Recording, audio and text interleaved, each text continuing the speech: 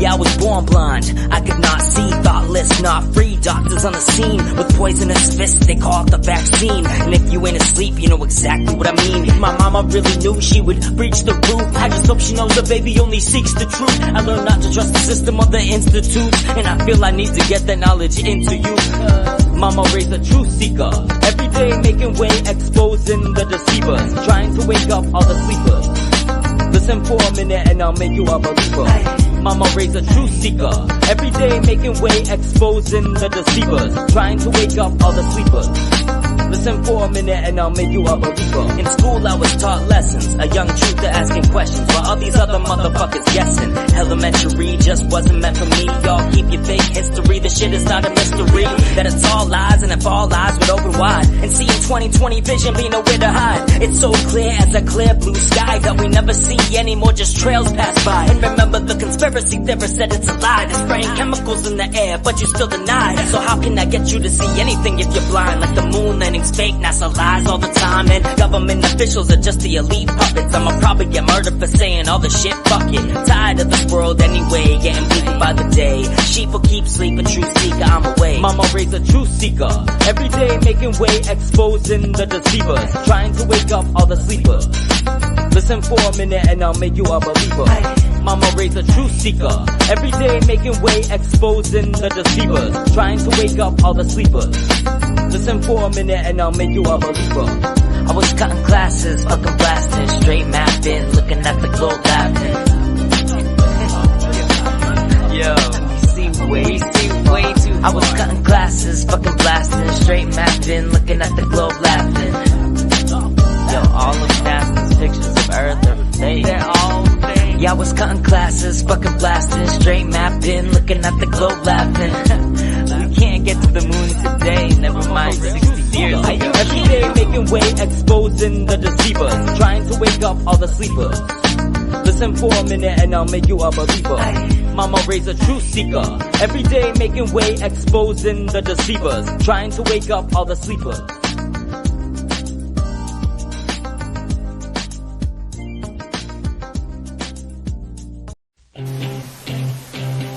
You've got bricks. What bricks?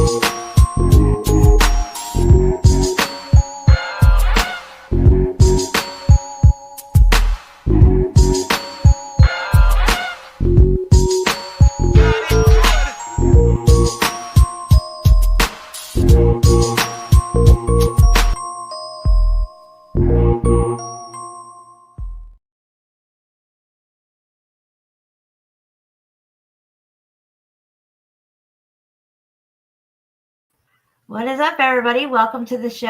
I had to unmute myself. Apparently, there's been some updates on StreamYard, and I am not privy to them.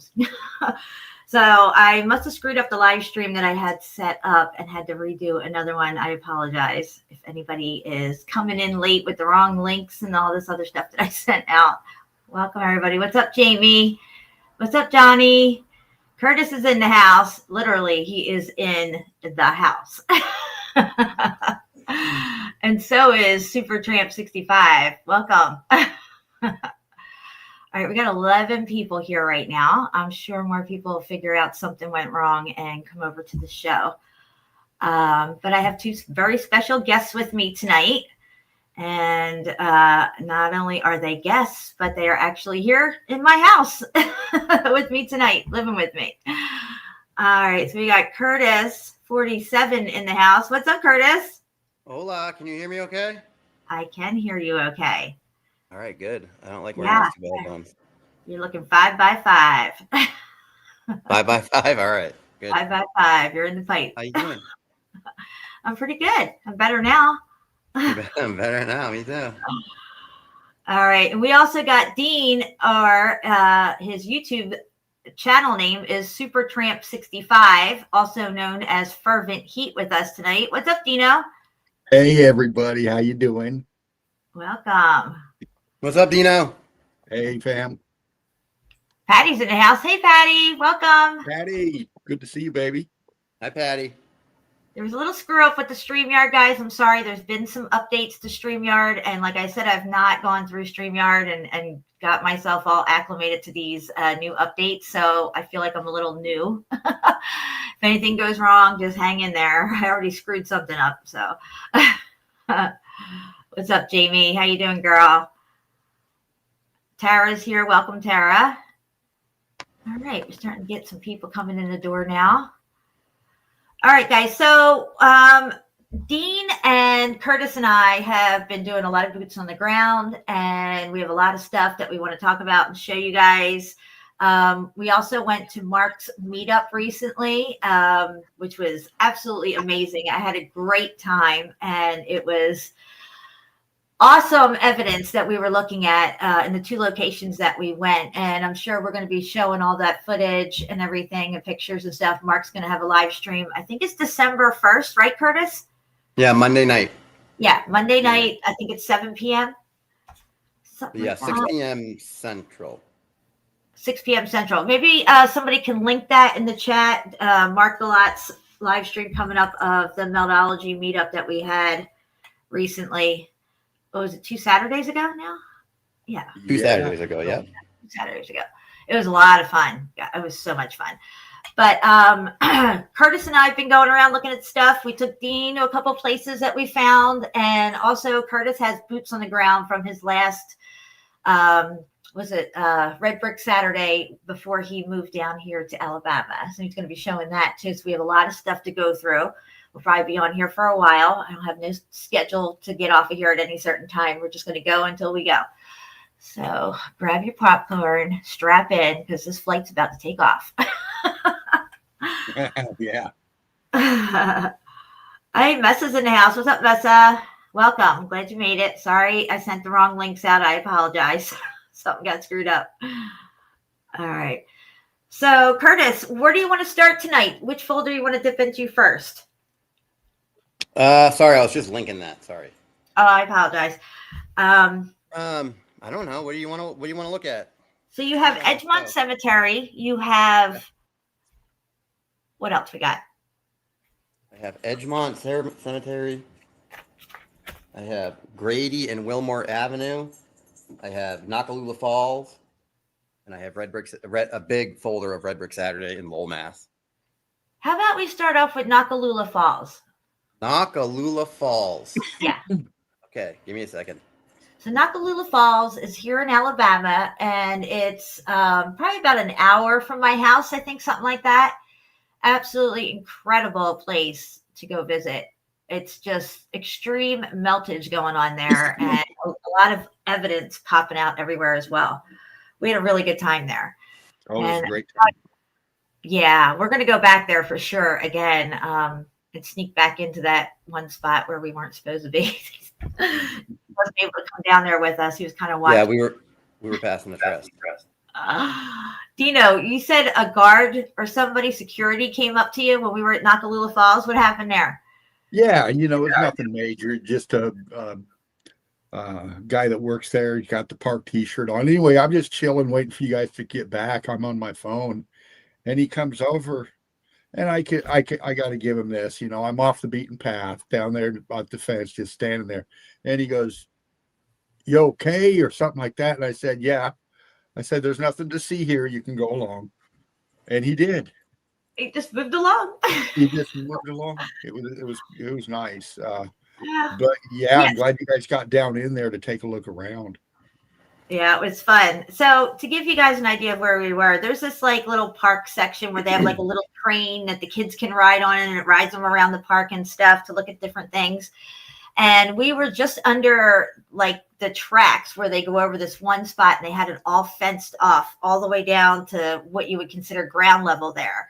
And we realized that if we went up to this one part of the fence, we could lift up the bottom of the fence and climb under and go to the location that we're not supposed to be in.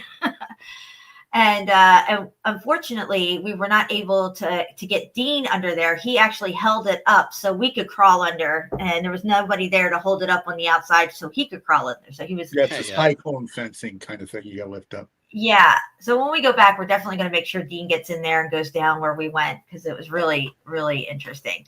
But they closed. Yeah. Dean was a trooper. Thanks, buddy. Yeah. It was fun. It was fun. I don't know why they got that part blocked off now and you can't go down there, but there was access down there. It's just for some reason they've fenced it off and stuff. But we definitely probably weren't. Insurance reasons.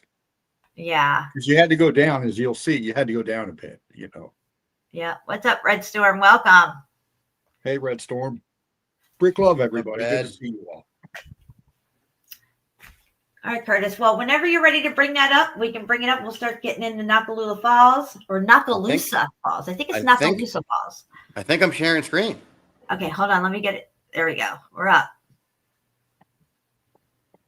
Oh, baby. Definitely going to be on the drops tonight, guys. So just letting you know. Okay, can you see it? Yep. You got it? Yep, we're good. We got 22 people here. Welcome, everybody. Sorry about the screw up earlier. Okay, here we go. You ready? I'm ready. Nakaluka Falls. I'm going to start with Pepe. Johnny. Pepe is our latest addition. Yeah, he poked a hole in my air mattress. Oh, no. Nah. Oh, no. Damn it. We got duct tape. We'll fix it. That's him. He did it. Yep, a little tyrant. He just showed up out of nowhere underneath my house, meowing, and yeah, so we're cats now. All right. Well, I didn't take very many pictures of that first spot. I started taking pictures across the way over here at these throne-looking things. Yeah, these were weird. Yeah. Yeah, whatever these were. Definitely a little sussy. Definitely sussy. There was a bunch of them. They look like those little kids recliners you get at Costco. Yeah. Maybe there were toilets at one time. Oh, yeah, toilets, no toilet paper, though. Yeah, pretty sussy. Wow. Yeah, I remember that. Yeah, this one had a back on it. Really strange. And in the background there, you can see all the melt on the ground. Yeah, As soon I as wish you I get had out taken of more the pictures. car in the parking lot, you can see it. It's just right there. Yeah.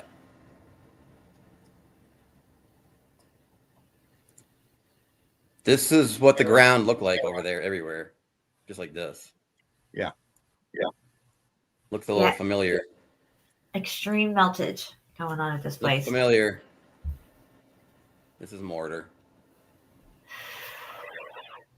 This is brick. This is all brick. Yeah. Formerly red brick. Okay, this is Nakalula Falls right here. I know it seems like it's dribbling out, but I do have a stock image of it raging. But yeah, pretty crazy. We're going to go under here next time. Yep, we sure are. Look at that. Hell yeah.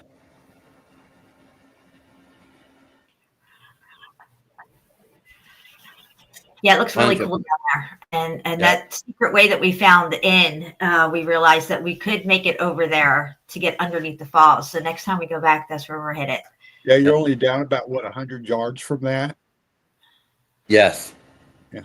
Maybe even closer. When we went down those stairs, Dino, we went left.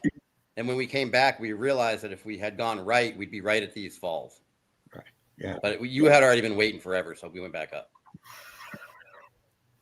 These are big chunks falling down. Yeah, the camera really doesn't do it justice, guys. These were gigantic chunks of melt.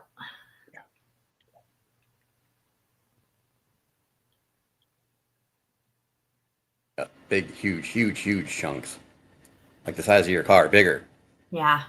Bigger. I'd like to get down on those. I bet you they're rendition-y in some spots.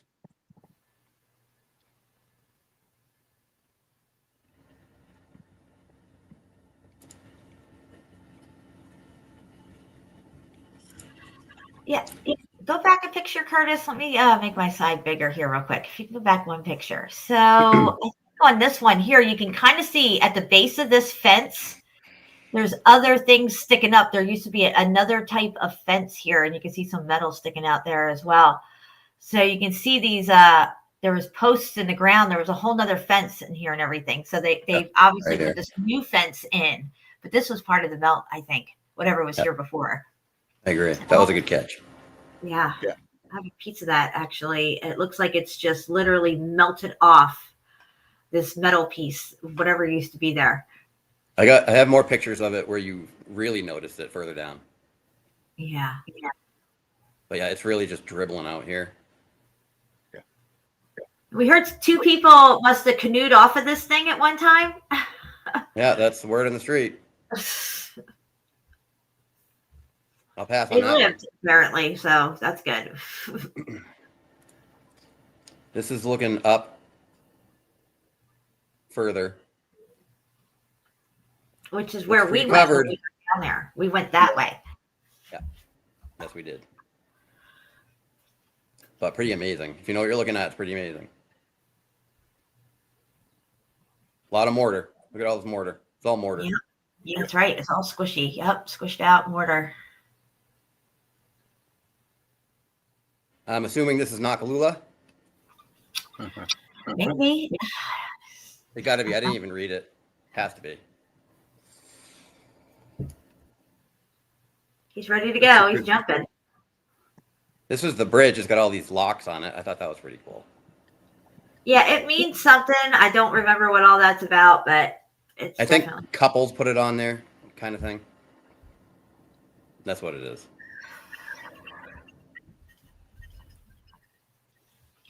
Jennifer 47 walking up some melted stairs right here. Yep. Now these were all over the place in the park. these were not where we went down. They're not the steps that we went down to get to the falls, but this is another set of stairs. And there was other ones as well. To us, they looked original, just left over in the melt. And, you know, now they made a park out of it. So. Oh, they could do nothing else. It's too vast of an area, really. And the kind of melt that you're seeing here, you can't really build off of it. It's just, well, as you see. They ran a little child's train through here. Yeah. Welcome, Pants on the Ground. Hey, Pants. What's up, Pants? Want to have you on one night. So let us know when you're available. This is the same. I don't know. I got confused with so many sets of stairs. I think this is the same set. Yeah, it is. Yeah, that's it's got the this same set, cavity here. Yeah. But yeah, these are just everywhere there. They didn't put these in there. This is all left over from the event. Absolutely.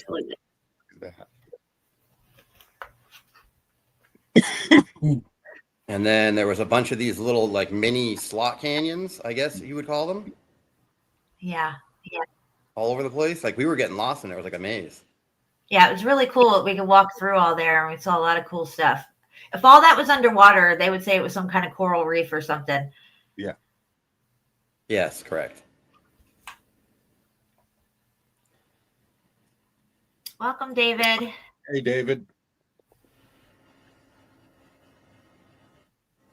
What's up, David? Yeah, pretty cool. Some of them are pretty tight. You can barely get through them. Yeah. That is the same set of stairs. This is a close-up of a stair. Whatever this product is supposed to be, concrete, rock, I don't know what it's supposed to be. It's X-Factored RMFB. That's what it is. There's a brick right here. Mm-hmm. Yeah, there it is. There's a brick on the left. It's a scorched brick on the left. And you can see the ghost, the outline of it right here. Yep. But the rest of it's gone.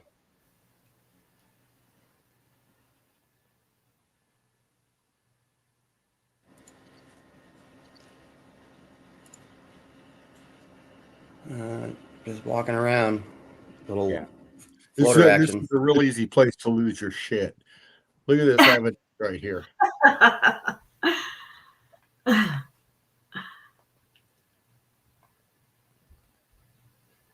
When you lose your shit, you say, Motherfuck. Motherfuck.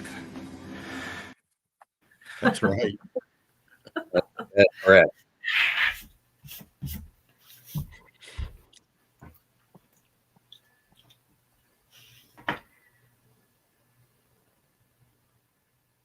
a lot of leaves. We needed a blower to blow away the leaves so we could really see some stuff.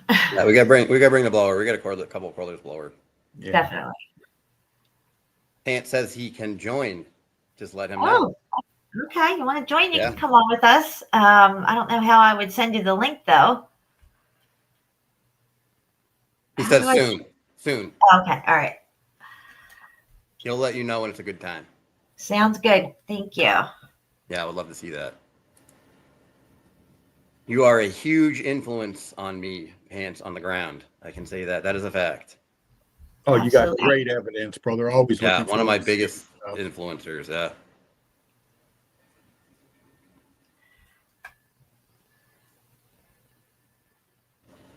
Yeah, we were just watching And- tonight, weren't we, Curtis? Huh? We were just watching Pants a few nights ago. Yeah, we've been catching up on a lot of melt over here. Yeah. There's a TV, the only TV you hear in this house, and it is just on the melt channel 24/7. Yes, Yeah, it is. Four screens going melt full 24. Yeah, constantly watching a lot. Everyone's boots on the ground. It just runs. Getting nonstop. all caught up because we've been busy the last 6 months. I mean, there's a lot been going on in my life, in Curtis's life, in Dean's life, and now we're all here under the same roof and getting acclimated and everything. And now we're getting all caught up on everything. Taking a break when I definitely needed to do it. Dean's taking a little break, and Curtis, he's been doing a lot, taking a break, not putting up the videos like he used to and everything. But we're back now, guys. So This is another set of melted stairs. heading down to a slot canyon. There used to be a walkway through here because on the other end of this is another set of melted stairs over here, right here. Yeah. So this has expanded in on itself. But yeah, another set of janky stairs. There had to be at least 8 or 10 sets of stairs over here. I mean, everywhere you went. They were everywhere. Every one of these little slot canyons, for lack of a better term, had one on each end. It definitely was a major compound at one point. I Dino and agree. Jennifer? It was a good time. I was. Yeah, it was really fun. It was kind of spur of the moment, too. We even got rained on a little, I think. Yeah, we did get rained on, yeah.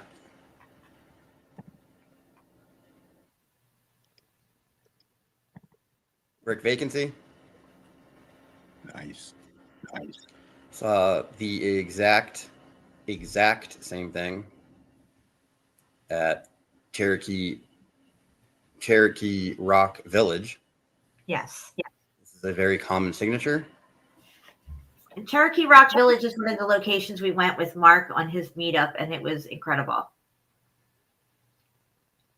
Yeah, that Yeah. was good. I'm not showing any of those pictures yet. I'm saving them all for Monday. That was Yeah. epic. Yes, Yep. it was.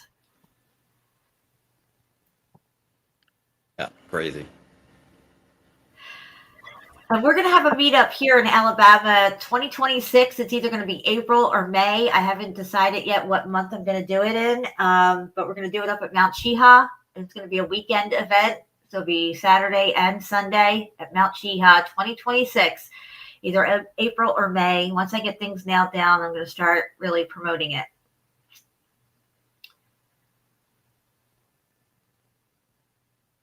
Thought this was interesting right here. This piece right here. Yeah. Oh, yeah. Look at the right angle on that. Yeah. That's just some leftover mortar. Yeah, that's a brick vacancy. I mean, it's all the same thing. It's all just stretching, but this Yep. one maintained its 90-degree here. There was a brick right here. Yep. It dissolved. And you can see to the left of it, you can see that hole, that oblong kind of hole that's getting melted. Yeah, right. Yeah, right down in there to the left a little bit more. Yeah, right in there. You Yeah. can see how the outline's going oblong and it's getting filled out. It's losing the shape. Right. Brick vacancy. That's right. Down in one of the little slot canyons. They were really, really tight. Yeah. Some of them we couldn't even get through. Some of them smelled like piss. It's probably raccoon piss or something.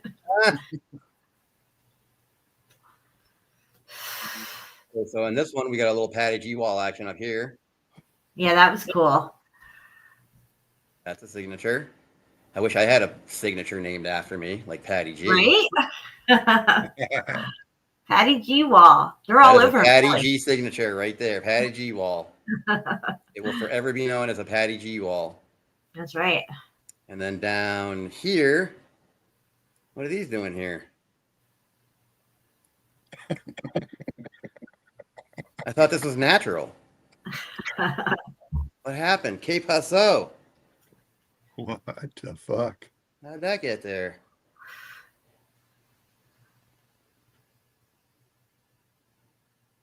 Yeah, pretty cool. Yeah, there it is in all its glory. There it is. Whoops. Must be a volcano around here spitting Yeah. out brick. How'd that happen? Okay, another set of effed up stairs, barely recognizable, but stairs nonetheless, right here. What's left of them? They're kind of, you can see them on the top. The bottom half has become, ground. Gone. Ground down.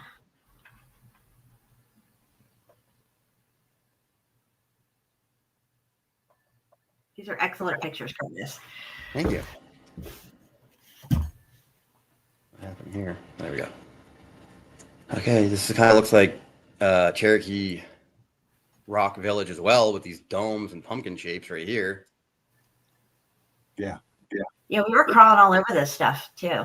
We're like scaling it. Look at this nonsense in here. Look at this. Look at the There's another one of those scorch 90 degrees right here. Oh yeah. Right there. It's all formerly RMFB, all of it. Everything on the screen. There's another Patty G up here. There's 2 layers of Patty G. There's a Patty G right here. See it? Yep. Right here. And there's another one up top, right up here. There's 2 rows of it, 2 tiers of it. Yeah, it is interesting. Lots of brick vacancies. Welcome, Wendy. New to Meltology, she says. Welcome, welcome. Hey, Wendy. Hi, Wendy. What's up, Jason? The top of this kind of has that Cappadocia candle melted look to it. Yep.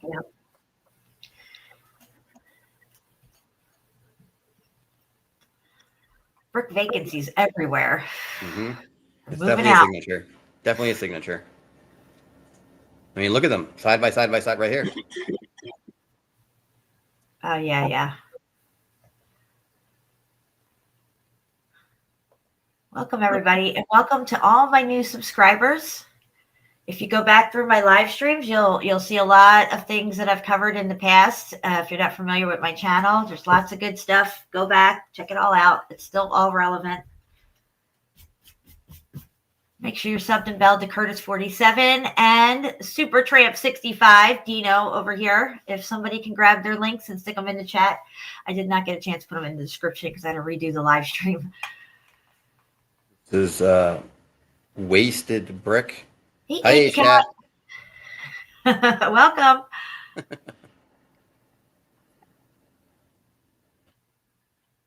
Another set of stairs.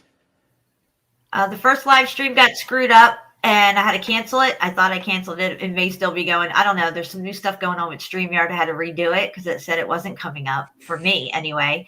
That was the confusion. But after this live stream is over, I'll go in and get rid of the other one. This one is the one we're live on. Yes. Sorry.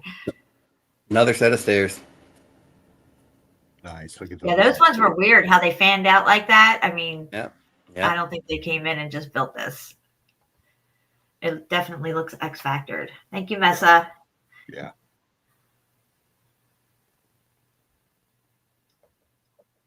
This is the pipe. Oh, yeah, that's right. The pipe there. Yep. Look at that.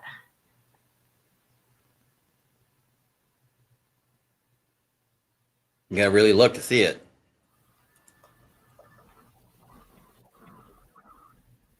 Yep, hiding in there. Wonder where that goes. Big blob right here. Look at the expansion in that coming at you in the foreground. Yep. Patty G on top. Yep.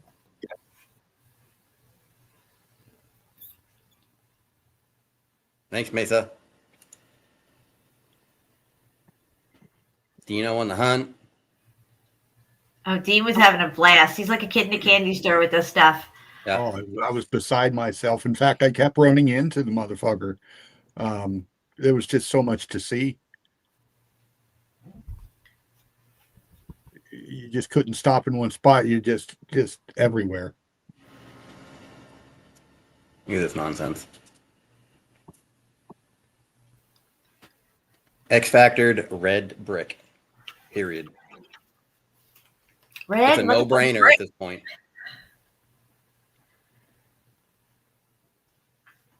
I gotta turn the heat on. I'll be right back.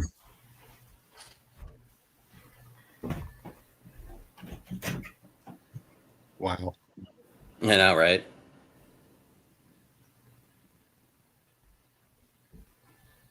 You know, that's one thing I noticed, Curtis, about this area. It's not really a mountain. You know, it's pretty vast, you know, rolling kind of flatness, kind of, you know, you got some high elevations like Cheehaw, but it's pretty much just this kind of terrain right here.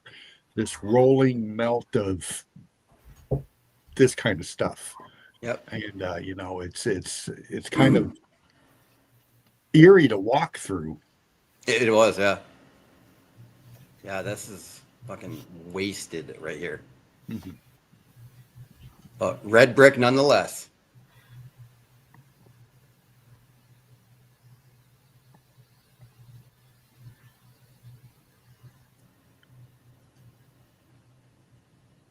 Yeah, this place was completely obliterated. Extreme melt going on, but there was everywhere you looked, you could still see little things that tell you it was all red brick. That's right. And now here's a further away so you can kind of see. So you have little mini Patty G's standing up right here. And this right here, this round section. You have a set of melted janky stairs here. Yep. And then these are the things we were crawling through right here. Yep. We definitely, this park was definitely closed. Yeah, we weren't There's no supposed one to in be the in building. either. What'd you say? I said we weren't supposed to be in half of these areas we were in. That's definitely right. The only thing you could be on is that little train. Yeah, and it said don't walk on the tracks. What do? Yep. We walk on the tracks. Yeah, definitely a big janky melted mess. I don't think any of us expected this. No, I didn't. I'd never been here. We shall return. Definitely. This is another faraway shot of. I'm trying to show, like, instead of the close-ups, like the whole place in totality, which is hard to get, but Yeah.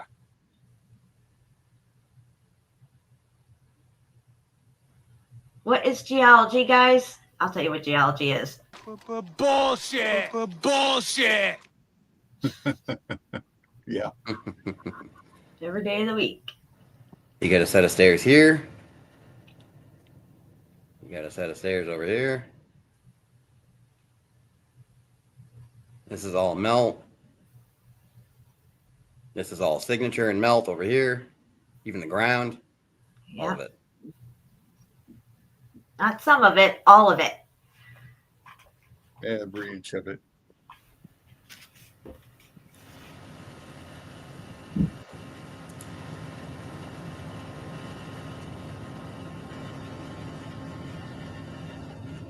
Crazy.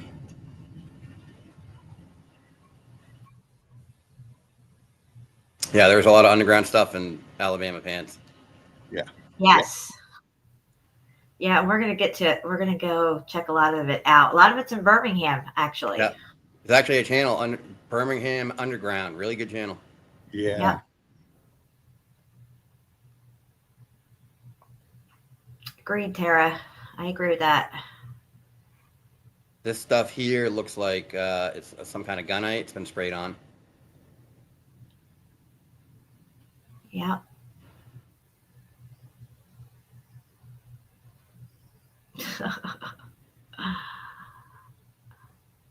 Who the heck is Melanie? They probably spraying it on something that looked like this. Because this is original melt. This is original. This back Yep. here. They definitely use some gunite in different little locations here. And it's important to know what that is and what it looks like so you can use your discernment when you're looking at this stuff. Yeah.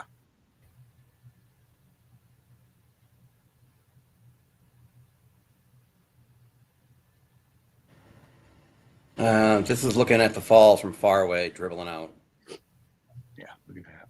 This is the top. Oh, no, okay. We're not at the stairs yet. We're close to the stairs.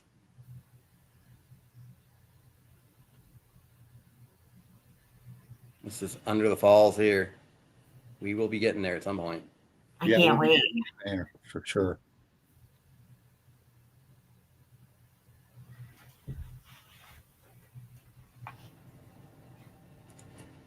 Oh, it's a great area to hunt, Doug. Tunnels in your area, wherever you're at, the evidence will be there. And there was definitely letters Not necessarily these ones here, but Yeah. I don't know if this is the picture. Some of it, we were seeing letters in it. Yeah, but there's what, a D and an E right there, right? Yeah, I mean, what's that doing there? that one. Yeah, no comment on that part. But yeah, they're definitely letters. Could have been a leftover stamper. Yeah, yeah. Crazy, freaking cooked. It's just is this blob here was this wall further down. It expanded out. Right. Yep. That wall went straight down, and the event pushed it out to here, for sure. You can see the lift of the expansion and the brick outline in the expansion, Yes. how it's distorting Right. as it's coming out. Yes. That wall went all the way down. There was an inside corner right here, and the event pushed it out, expanded out. Hey, Shawnee B, welcome. You missed What's up, your video. Johnny? Good to see you, brother.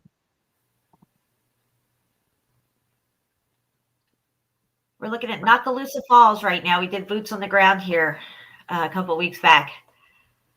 Okay, here's the letters. More of them. K-E-D. This is different than the other one.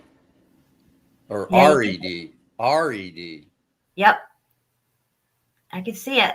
Look, it's a pretty fancy R, too. It's got that, like, curl on the top The of it. E even looks a little fancy. The E does look pretty fancy, too. You're right.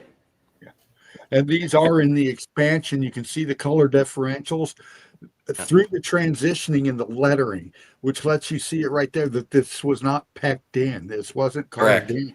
This is in. Look at the right side of the D. It's like sizzling off on the right. Yes. Yeah. See, that's proof that it was already in there. Yeah. It was there. Yep. You can see it when you come out better. Red. Gary, I would That's have what to it says say, Gary, it would be the top tier meltologists who are in the, academic peer review stuff, gatekeepers who, they're in the know and they don't want you to know. So they filter out the stuff that they don't want you to know. And if any geologist goes to them and says, oh, look at this, they'll shut them down and say, yeah, you need to get rid of that. Yeah, this is the most controversial topic on the in the out there, really. I mean, Yeah, because meltology will destroy all of their narratives because meltology literally makes everything make sense that never made sense before. For instance, Petra.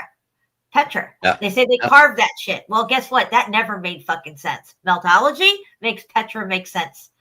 Correct. we even make flat earthers cover their eyes and run screaming. Yeah. They don't want to touch this. So here's the thing. This is the other side of that wall. That big blob is on that inside corner in here. On the other side of that wall is this. This wall went straight down, but the event happened and it expanded straight out. This is the same effing wall. It pushed out. It expanded. Yes. It's the same wall. That outside corner expanded out, and all these cliffs down here, same thing. It's the same wall as this. It just expanded out and blew out. Much longer, and the top of this is gone too. It's working its way up. I agree. I'm going to grab a coffee, Jen. Okay.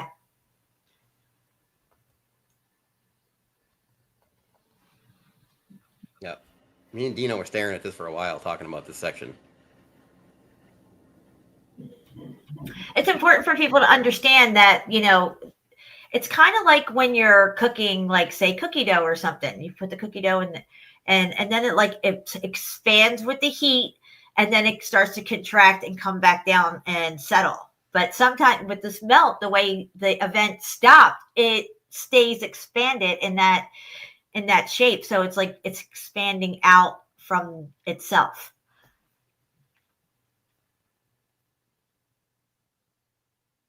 Yeah, this is all formerly red brick, period. There is no Not such even thing arguing. as sedimentary Anymore. layers. Sedimentary layers do not exist. They're brick layers. The funny part is, if you're a truther and you think it's sedimentary layers, you're calling yourself out because sedimentary layers imply globe model. Yes, exactly. Period. End of discussion. Yep. Same thing. This is the same wall This concrete looking wall, the same thing. It all expanded out to the right. Look how far it pushed out, like 5 feet. Same Yeah. wall. It blew out. Same wall. There's your old railing. Yep, there it is. And look at that shit. That is like not cut off clean or nothing. That's the piece that I might have even picked up and took home with us. I think it might be. But yeah, that was a good catch. Yeah, it was all melted and crazy and janky looking. Now this crap right here, you can tell is a new pour. They formed this with 2x6 or whatever they use, and they poured concrete in it and they smoothed it over. You can see where it bled out. This is modern concrete bleeding out of a form. Wendy, I'm not sure what you're talking about. Your comments disappeared here or something. I'm not taking any comments down, and nobody has used a wrench in here yet. So I'm not sure what you're referring to here. I know sometimes on YouTube, when you're looking at the comments in the chat, sometimes you can't see certain people talking. I have that problem too. You have to go to newest comments and it should come up. But I don't know why, if you're meaning in this chat here that your comments are disappearing. I have nothing to do with it, and I don't know why it happened. There's the piece we took home. Yeah, Yep. that thing. Hey, I'm going to leave you on this piece for a minute. Talk amongst yourselves. I need to like put a log on this fire. It's going out. Okay, yeah. Okay? Give me 60 seconds. No problem. That piece of metal is cooked. Yeah. I took this piece home with me, and it is totally melted and muffed up. I mean, what could do that? It's not like it was cut to take it out so they could put in a new fence. This thing was really muffed up and drippy and melty looking. And most of them that were sticking up out of the melted walls and stuff were like this right here. Yep. Now, if they were going to remove this fencing and couldn't get it out of the ground, they would cut it. It would be a clean cut. And this was not a clean cut. This was muffed up from the event, in my opinion. We saw other ones that were like bent over and sheared off and all this other stuff. This is in Alabama, the United States, Pants. I think talking to somebody else. I don't know. Tennessee's got a lot of cool stuff. We're going to try to get to Mammoth Cave eventually. Mammoth Cave is on the list. Okay, I'm back. All right. Yeah, that is just freaking cooked. I don't know what to say.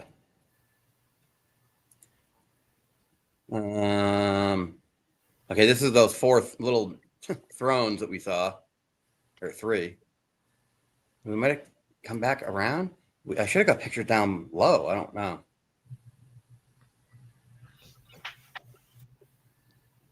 It's those big chunks that fell down.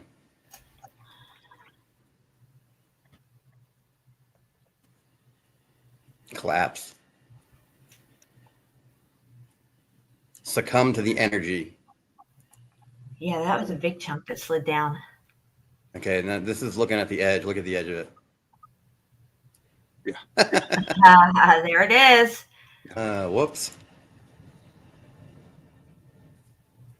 Is this where the train was running along? I think this is right along. I think so.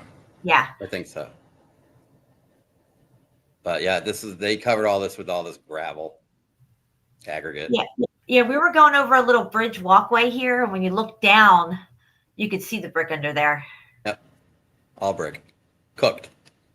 The same thing down here, expanding out. I see your comment, Wendy. You're right there. Hello. I got you.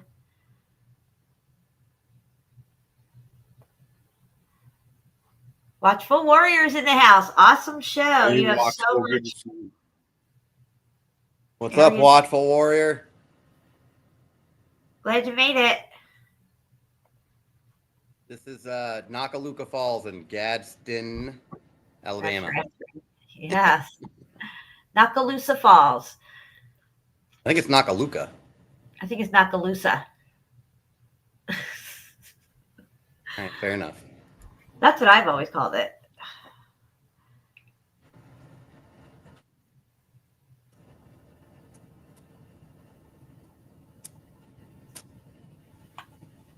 Okay, these are railroad rails.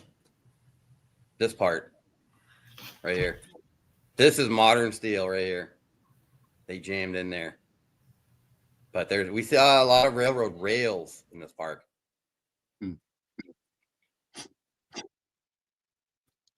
Yeah, they shored this whole section up with these 2 columns. But it's all a mess under here anyway. It's all the same thing.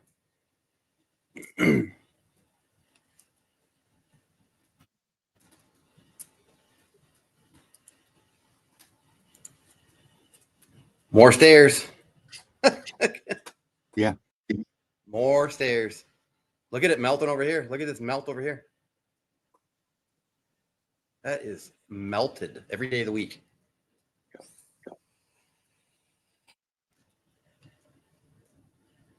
And then transitioning the stairs down, you can see the melt in the cut of them. Yep. Or the rise, I should say, of them.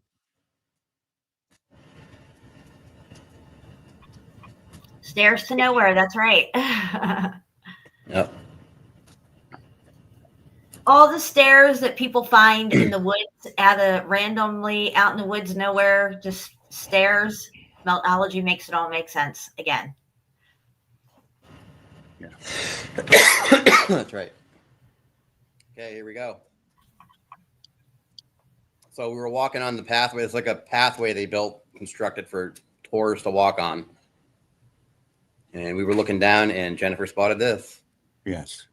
What's that doing there? Where's that going? Oh, yeah. I was freaking out. I'm like, because I saw the metal railings coming up, and I'm like, is that fucking railings? Like, because I saw the one, and then I saw the other one, and I'm like, oh, shit, those fucking things go down. And then they had it all fenced off. Way down. Yeah, way down.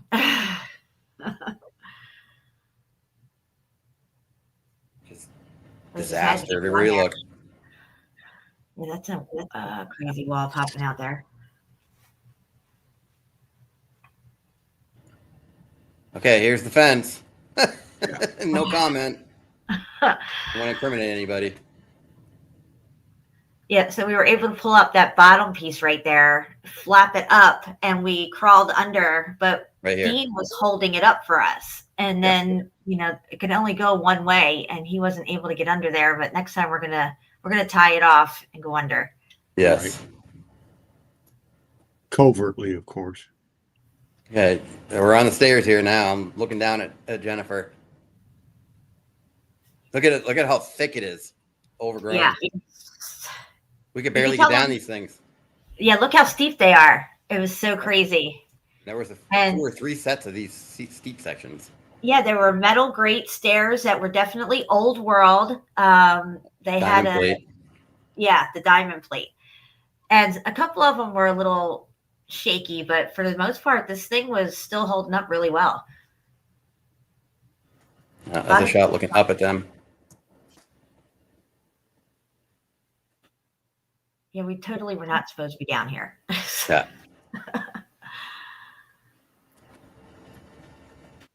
Yeah, look at that. Expand it out. Same thing. Expand it out that 5 or 6 feet like we were looking at up top. No one slid down the rails, Vance. Next time. Look at how overgrown it is. Yeah. Crazy. We battled through it, though. We got through it all the way to the bottom. All the way to the bottom, and then there was a sign on the bottom blocking us from getting, down. We had to go through the railing to get out of the stairs. I could hear your guys' excitement echoing as I was listening. I bet. There's the dribble of the falls right there. That's the Nakalooka Falls right there, or Nakaloosa Falls, whatever. Nakaloosa Falls. What's that, a pipe? What is that? Yeah, that's the railing going into the rock. Wow. Look at that. Look at that, guys. It's fucking brick. Look at it. Both of them going into the rock. Coming right out of the rock. And it was not rusted. It was patinaed, right? That's correct. Yep. And that's at the sign at the base of the steps. Yeah, look at that, guys. And so that's a very interesting thing to notice, is that this is patina and not rust. The old world railings and metal workings that they were using seemed to not rust. Yeah. Nakalula. We're both wrong. Nakalula Falls. Nakalula Falls. There we go. I always called it Nakalusa Falls. Not an exit. Well, we made it an exit. That's right.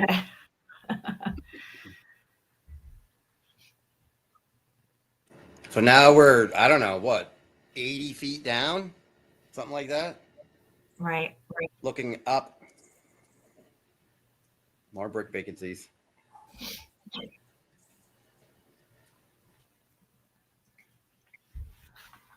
This is another set of wasted stairs. And I know it's hard to make out, but it is.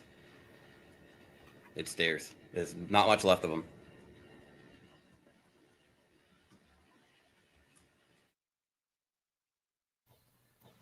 It's looking down at the water. Looks like a pretty wasted cover to me. Just saying, there's a lot of debris here.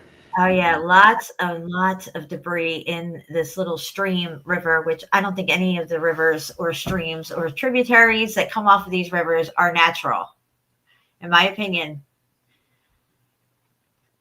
Okay, now here's those big ones. Big, massive, and they were in a line too, some of these. All right, looking way up.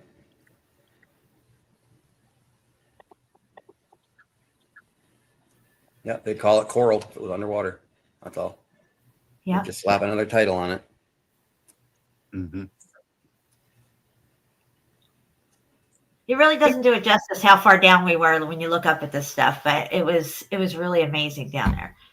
You can see it stacking.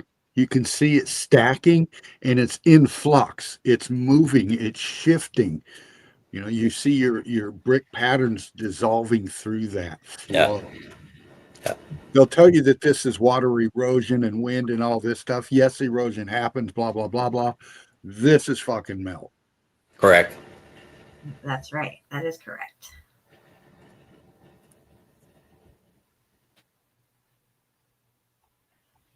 Look at this. Look at this. Whoops.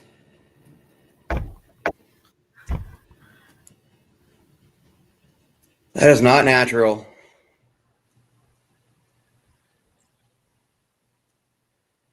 I got Curtis climbing all over me.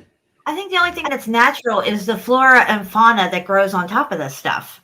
Yeah, the As organic. far as any of the rock formations and geology, as far as that goes, nothing is natural. I'm seeing rendition in that right there.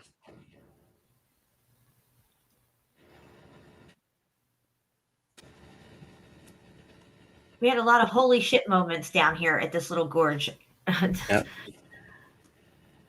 That's what Dean's talking about. He kept hearing our excitement. I'm like, holy shit, you gotta go look at that. I was way ahead of Curtis. Curtis is filming and doing it. I'm like running all over the place. Pants says the brick echo is real. It is. Yeah, it is. Yeah. There's nothing natural about that. You just look like a fool trying to say that it's natural. Agreed.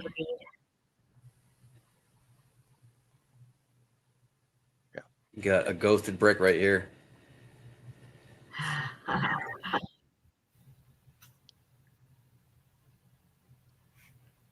Melanie ever show up yet? She's tardy. I've not seen Melanie. Not seen Melanie. Yeah, ghosted brick right here. Yes. You can see the top, the ridge of it on the top. Yep. Yep. Yep. The undulation of the it's like reading it, isn't it, Curtis?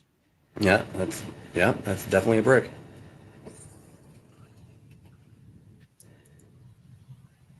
This is just looking up. There's a lot of stuff sticking out. Features. It's hard to tell if it's features or just random expansion. I mean, in my opinion, it's hard to tell if it was a feature of the structure or if it's just expanding more in certain areas. Right. Yes. Well, a lot when you get into detail like that, you got to really pay attention to your color differentials, which is your heat differentials. It's causing this expansion and the distortion of the state of matter. And you take into account, and it kind of helps you guide whether it's been carved, whether it's, whatever, you're reading the expansion in the metal, Yes. which is due to heat and pressure. Right. Buoyancy and density. Yeah. Something collapsed here. Folded in on itself.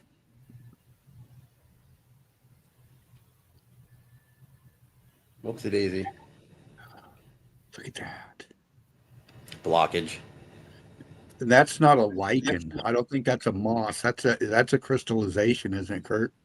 I'm not sure, but I can tell you what right now, these lines. They're blocking. It's going blocking the expansion. I think this might be lichen. I don't know. This is over here. Yeah. For sure. Whoops. It could be a lichen, but you can see the melt. Correct. You can see where it blocked out. This is a block. Yeah. And all a block is multiple red bricks blocked together. Yeah.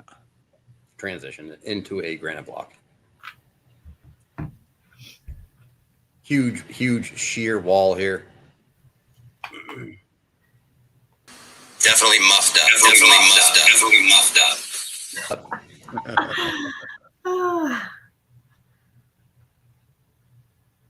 All right, we're getting to the money shot here soon. So this is all the way down in the water, obviously. You have this sheer wall here. And then off in the distance, Jennifer found everything all day. I'm always behind, but yeah, look at it. We'll have a better picture of it. Nice, dude. That's fucking good shit right there. Yeah. Who put that there? Nakalula? Who put that there? Nakalula build that? I was Look at like, that. holy shit, there's a wall in the water. That's brick right there. Yeah. Oh. There's no denying it. Yeah, that's a grand slam. This is where boots on the ground's where it's at right here. You just stumble on that. You guys just pick that out and bam, there it is. Yeah, and you can see that it's fused to the rock wall there, the rock that's behind it, like as if it's just jutting out of it. I highly doubt that some Indians went down there to build this wall, like for what, to dam up the river. Yeah. Yeah. That's like the last little piece before it turned all geological looking. It's coming down with buoyancy and density, expanding out in that wall. The last remaining stacks of that brick structure is getting rock curtained over right there. 100%. It's amazing evidence. Yes, it is.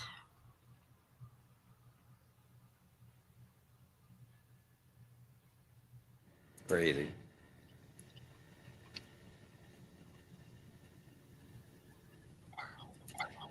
There's a big piece of structure falling down to the left.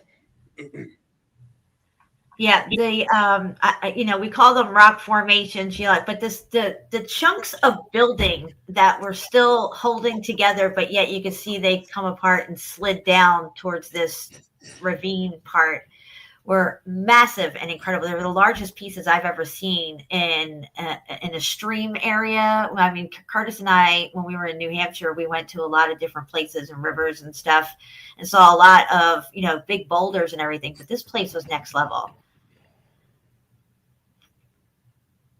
Yeah, it is. We couldn't find the suspension bridge. No, I could not find the suspension. I really wanted to, too. Me too. I don't know if we went far enough or not. I think they might have taken it down.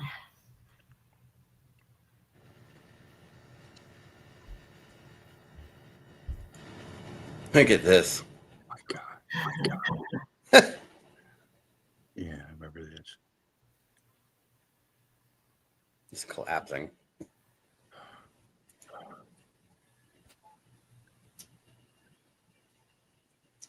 See, read the brief. Yeah, this is lichen here, I think. Yeah. Pretty sure. Yeah. But this is RMFB. Come on. Yeah. Color differentials, once again, you can see the lighter color brick to the darker color brick, expanding, getting cooked out. Is it pressured down, so you get an expansion, compression kind of appearance right here.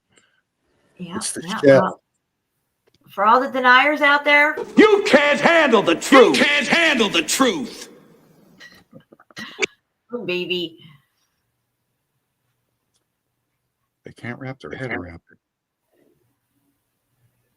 It's hard to capture it on a picture too. When you're there in person, you're just like speechless. Yeah. This piece fell down. Right here, big piece fell down. Look at that. Or it did something. MRBW9999 is in the house. Welcome. Mark Jameson, Mark brother, Jameson. there you are. Good to see you. What's up, dude? We are at Nakaloosa Falls, or how do we say it? Nakalula. Nakalula Falls. Not the fucking melted. It's Saturday where he is. Fucking melted falls. I like it, Dean. Mark is down under. It's Saturday where he is. Awesome. The lines over here. Yeah. Yep. Huge structures. Huge. So geology was brought in to explain away all this. So you never question it. You know, you're taught geology and this type of stuff at a very young age. They teach you about the continents and Pangea and all this stuff, and they're millions and billions of years. It's just to anchor a narrative in you at a very, very young age. So later on down the road, you never question it. Yeah, I don't see Mark either, Johnny. Kairos was here earlier too. I didn't see him. But you don't see Mark Jameson? No, I don't. And I have it on I got all him right here. comments too. Very strange how that's happening. Yeah, I don't know how that works. Weird stuff's been going on. Maybe there's some kind of update and I don't know about it. Tourist Monday's here. Welcome. Hey, Hey, Bridget. how you doing? I don't see her either. She's right there. We got Bridget. Bridget, welcome. Good to see you, sweetheart. This is a big opening right here. I kind of went into it a little bit. Yep. So some people have to go to the newest comments on your chat, on your whatever computer or phone, whatever you're using. Go to newest comments and see if these people who you can't see will come up after that. I don't know what YouTube's up to, but some people say their comments are being removed. I think it may be that they're just not seeing them, and I don't know why they're being hidden. So, What's up, Mark? hey Mark, welcome.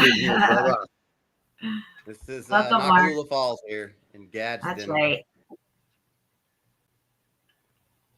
Down all the way down this crazy set of stairs that Jennifer found. We went all the way to like 80 feet down.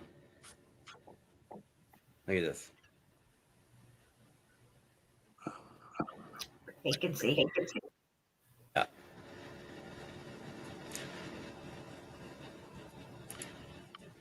Crazy. Once you understand that this was all brick, and you know why, you immediately understand why they brought in geology and renamed all this stuff, and why it's so important for them to have us still hooked onto their narratives. And you know, a lot of people have trouble letting go a lot of these narratives, but at some point in this journey of truth, you come to realize that all of their narratives, all of them, are tied to the globe model, and they're all bullshit. And you got to let it all go. We also got to understand that you've been through 12 to however many years of indoctrination. You had to pass tests on their information that they filled your head with. So you have to let that go, and you just got to let the evidence speak to you. You know, you got to read the evidence. You got to comprehend what you're looking at, especially when the features are there, like the stairs, the brick, the walls. I mean, these are building features. Yeah.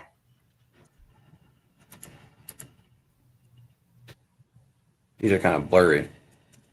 Boots on the ground, going out for yourself and looking at this stuff helps you familiarize yourself with the different levels of heat damage, and using your discernment and realizing what you're more able to pick out the melted brick, the structure that was there, and recognize it. Even when it's to the point where you can't even make out bricks anymore, you still have a better understanding because you're going out, you're looking at it, you're seeing all the different locations, different heat differentials, transition points, and that's extremely important. Look at this. This was stairs. Yeah. That was a set of stairs. Gone. Yeah. No doubt about it. It was definitely a thoroughway through there. Yeah.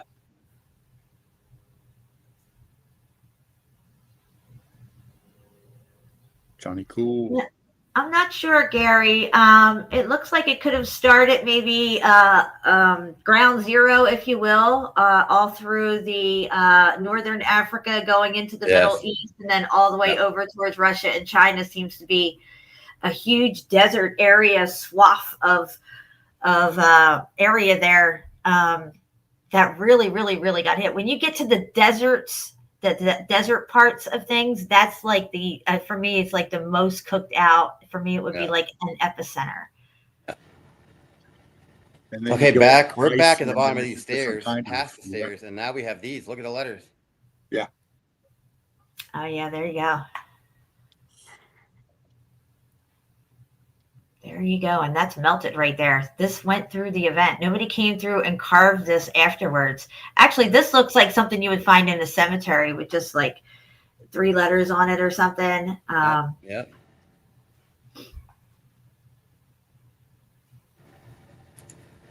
There it is. So it's HLC. HLC or HEC or ICTHC. Oh, there you go. I bet you do, Dean. Oh.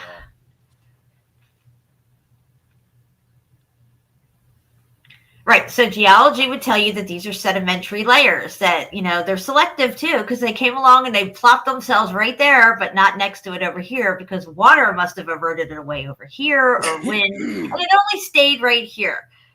And, we bought those kind of narratives. They're the authority. We believe them. Why would they lie to us? But yeah, it was all lies. And you're not taught what you're not meant to know. And that goes for anybody who are in these fields, like dentistry. If you're a dentist, you go to dentist school, they're not going to teach you that fluoride is bad for you. They're going to teach you that it's good for you and your teeth, and you should give it to all your patients.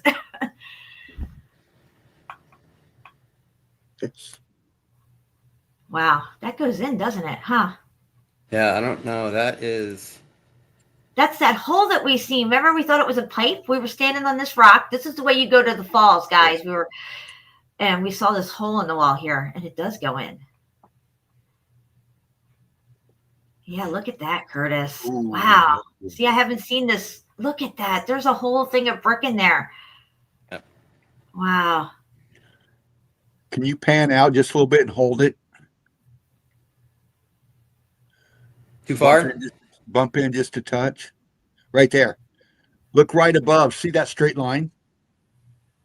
See that straight line in the expansion? Yeah, look at that. Look at that line going across right there. See that brick pattern through there? And what you're seeing right underneath it is a rock curtain. It's expanding out over like a lip, dropping down, and you can see your striation lines going through the melt. You can see those wavy lines going right underneath. That's striation lines in the melt. Closing down, coming down on this aperture right here. In my opinion, anyway. Yeah. And where this hole is in the wall here, you can almost make out the roundness going around it, like as if this could have been like a door or a window, maybe even. Well, you're looking at the internals of the bricks right in the expansion inside. Yeah. So this hole here in the wall could have been a doorway or a window of some sort. Absolutely, Jen. That might be That is crazy. How high up was it? Can we get in there? It was high. It was, no, I don't think we can get up in there. Maybe. I don't know. There's a little ledge right here. Well, maybe. We'll have to try when we go. Just saying. We could fit through it for sure because it was wide. Up in there. So much more going on, but the trees are in the way. Okay, this is on the ground. Look at this ledge right here. Yeah, look at that.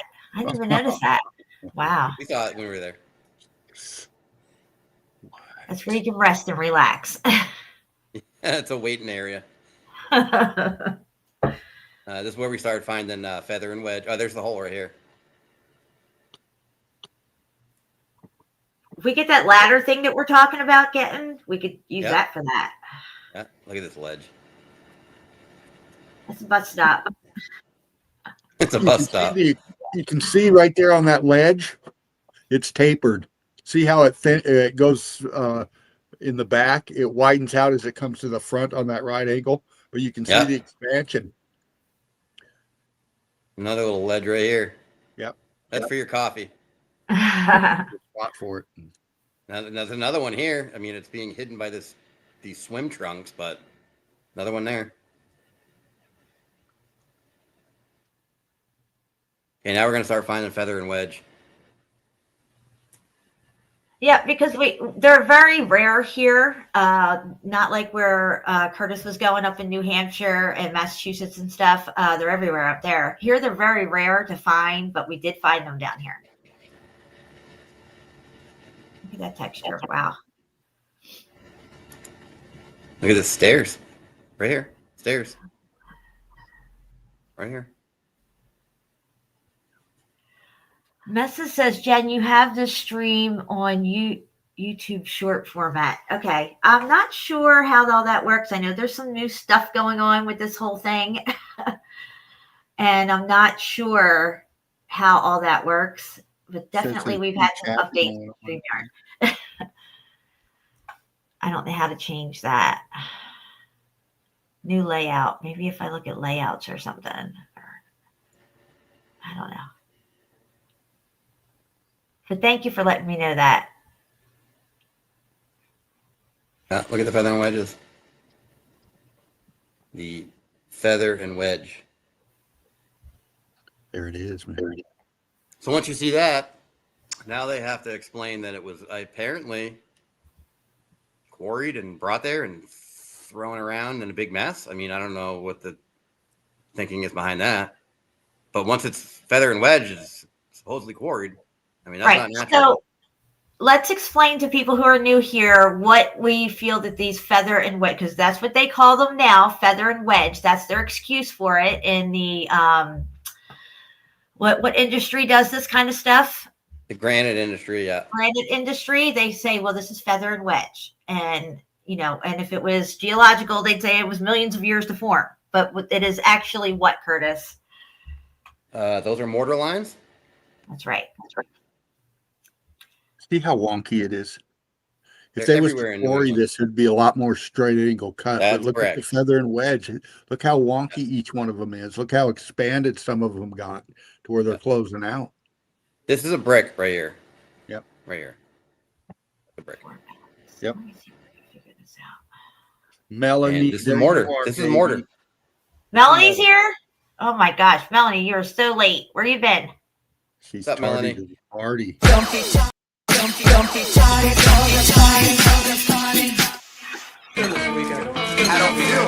don't feel dirty. You better got some good glue with you, girl. I got Curtis with me, see? Aw. Can you see him? Yeah, hold on. I'm going to put you on big. I can't really do that with the way we're showing stuff right now. Yeah, I see him though. All right. I don't know how to change the layout for this. I really shouldn't mess with it. Yep. Feather and wedge. That's what they call it. Settings. Let's see here. All right. Now we're heading back up, looking down. And there's your diamond plate steel. This is a railroad rail right here on its side. This is the top of the rail right here. And this flat part is this part that would be touching the ties. That's a railroad rail on edge. And a square diamond plate, which is unusual, but diamond plate nonetheless.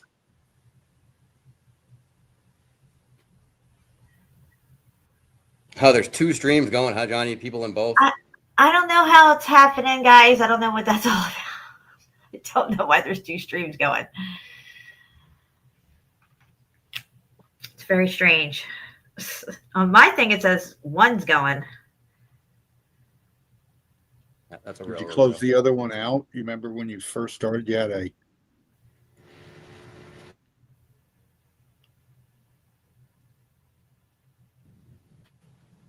So this one's going. Let me see here. If I can bring it up.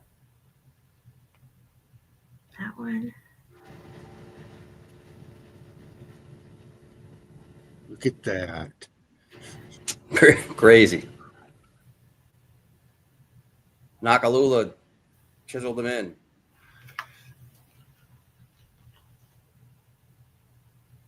I see one live going right now on my side.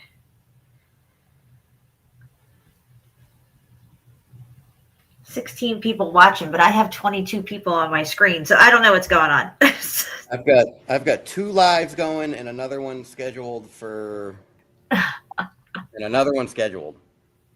See, I didn't even schedule another one, so I don't even understand what's going on here. That one was supposed to be for tonight. Oh, I see what's going on. There's a chat over here, and this one isn't even going. Gosh, I don't know. There's some new update that I'm not privy to, like I said, guys, so I'm not sure. Look at the brick in that. I know. You know, people will just pass by it. They're not comprehending. They're not able to process. They don't even think to even have the cognitive ability to process this right here. They just pass by. It's a cemetery. It's a tombstone. It's a whatever. But they're not seeing the state of matter and what happened right here. It's a good shot, Curtis. Thanks. Now this right here, this square nonsense, this could be modern right here. It probably is. But this little blob is not. No. And you see these all over the place. And another way you can tell it's modern is you see how crappy this pour is. What it's lacking is a beveled edge. See the square edge? There's no bevel there. There's no bevel down on this little footing either. This is all square. Because you wouldn't put a bevel in. You would just float it, and it would just be square. But a lot of old world brickcrete, you see that bevel. Yeah. Yeah, that's a blob of melt.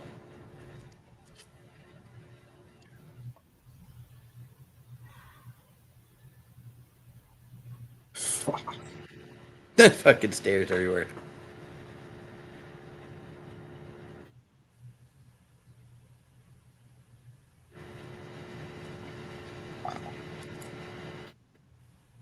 Look at these 3 slabs.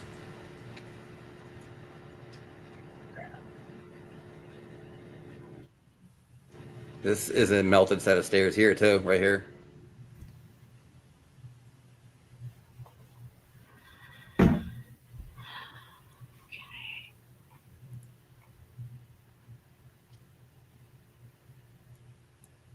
Oh, I wonder if this works. I heard it. Look, I got drums.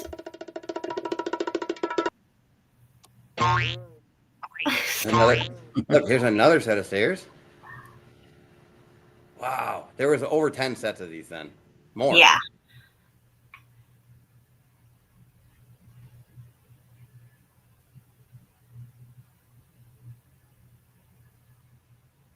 No, I got that we're driving by it. That's why it's blurry. I think that's it. Okay, here's the stock image of Nakalula when it's more water.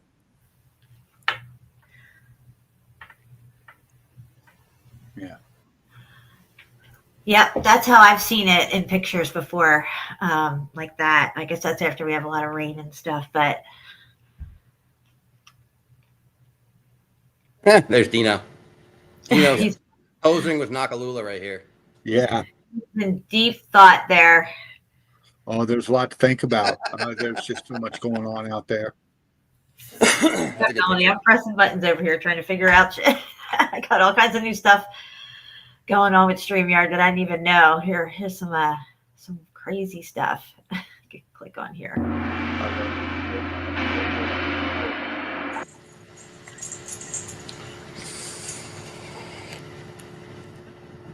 Oh, that's it. All right, that's it for Nakalula Falls. That was really good. That was pretty good. I barely even really looked at those, really. Yeah, I Okay, what do you want to do next? You guys want to show something, or what do you want to do? No, Let's do you, Jen. well, what I want to do real quick is play my Petra video.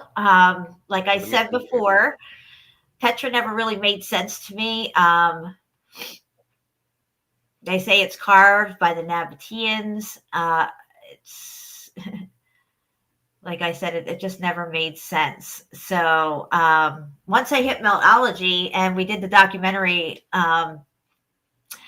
a lot of the footage that I used on my part of the documentary was Petra. And I thought, this is a really good place for beginners because Meltology definitely makes Petra make sense. It's melted and there's no two ways about it. And I made a little video using AI to, try to explain it and everything. So I'm going to play this real quick. It's not very long, but since somebody in here was talking about Petra, we're going to play it. Have you ever wondered how the city of Petra was built? The rose-red city, half as old as time, stands as a testament to human ingenuity and the unfathomable mysteries of our past. But what if the accepted narrative of its creation is not entirely accurate? What if Petra wasn't painstakingly carved, but rather it was melted into existence? Yes, you heard it right, melted. The conventional understanding is that Petra, this magnificent city, was carved by the Nabateans. Yet a new perspective is emerging, one that challenges this long-standing belief. It suggests that Petra was not chiseled out of rock, but was in fact melted by an extreme heat event with temperatures exceeding 9,000 degrees. It's a radical notion, something straight out of a science fiction novel. But is it? Upon closer inspection of the buildings, the amphitheater, and the surrounding features of the land, a different story begins to unfold. The structures appear to have endured wide-scale devastation, as if they had melted like wax in the fervent heat. It's as though an X-Factor event, a cataclysm of unimaginable proportions, had swept across the city, forever altering its landscape. Enter the world of meltology. This is the study and exploration of melted structures, a field that seeks to understand the unorthodox origins of Petra and other similar sites. It's an exciting new frontier in archaeology, one that could rewrite our understanding of human history and the Earth's past. One of the intriguing aspects of this theory is the term mountain. In the context of Petra, mountain seems to have no standardized geological meaning. Could this be another indication that the city was not carved but rather molded by the searing heat? To summarize, the theory suggests that Petra, the rose-red city, wasn't carved out of the rock by the Nabateans. Instead, it was shaped by an extreme heat event, a cataclysmic occurrence that melted the structures into their current form. The signs of this event are visible in the buildings, the amphitheater, and the land itself, which all bear the scars of this intense heat. In the world of meltology, the term mountain is redefined, further supporting the notion of Petra as a melted city. It's a radical theory, but one that offers a fresh perspective on this ancient city's origins. So the next time you marvel at the grandeur of Petra, remember that its creation might not be the result of human hands chiseling away at the rock. Instead, envision a city shaped by the unimaginable heat, a city that was not carved, but melted. Petra, the melted city, stands as a testament to the mysteries of our past, waiting to be unraveled.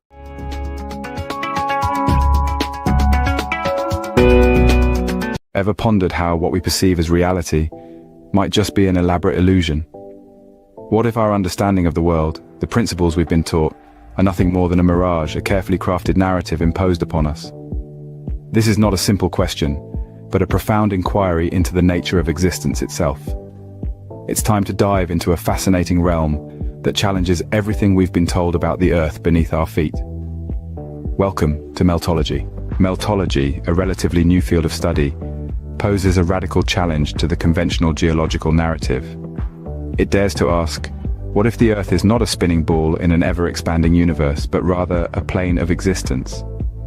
It challenges the very core of our established understanding, proposing that we live on a planet rather than a planet. This shift in perspective is not simply about semantics. It's about how we perceive and interact with our world. It's about the very essence of reality. According to Meltology, the geological narrative tied to the globe model is nothing but a false narrative, a distortion of our perception of the world. So, what does Meltology propose? It suggests that the Earth's features are not the result of slow geological processes over millions of years as we've been led to believe. It posits that the processes involved are far more dynamic, more immediate, and more influenced by non-earthly factors than we could have ever imagined. Meltology's implications are far-reaching. It calls for a complete re-evaluation of how we perceive the Earth. It demands that we question the accepted theories about the formation of mountains, the creation of oceans, and the origins of continents. It even challenges the very concept of time. The key points of meltology are revolutionary, to say the least. It proposes that the Earth is a plane, not a planet, shattering the globe model we've been taught. It challenges the geological narrative, suggesting that the Earth's features are the result of dynamic processes, not slow geological ones. And finally, it calls for a re-evaluation of our perception of time and reality. In conclusion, meltology is a radical new field that encourages us to question everything we've been taught about the Earth and our place in the universe. It challenges us to reconsider the very nature of reality. Whether you're ready to embrace these ideas or not, they certainly offer food for thought.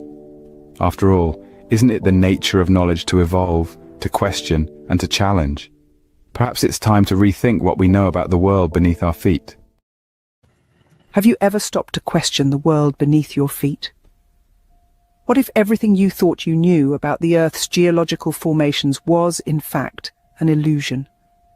What if the mountains, valleys and canyons that we see today didn't take millions of years to form, but rather blossomed quickly under the influence of extreme heat and pressure? Welcome to a fascinating journey into a concept that might just turn your world upside down: meltology. Meltology, at its core, is the study and exploration of structures that have been formed through melting. It's a relatively new field that challenges the conventional wisdom of our geological narratives. It suggests that the landscapes we see around us didn't evolve over eons, but were quickly shaped by an X-factor event in our not-so-distant past. This event, it is hypothesized, exposed the Earth's crust to staggering temperatures reaching well over 9,000 degrees. Imagine the intense heat of a blacksmith's forge, then multiply that 1,000 times over. That's the kind of heat we are talking about. It's a heat so intense that it didn't merely shape our landscapes, it melted them. This theory suggests that the grandeur of the Grand Canyon, the majesty of the Himalayas, the stark beauty of the Sahara, all these were not the result of slow geological processes, but the aftermath of a cataclysmic event that fundamentally altered our world.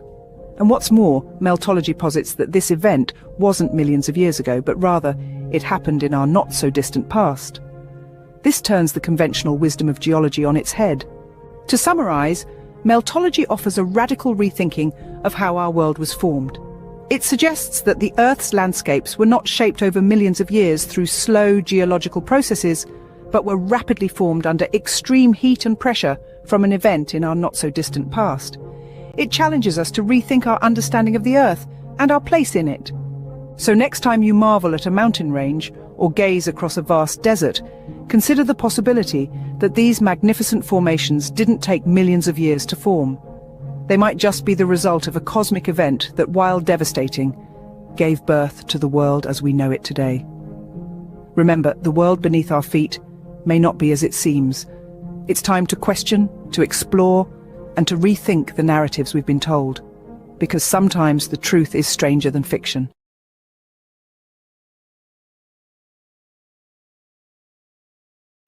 And in case anybody didn't know, I have one more little thing for you.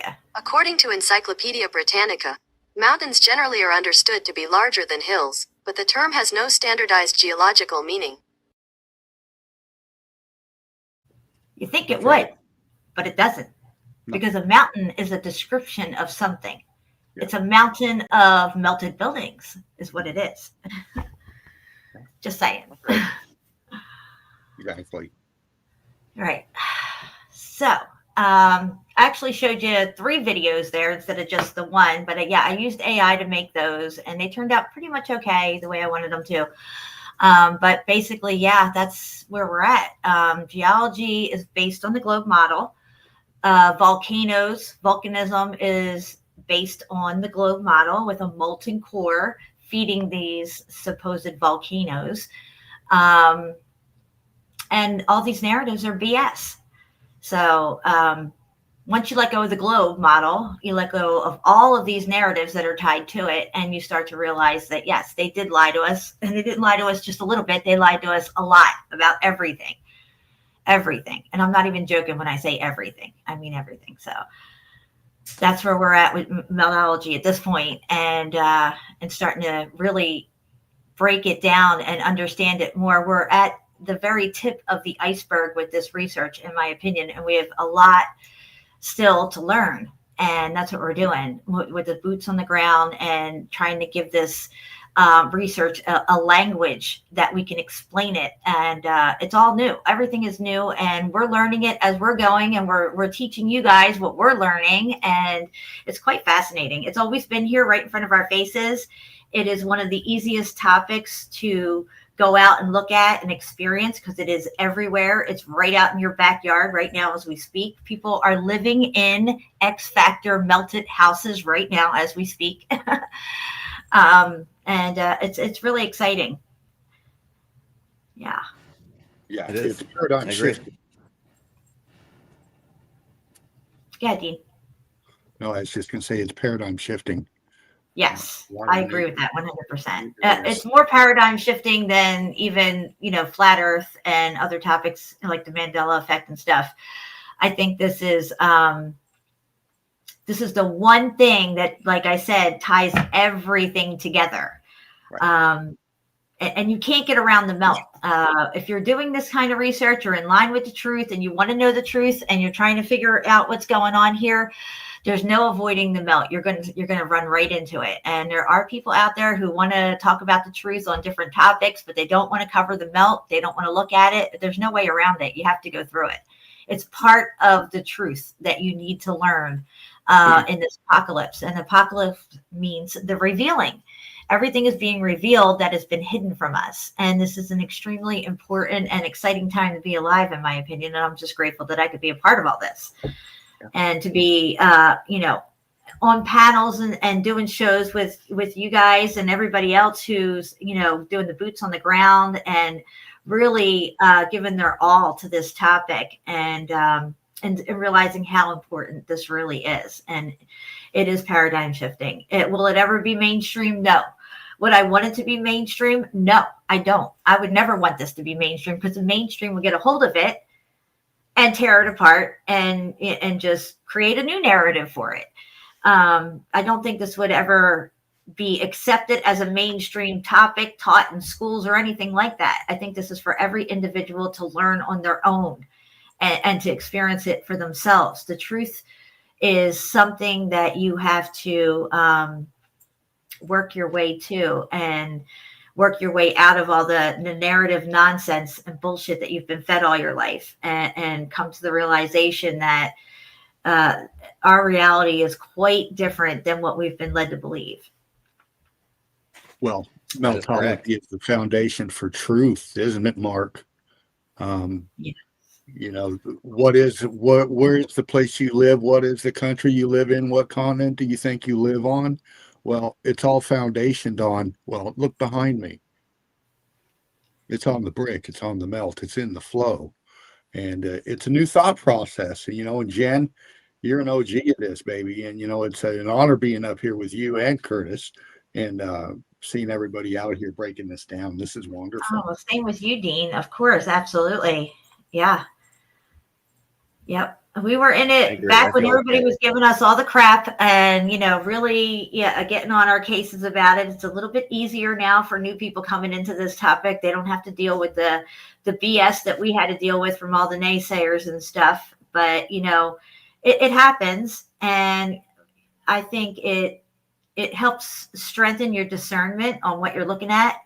And when you know, there's no way around knowing what you're seeing. Once you get it, you get it. And there's no stopping you after that. And it doesn't matter what people say and what names they want to call you and all this stuff like that and tell you you're sniffing glue and you're crazy. If you think all mountains are melted buildings, or, it's a tree stump, not a building, and all this stuff like that. It's just more division that I don't even bother with that stuff. I just keep moving forward with the truth and keep putting it out there, because nothing can stop the truth, and all the lies and bullshit's just going to bounce right off. Yeah, they won't go mainstream with it, Mark. You know that, brother.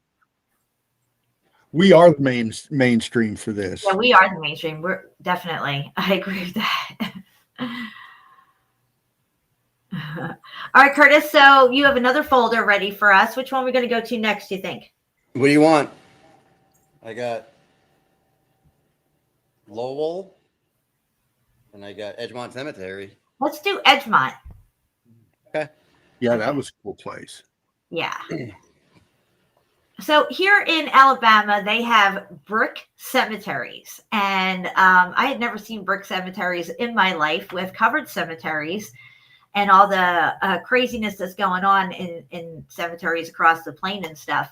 However, here in Alabama, they have brick cemeteries. And I think all cemeteries were brick at one time. And I'm questioning whether they're actually cemeteries or not at this point. But we got some really good shots. I don't know if you took any video here or not. I think it was mostly pictures, right, Curtis? Yeah. Okay, here we go. Hold on 1 second. Okay. I did get video. I mean, it's on my channel. I have a hard time moving the videos into the program I use for these pictures. So yes, no problem. It's all pictures. Okay. So you do have a video and it's up on your channel, though. Yeah. Okay. All right. Well, we're going to get into this. Lots of interesting stuff. And I do feel that cinder block is not modern cinder block, but the cinder block that we're seeing that is definitely damaged was brick at one time. I call it cinder brick, where the brick goes cinder block. And we'll see some of those examples here. You're good, Curtis. There you go.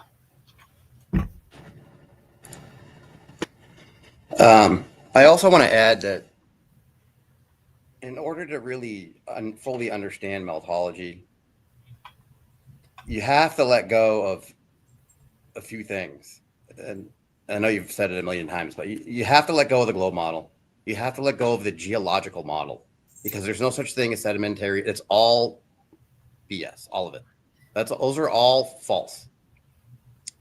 And more importantly, you need to let go of the historical narrative that you have been taught, because you're going to continue to keep tricking yourself into thinking that, well, maybe they built it for this or reason or that reason. There is no they. There was a cataclysm, and the powers that be took over and began running false narratives. There is no historical narrative. Everything you learned in middle school, in grade school, in high school is 100% false. So until you let go of that 100%, you're going to continue to fall back on the whole, well, maybe they built it for this reason or that reason. You need to get the word they out of your vocabulary. There is no historical narrative. It's all false. We're showing you the historical narrative. I just want to say that because you're not going to fully grasp it until you get that out of your mind.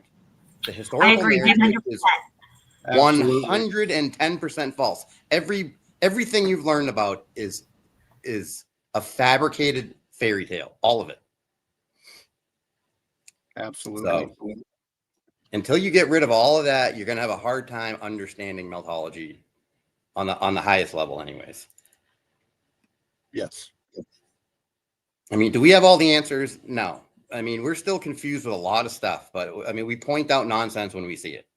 And hopefully the more eyes we can get on it, we need people with different backgrounds and different life experiences and different trades to get their eyes on this. Like we need like a computer engineer, or we need someone that works underground in New York City, like a pipe fitter, or we need an electrician, a high level electrician. We need the information needs to reach the right people before we can really get where we want to go, but we're working on that. Yes. Yeah, to Curtis, please let everybody know what your experience is as far as what you've done for work and everything. Well, I have been in the trades for 28 years, and my title is I'm a commercial construction superintendent, site superintendent. And I've seen a lot of building over. It's almost 3 decades. I've been in the city. I've been residential. I spent more time in the city using steel and concrete and working at like downtown San Francisco at the base of these crazy skyscrapers and tying into utilities in these basements. And it never made any sense to me. And now it all starts to, it makes a lot more sense now knowing about meltology and knowing about the false historical narrative. Because I mean, before I understood all this or even got into any of this, we would scratch our heads at some of these structures in like San Francisco, for example. I mean, they're just mind-boggling standing at the base of these skyscrapers. And especially in San Francisco, where the narrative only goes back to 1850. They really effed up in that city, narrative-wise. But I have a lot of experience with machines and digging and just all phases of construction. And I can tell you, it's all BS. There's no way they did any of this. Anyone in the chat room ever dug a hole like for a sauna tube for a deck, like a single hole? I mean, you want to get frustrated? Go take a post hole digger. Yeah. And dig down 2 or 3 feet, and you'll be ready for a 12-pack of beer after that one hole. Oh shit! With a modern tool, and you think they dug these foundations out and bridges, and it's just complete nonsense. I helped put 12 of them in by hand, and it was a weekend, and yeah, we got drunk as fuck. Yeah, it's not a good time. It's a disaster. There's no way. It's not even a discussion. Like, I won't even engage in a discussion with somebody that's going to disagree because they don't understand. They don't get the logistics and the physical behind it. They don't grasp it. Okay, we're at Edgemont Cemetery in Anniston, Alabama. And I've been to a lot of cemeteries in the Northeast and New England, a lot. And I've seen a lot of all kinds of different levels of nonsense. But I have never seen this brick here. This is new to me. You don't see this in New England at all. It's all 100% transition in New England, the granite, all of it. And all this brick is this. This brick's turning into this right here, these janky Mesolithic blocks with this, what appears to be a marble top cap. It is not. It is these bricks standing upright, transitioning into that. So seeing these bricks is new to me. And the obelisks never get old. I mean, what are they? I don't know. We see they're consistent across everywhere I've been. What's interesting about the obelisks is they're basically from supposedly their narrative timeline of the 1800s. Once you start getting out of the 1800s, there's really not a lot of obelisks in cemeteries. Right. And, could this be tech that used to be in front of buildings or even on top of buildings? Because we've shown images of pictures of buildings like Bella Island and stuff that have obelisks this size all over it. Exactly. And clearly it's not a cemetery. So what are these things? And why is it only seem to be like a certain time frame where they're busting out these crazy obelisks and hauling them to cemeteries? And, they just have like Wilson on it or something.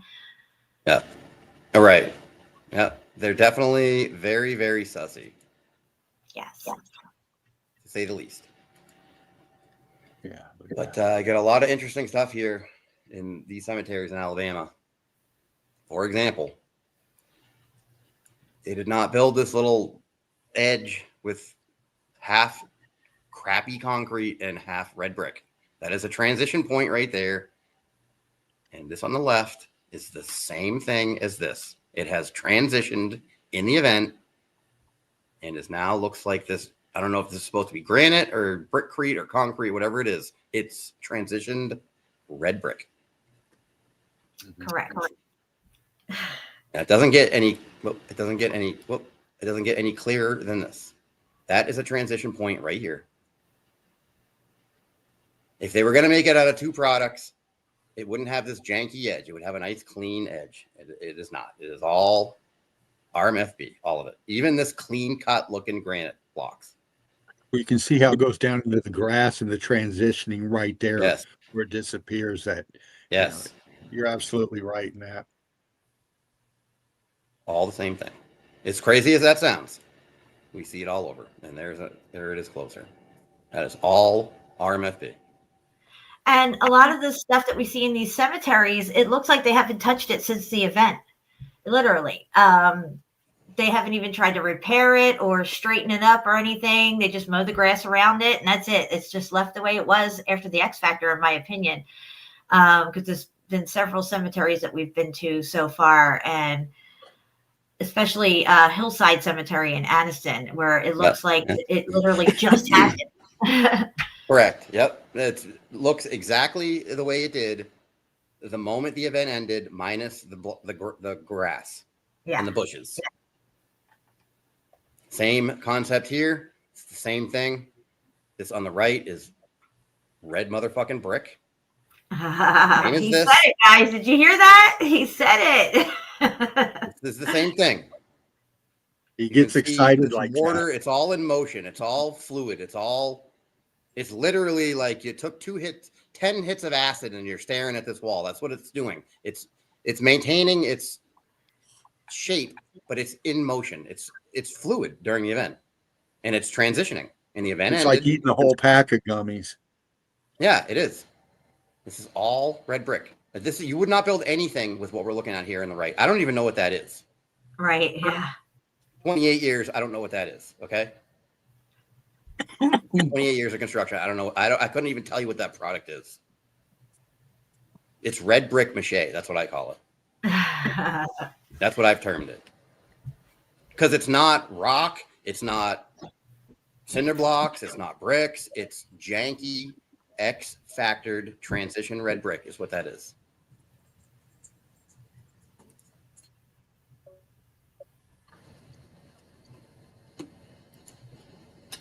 And you have these urns all over the place. Yes. Yeah. I don't think I'm in there. Oh, we're on screen share. Yeah, it's slower over here. Yeah. Hola. I don't know if you. Yeah. There you go. You got on. My office is the couch for tonight. We can't both be in the office. We'll be talking over each other. But we have these crazy urns. These are all over the place. These are everywhere, all through New England. I've been all over the place, many states, and I see these crazy urns all over the place. A lot of them have the grapes on them and that funky there you go. Pattern on it. This is the top of a busted off piece. This is good here. Look at this. Look at this. Look at this. Yeah, what the hell happened to this? How do you get that effect? Yeah. Can you go back to the last one before that, Curtis, if you don't mind, brother? Yeah. Can you zoom in on the lip of that? The top lip of that. There you go. See now to see the tightness of that rim and how it goes. Look at the state of matter in this. Yes, it's that it was poured. They're going to say it was this or that, but again, your color differentials are speaking volumes right here. This is a heat damage. As you pan out, you can see the scorching on this, and it's the same kind of thing that we have out on the patio by the fire, brother. That one piece that we found in the ditch. It's been through the event. That urn was made it through the event. It's like it's getting a twisting going on. They didn't have the capabilities of making this in the 1800s. That was nice. Period. Can you tell me they chiseled it out? How'd they make it? I know. See, it's like. I thought this was awesome. What is this? That's heat. Yeah. Now look at that. Yeah. That's heat. That's not a clean break. It didn't snap off. That boiled off.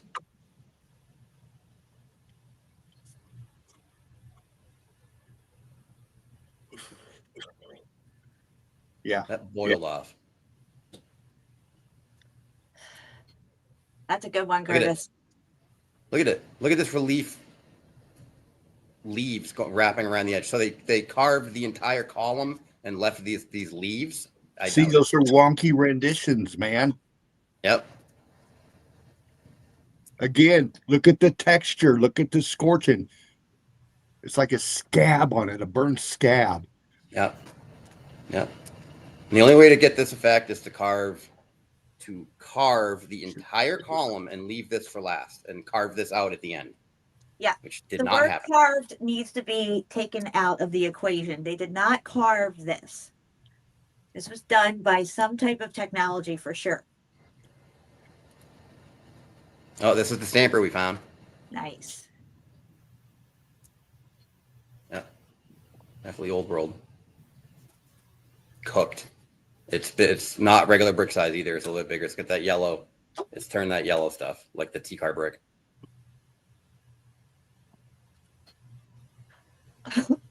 Yeah, it does. 405 fiber. Looks like melted ice cream.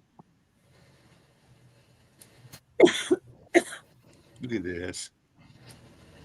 Look at this. Brick and mortar action there.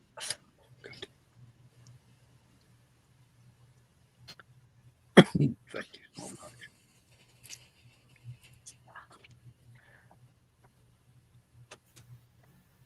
Same thing. Everything you're looking at is red brick. These janky blocks are red brick. These janky blocks are red brick. It's all transitioning in the event. As crazy as that sounds, and I'll say that till the end. I understand how crazy that sounds, but can you stay on that pic for just a second? We've been looking at it. All the undulation. Look at the undulation of the land right there. The undulation of the foreground there as it goes back to the trees. See how it's higher in the left and it goes wonky as it goes to the right. And you see the state of matter changing. You see the wall on the left, and then as you get to the middle, you see that brick, that solid red brick transitioning right there, and then back into transitioning out into scorchiness and expansion. But you see the flow of it all. That's right. Thanks, brother. Yeah, I agree, Mark. I agree, because there was another video that I'd watched recently that had the same layout as these cemeteries, where it looks like they're tiered walls coming down. It was supposed to be an ancient site. It didn't have no headstones in it. It was just these walls, these knee-high angular type walls that edge out everywhere. And they said it would, they thought, of course, that they think it may have been for some type of water usage. And when the first time I took Dean to the Hillside Cemetery in Anniston, he had made that same conclusion too, that he thought it might have had to do with water. And, you know, could they just be coming in and putting these headstones? All right, so say they do bury a few people here or whatever, but basically put the tech here, you know, like the obelisks and stuff, and, you know, just rename it a cemetery. Because underneath these cemeteries, there's tunnels, there's brick tunnels, all kinds of stuff going on. Even up around where Steve lived in Massachusetts, Springfield, he was going to cemeteries, finding brick tunnels and stuff underneath. I know Shawnee B's found some brick underneath a lot of stuff in cemeteries. So there's a lot going on underground, and it has nothing to do with the people passing away.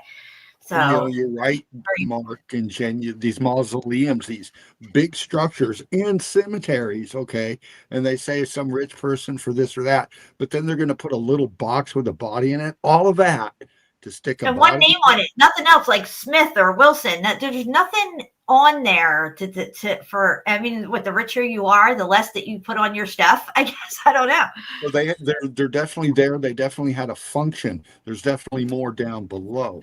So, you know, hydraulics, yeah, I think that had a lot to do with it, and transportation hubs as well.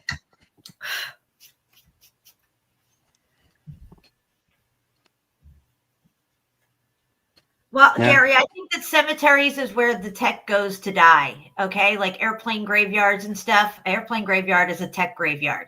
You have the Bell cemeteries. If you have never heard of those, look up Bell cemeteries. You'll hear about it, read about it. The obelisks are very sus to me. We know that the obelisk is a type of tech that was used. Why are they in cemeteries? Why are they busting them out and putting them in cemeteries? Or were they in front of buildings and on buildings to amplify the technology that was already being used? It's like a resonator, these obelisks. So, you know, you don't want to have a bunch of obelisks out front of buildings that are no longer in use because it's all Baroque now and doesn't work. So what do you do with all this stuff? You haul it off to somewhere and put it all up there, you know, just let it sit there, just like the airplane graveyards. And, you know, maybe put a plaque on it or a name or something and just say it's a cemetery. Bury a few bodies around it. Again, brick at the base. Look at that, guys.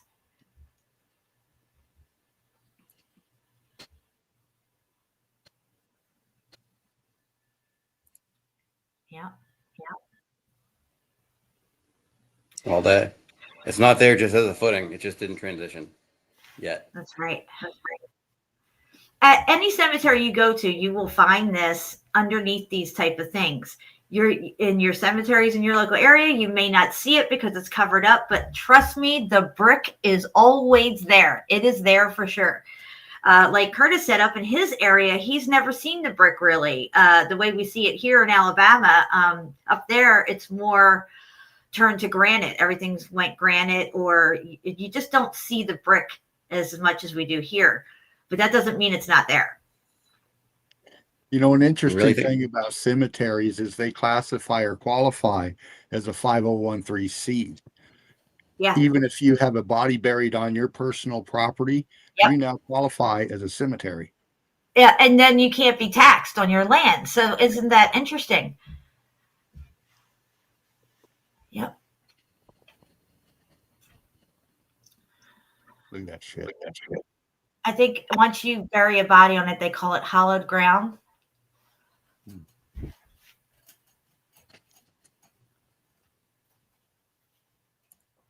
Fucking mortar. And a lot of these cemeteries are not full. Okay, there's still plenty of room in these cemeteries. Go look around in your own cemeteries in your area. They're not full, guys. Okay, they should be full. You would think they'd be building new cemeteries every day. Start crawling down a nasty rabbit hole with that one. Yep. Me and Steve used to cover this stuff all the time. And it's really, really important to pay attention to these headstones, supposedly from the 1800s, fake 1800s, that are reliefs, that are chiseled away to have whatever's on that raised. And they want us to think, and even if you go and talk to somebody now who has a headstone cemetery carving business, they will tell you, if you ask them, how did they do this back in the 1800s? And they'd be like, well, they carved it. That's the only narrative they have to go with, and it is anchored in them, and we're busting that narrative. There was definitely some type of technology being used in this time frame, and that it was not carving. It was machined in some way. Whatever they used, an electromagnetic type of machine to do it. You know, however that happens, I don't know, but it's definitely not carved. And we have pictures of ones that are carved by hand, and you can tell that they were. Is this one of them, Curtis? Yes. Okay, so right here you can see the jankiness of the letters, the inconsistency of the letters. And then you'll see other headstones that have very small handwritten carving, supposed carving in it. And not just letters like block letters, capital block letters, but actual what looks like penmanship handwriting, cursive handwriting, but it's all in there perfect. Okay, you're not doing that with chiseling. I don't care how good you are at your trade, you're not doing that. You might be able to chisel this right here. That's about it. That that I could totally see somebody doing in the 1800s or even today. Even if you're an excellent carver and you've been doing this all your life, it'll probably come out nice, but there's going to be inconsistency in depths. And in certain areas, you'll see little tiny mistakes that you would see in that type of situation. Where even in Egypt, when you look at the hieroglyphs, the depth of how far in these hieroglyphs go on granite or whatever it is, they're the same exact depth and width on every one of these hieroglyphs, which means that it was not carved. There's just no way. I agree. This one's just 3 question marks. Yeah, I mean, wow. It's crazy. There's 4 of them right there. But this is great to find this, because this shows that difference between hand carved, experienced or not, hand carved versus what we're seeing on all these other headstones. These are going block. Yeah.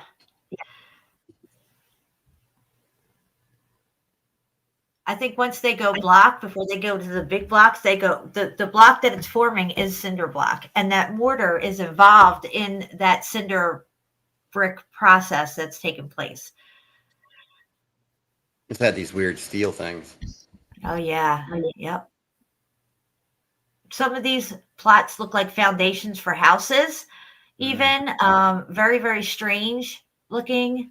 Some of them had steps that went up to nothing, or steps that went up into one of these big squares with only a few headstones in it. Yeah, they're consistently a janky mess. That's the only consistency they have. That's a good example right there. The rise and fall of the land, the undulation, and you see the wall feature. Take away the trees, but see that wall feature sneaking up through the shadow right there? That's the structure in the melt flow. Yeah, and then it just dissipates into nothing as as it keeps going. It just kind of dwindles away to nothing.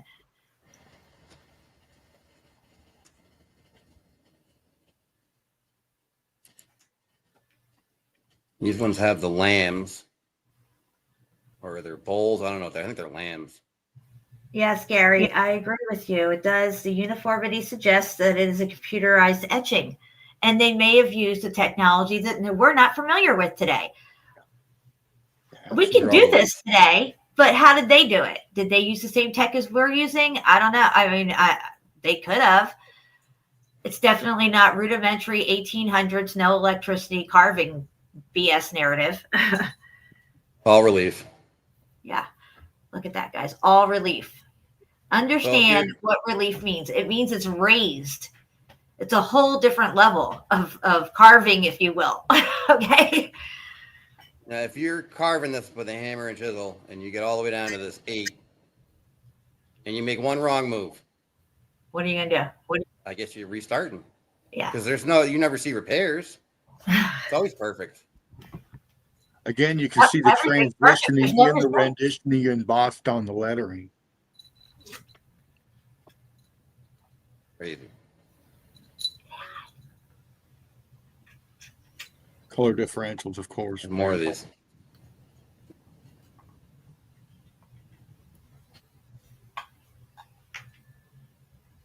What the hell? I've never seen so many hand carved headstones are in one place. I mean, this place has a lot of them. It's like it says Joe Rogan. Oh, it says, what's it say? John Roger Irwin. He's even got the dot on the eye. Look at that. Toe Rogan was here. All right. So this is what it looks like if you hand carve it. It don't matter if you're in the 1800s or the 21st century. That's what it looks like when you carve it by hand. Okay? Now look at everything else in the cemetery. Make it make sense. Something ain't right. One had the granite columns in the corners and the red brick mache underneath it. This is not even, I don't even know what this is. It's not rocks. It's not blocks. It's just a janky mess is all that is. Zoom in on that. Tighten in on that real quick if you don't mind, bro. On the corner right there on the left, if you don't mind. Look at the transitioning and the rise and the fall of that step right there and how it goes into, oh my gosh, it's going into that Pebblecrete looking stuff that you see. It starts getting that transitioning of that different texturing going on off of that brick right there. Crazy. Wow. Somehow the columns survived. A lot of random survival in these cemeteries.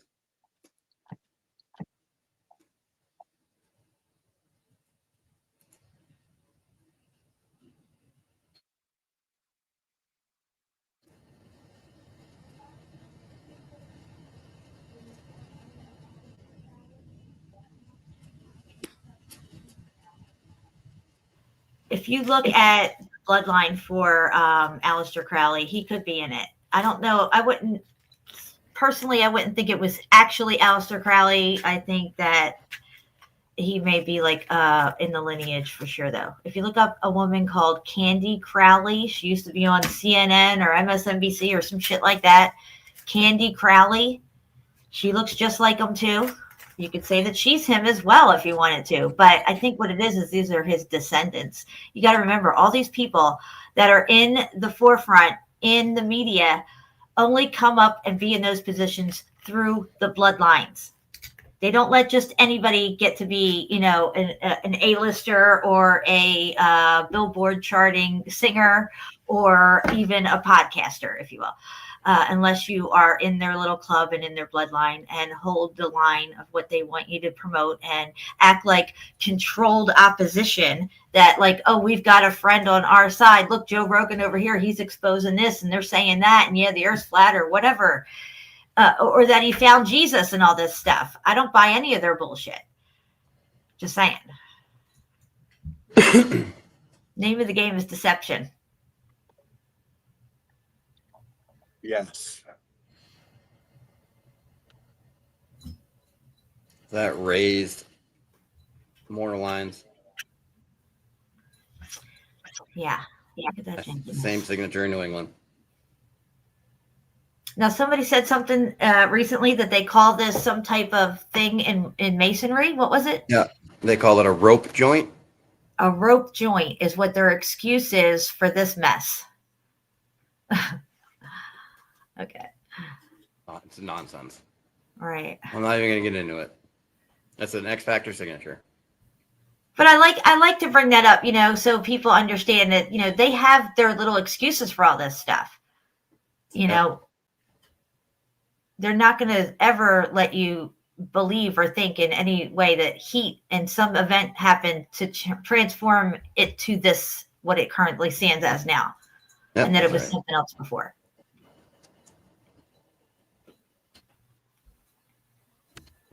I mean, could you imagine the person who would have had to build this wall? Is this give me like a break. A science project? Is this an art project? What is this? Can you tighten in on the bottom of that? Where it meets the grass. There you go, where your rope joint kind of comes together right there. Look at the transitioning into that.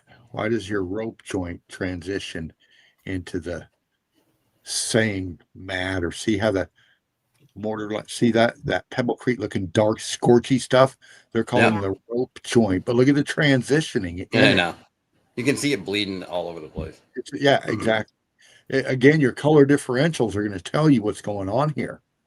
Yeah. You're seeing the transitioning, the state of matter changing. And this is where you get into meltology, isn't it, Jen? You got to get down into it like at the molecular level sometimes, Yeah.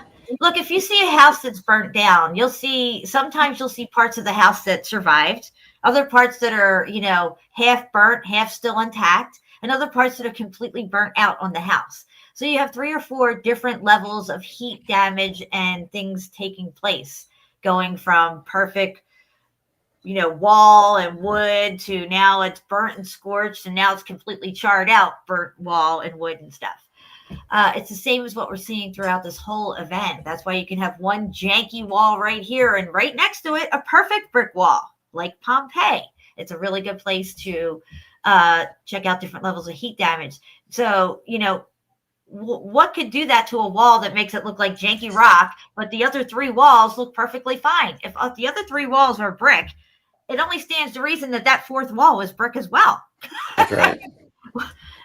So, yeah. Look at that. Fucking crazy. Nobody would build like that. And if they did, I doubt it would still be standing today. This stuff is fused together. I like the spheres. Yeah. I think that one was a little warped out or something.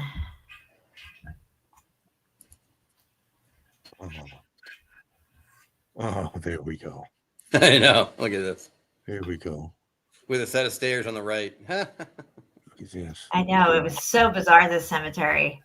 It had a lot of cool stuff that was just like, wow, holy shit moments. Look at this. Look at that. Fucking hell. That's going oval. Is that leaning? It does look like it's leaning. I remember one of them looked like they were worked out a little.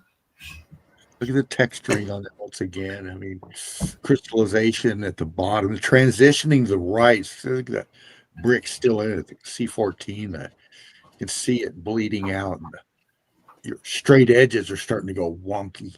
Yep. It's all red brick. It's a little culvert here. Yeah. Yeah, this was a little covered culvert that went underground. When you get it down on the ground and look in there, there's metal bars, look like rebar. And then there it is there. Some like channel of some sort going through here. So the cemetery has a culvert running through it. Probably not the only one. Drainage system of some sort.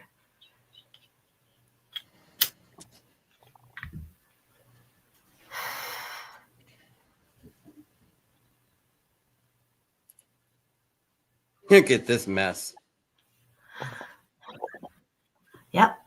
Look at these things. Let's go in that Pebble Creek. See? Yeah. Another split second and it's dirt. It's soil. Yeah, exactly. It's just disintegrating to nothing. It's already past the phase of cinder brick and everything. Yeah. Yeah. One more second in the event and it's just an even ground. Absolutely. Absolutely. Do I have an echo? No. Okay. 1908. 128. There you go. Look at this, guys. Hand carved. This is hand carved. Okay. No doubt. Hand carved. And that's a good one. But look at it. Even on a good day, you're not going to get it like what we're seeing through cemeteries that they say are carved in the 1800s. Yeah, that one's dated. I like it. Yeah. Yeah. It's a good day. And that's my birthday, 128, January 28th. But that's a good one. That is well done, I would say, in my opinion. And whether this person's a professional or not, it is very well done, but it is nowhere near the precision that we are seeing on all these tombstones that are from the 1800s. They don't really given a birth date. It's kind of blank right there. Yeah. It's weird. And then up here is red brick. This is red brick transitioning into brickcrete right here. That's right. And you can right clearly see that these were bricks. There's no doubt that this was a brick and that was a brick. And everything else behind it was a brick. Yet here it's in full transition. They're turning it into this brickcrete right here. That's right.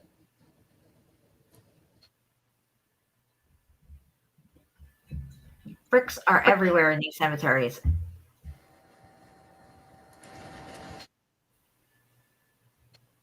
Oh, there it is. No. Fuck yeah, brother. Bring it.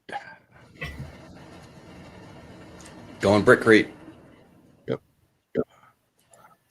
Mark, this cemetery is called Edgemont Cemetery. It's in Anniston. If you get a chance to go over there and check it out, you should. It's not disappointing. Be right back. All right, you know.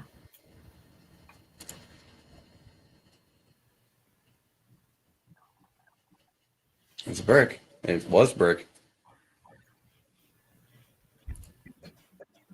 And then you get the ones that survived. They didn't come put any of this in. They didn't touch the cemetery. It's all the same thing. It's all the same thing right here on the left and right. Mm-hmm.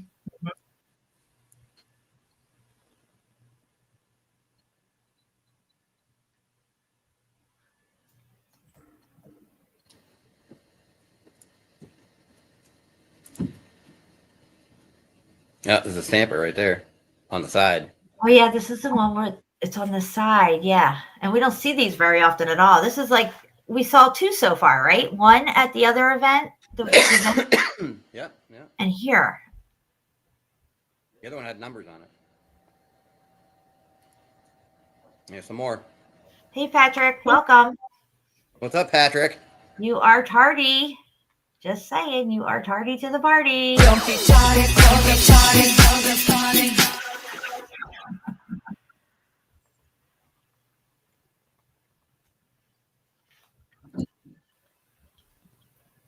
That's more realistic. Yeah. Infant. In what? I don't know. Spelled infant wrong. INFEANT. I don't know if it's feasible to say infant. Pankin?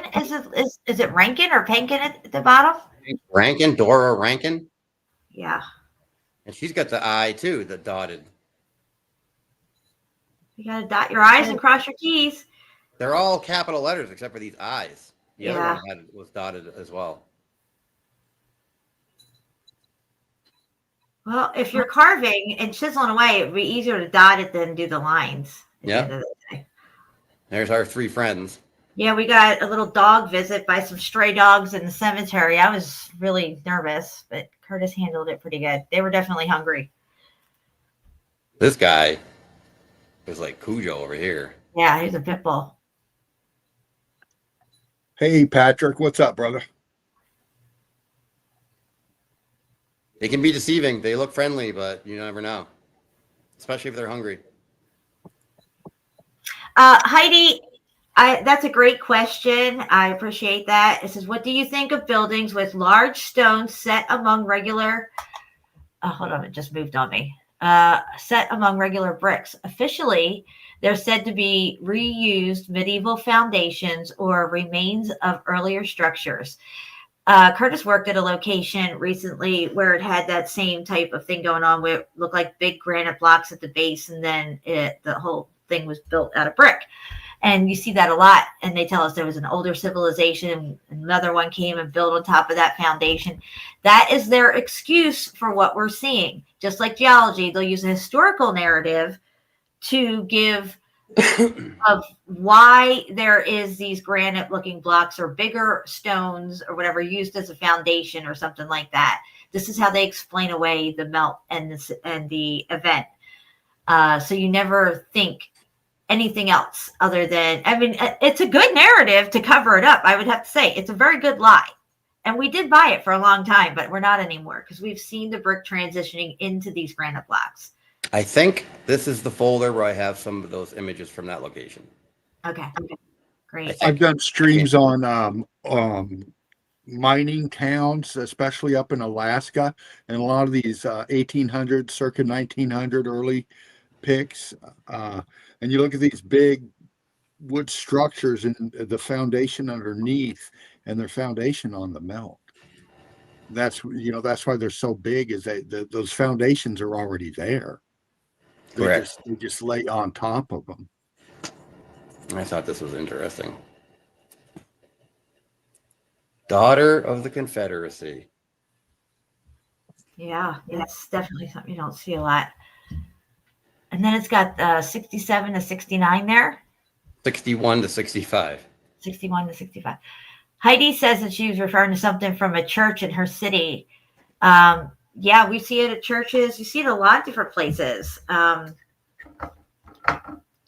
ground, the base of the structure was affected longer than the rest of the building, leading upward away from the heat. So that's why we're seeing such a, like Baalbek. You have Baalbek, they say that it's sitting on a large platform made of trilithon type large stones that were carved, okay, and moved there somehow. They weren't carved and moved there. That was a base that was thick with brick, and it all turned into giant long blocks. That's how long it was melting and transforming.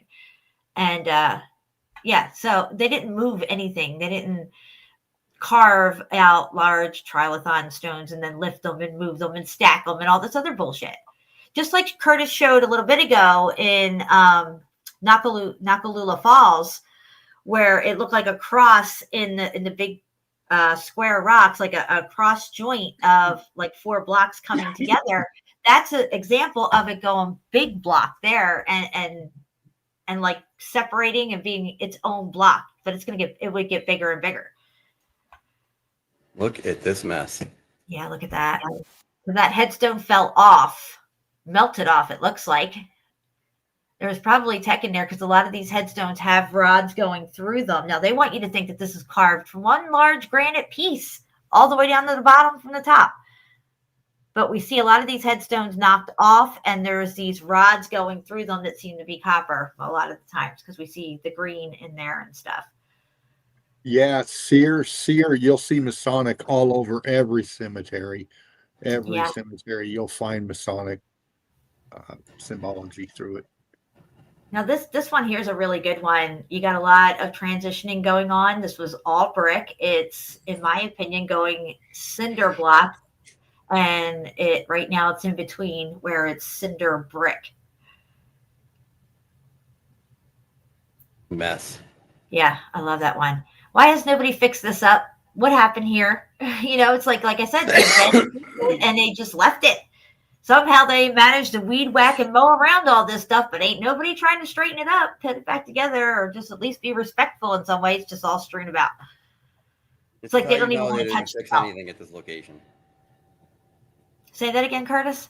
This is how you know they didn't fix anything at this location. Yeah, and especially the Hillside Cemetery, how muffed up that place was. I mean, there's not. Look, there you go, right there. You can see the brick inside what looks like cinder block. Look at it. It's right there.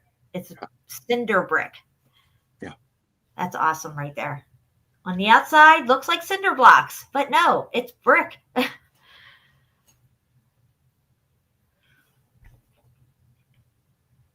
And again, you'll have Dumb and Dumber that will come and say, well, they came and floated that with concrete. And again, there is no they. Stop with the they. Right. They didn't come and float anything with fucking concrete. There is no they. So we don't need to take that argument any further. Yeah, we don't even need to debate the logistics of them floating this with concrete because there is no they to begin with. Why didn't they come and keep us up? They should look, we're at 33 people, guys. We have 33 people in the chat. Boom, baby. At least on my side. There it is. These half-truthers need to get the term they out of their vocabulary. They're half-truthers. That's right. Giant truthers. Cinder brick every day of the week, guys. Cinder brick. The brick is going cinder block.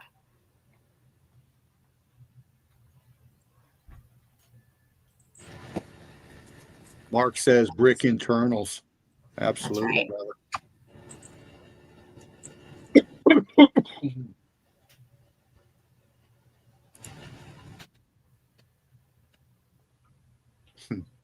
That's a thumbnail. And we tried to pull this piece out. I don't think it wouldn't budge, remember? Yeah, it was locked in there. It's melted in there. Who you got on your lap there? Is that Curtis? Yeah. Hey, Curtis. Curtis the kitty. Hanging out with Curtis, the metallurgist. Yeah, how'd I get there? Even in the crypts, see, this type of thing would have had like a covering over it, a lid, if you will. And it's not on there anymore. It looks like it melted off. But the other cemetery that me and Dean went, the lid was cracked. And we could get down on the ground and stick the camera in there with the flash on. And I snapped a picture. It's all brick on the inside. So on the outside, it looks like some granite case with this granite lid carved on it and stuff. But yet at the end of the day, underneath it all is brick. Like this, right here, brick. Even the dog sees it. Red motherfucking brick. That's right. Even Curtis the kitty knows. That's right. Anybody with half a brain knows at this point.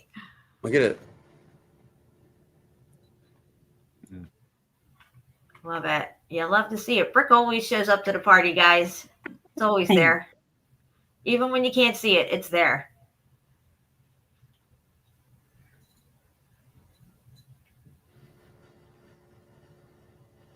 The other side. Nice.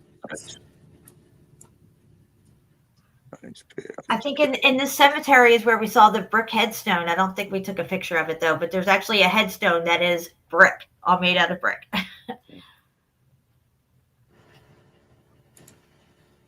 Janky stairs, whatever the F these are supposed to be. There it Look Yeah, is. and here. this reminds me of a Cinder bricks foundation over to a here. house. It reminds me of a foundation to a house, you know? Oh my God. Oh my God. Look at this. You got cinder block in air quotes over here on the right, and you have janky mess over here with rope. No, there was a metal, mortar. remember that metal band that was going around it, like as if it was a retainer trying to Yeah. hold it back there? There was just two metal bands going around the wall. Can you hold it right there? Can you go back just a second, Kurt, real fast? And bump right there, right there. Look at just, oh my gosh, man. Look at the wall in the front. See the stairs? Like you said, they're janky, but the left side, as it goes, it tapers down, and you see Yeah. the slope at the top. You see now Yeah. it turns into the cemetery. See Yeah. how the top turns into all your headstones? Yeah. How many of those were put there after this wall went down like this? See what I'm saying? That Yes. terracing there, like you're showing, Curtis. These steps you can see are up as you go terrace uphill. You can see them in the fall of the melt, in the drop of this whole structure right here. And it kind of gives us like a before and after. We got the after with all these so-called graves there. There's bodies there, yes, but we see bigger tech pieces through this. It's just a fabulous shot, dude. Wait till you see the close up of these stairs. Wait, look at this. This is crazy.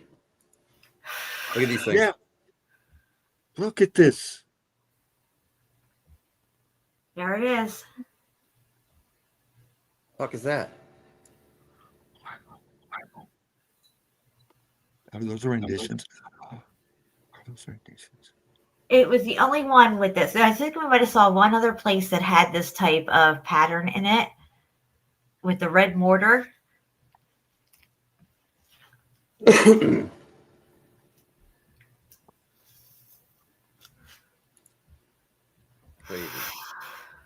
It's so messed up. Yeah, you can tell that this pattern continued and it starts to like melt out, like kind of like it's spread across as if it would actually maybe even rock curtain that whole piece if it kept going. And it would just look like an outer red piece, you know, like one piece, solid piece or something. Crazy.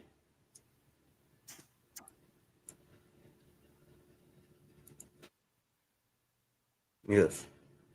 Yeah, look at that. Definitely pattern in the rise of those steps right there.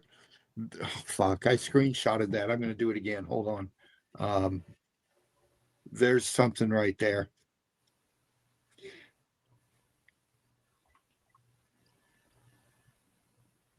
Can you guys hear me? Can you guys hear me? Do you get it, Dina? Yeah.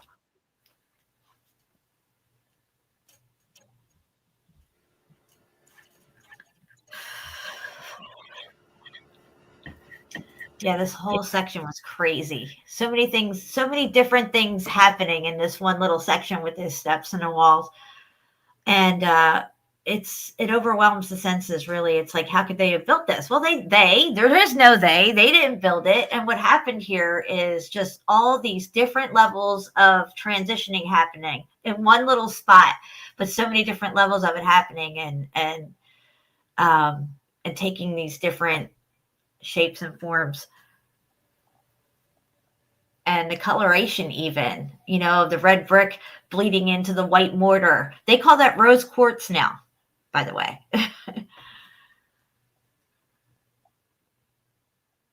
What a janky mess.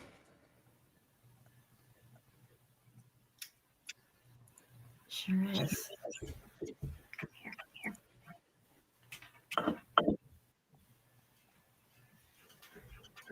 Brick.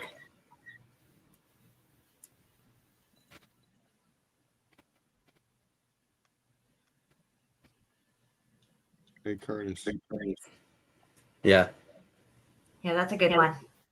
It just sent you something. And it's still there. It's sitting there just how it was after the event. Nobody's come in and said, oh, maybe we should fix this or tidy it up, or no, they just left it.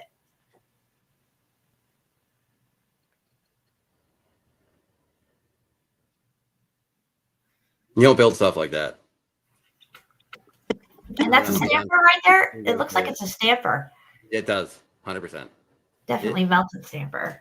I don't know how many times we got to say it. I mean, like you said, you just need, well, all you really need is 2 brain cells. You don't need even 3 or 4, just 2 of them.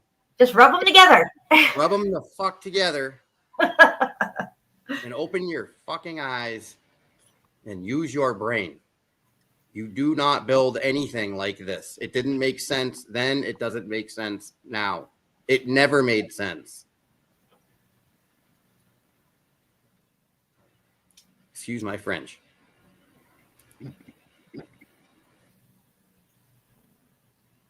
This was a really nice day to be up there. It was beautiful. Yeah, well, very white sun we got there.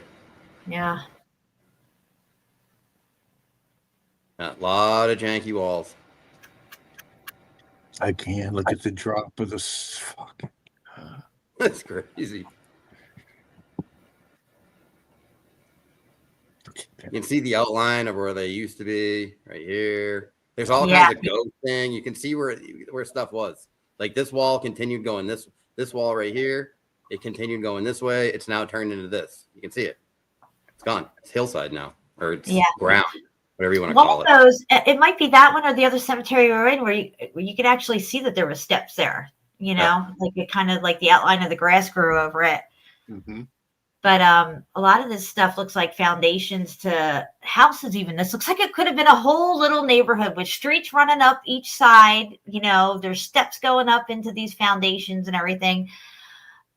And, you know, maybe it was there like that. And they're like, oh, well, you know, maybe we should just make it a cemetery and bury people here because we have no narrative to go with this section over here. We'll make it a cemetery. I don't know. But there's definitely each cemetery that I've been to so far here in Alabama is just loaded with brick. Every one of them. Cinder bricks.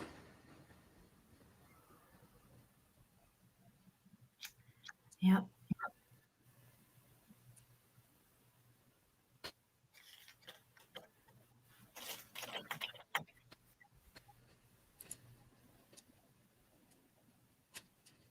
Same thing.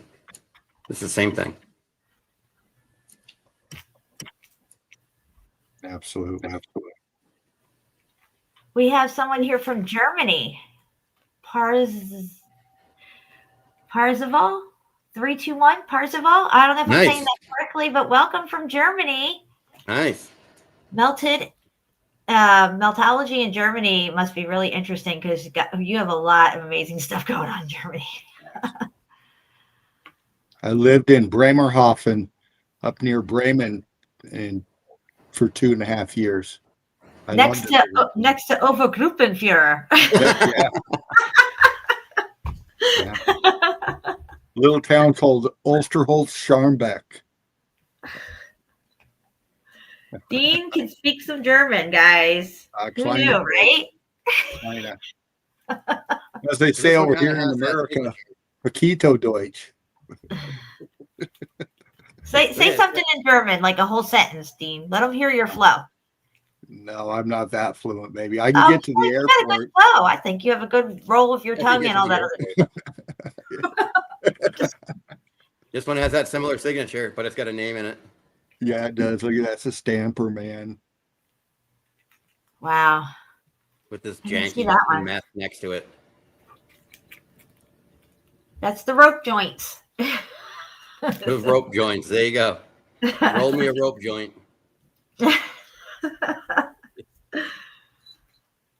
Is that raised? Is that a relief? That is.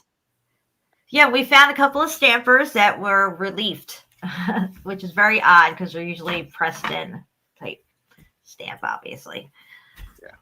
What would you call a stamper? It would be a reliefer, I guess. It would be a reliefer, yeah. It wouldn't be a stamper.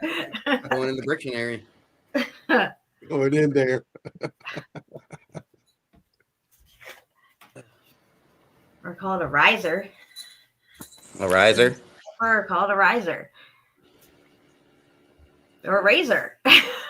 Yeah. All riser. Is that a riser, or are you just happy to see me? Is that a riser in your pocket?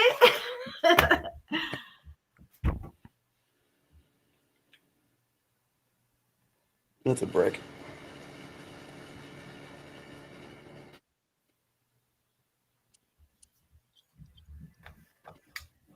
Heidi's speaking German Deutsch over here. I don't know. Is it German? And Patrick says, hello, fellow Europeans. Nice to see you. Yeah. Heidi says she spent some days at Kongenstein Fortress this summer. Amazing place. I assume that's in Germany, and we'll have to check that out. I don't know. I don't think I've been there. I might have been by there. Traveled a lot from northern Germany to Bavaria, back and forth. Bavaria. Nice, Mesa. More evidence for your cinder brick. Look at that. Yep, there it is. There's a transition point right there. If they were going to repair this, they would repair it with cinder block, meaning this janky mess would be down here and the cinder block would be on top. Boom, baby. You see what I'm saying? You made it make sense, Curtis. That's how I like it. Here, this would be up here if it was a repair. Yep. They wouldn't come and slide the cinder block underneath it like that. And that only takes one brain cell to figure that out. Yeah, not even any rubbing involved. But let's stay right there for a second, Curtis. I just want you to take note of what we're looking at. Go back out. Let's see it. Go back out to the original size of the picture. This looks like steps to a house, in my opinion. Not steps to what? You have to step over this cinder block wall to get over to the cemetery stuff? Why does it look like this? To me, it looks like it was some type of maybe building or structure. What do you guys think? I agree with you. It's a good point. Right on cue with that, Jen. I mean, it is what it is. It's right there. And you see the transitioning of the foreground going on up. You see it's a right angle structure right there. You got the steps.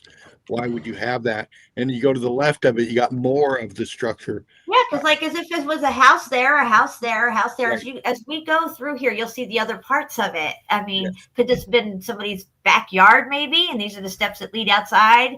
Or what? I mean, why are you going to go up those steps and then what? Scale that wall to get up to the cemetery stuff? Is that what you're doing? Make it make sense. That doesn't make sense. Did the ground rise up? Did the steps fall down maybe more with the melt? Maybe they were up higher. I don't know. Again, this is part of a massive work. Look at everything behind it going up. It's all it's all part of the same structure. This is a fraction again of the structure of this whole area right here in the melt flow. These headstones in this side of the cemetery look much newer. I don't know what the dates are on them, but I know the earlier pictures we were shown were the older parts of the cemetery. The weird thing is that these newer headstones, and when me and Dean first came here, we came in the back entrance, which is the most modern part of the cemetery, but yet they were still within these squared foundation looking things of muffed up brick. So to me, the headstones came later. These foundations were already here, and I'm calling them foundations because that's what it looks like to me. It looks like there was a whole neighborhood here, and it got wiped out during the X Factor event, and somebody came along and said, oh, we'll just bury people there and say it's a cemetery. Hey, Jen, can you go back to the left? Can you go to the left side? Yeah, right there, and tighten in real tight on that. This part? Yeah, right there. Look at this. It's different than the steps. Those are inset. See how you got the little walls coming off and that right there, and then it goes up into the wall. Now go to the steps and look at that. See how different they are? Yeah. Okay, now the first side you can see it's really janky fucking melt. Okay, now if you pan out, if you look again at this whole thing being the structure, is that more of a hydraulic kind of a work instead of a step kind of thing? The one to the right would be a step kind of thing, but the other one, is this some kind of a part of a hydraulic work? When you look at it, this whole layout is a whole. Would water come into effect in this feature right here? Okay. Yeah. Flowing over or flowing through? Yeah, because when we've seen them in other like tunnels, brick tunnels and stuff, we've seen them where they've made steps in there for the water to come down. Because these Eh, look like little gridded areas. This whole yes, slope of this land looking down, it's a grid pattern, which could be holding areas for yes, so-called water. yeah. It definitely looks to me to be a repurposed site for a cemetery. Yeah. There's just no two ways about it. All of this was here before any of these new headstones came in. Now look at it, bright. Now, what does bright mean? Bright means it could mean that whatever came through there, maybe made whatever energy they were using or lighting brighter. Maybe if you wanted more things to flow, more water to flow through there, you would have more power or something. Look at that. Look how obliterated that is right there. More steps. These are up from the ones we just looked at. Another set of stairs with a railing this time, like it's leading into a house or something, in my opinion. Because look at these headstones. They're way newer than the older ones, and these walls and all this has been already X-factored. So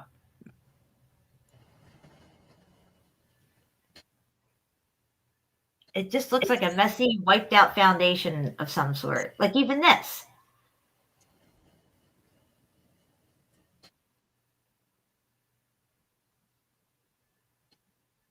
Like how it's all rocky and debris looking, it doesn't look like it looks like there was something here already and they came and put people here or headstones.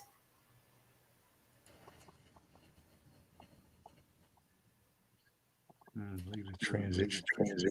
Plus, you cannot dig in a cemetery. If anybody wanted to come in and try to figure out what this place was, you wouldn't be allowed to because it's a cemetery now. It's hollow ground and all this type of stuff. Looking at it even from this angle, you can see more like what Dean was talking about. Were these retention pools? Did it have something to do with water flow coming down each level to the next level? It's really interesting, the setup of it. Or And was they're it all just like this a here. drop of it cascading down with, Yes. was this a flat kind of a structure and then it came down and flowed like this?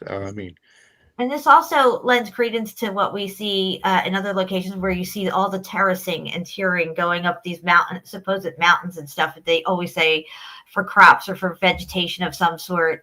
That's what the terracing is. You see it in Italy all along the Amalfi Coast and everything, right down to the water. It's terraced up with buildings on it. And as you get high past the buildings that we use today, you can see outlines of older buildings and more terracing going all the way to the top, just like this. They call this Edgemont Cemetery because everything's on the edge. They got Hillside Cemetery because everything's dug into the hills, supposedly. But everything's brick in these cemeteries around here. And if they're all brick here, I'm sure they're brick everywhere else, too. This is really good. Zako 5 says, I think they did not bury their dead. Maybe not. They add the letters and look how janky they are. Look how shit. Look at the D is crooked. Look at this crap work. Look at the D. Yeah, I see it. It's not even flush going across. Effed up. They can't even add letters to They it. can't even stick letters onto something correctly. Literally. Look at this. You don't have to carve anything. Craftsmanship.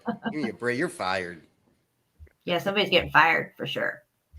All right, that's the end of that one. Lowest bidder, man. That's the end of that one. All right. I guess I don't have the other ones in here. Hey, can you bring that one up that I sent you?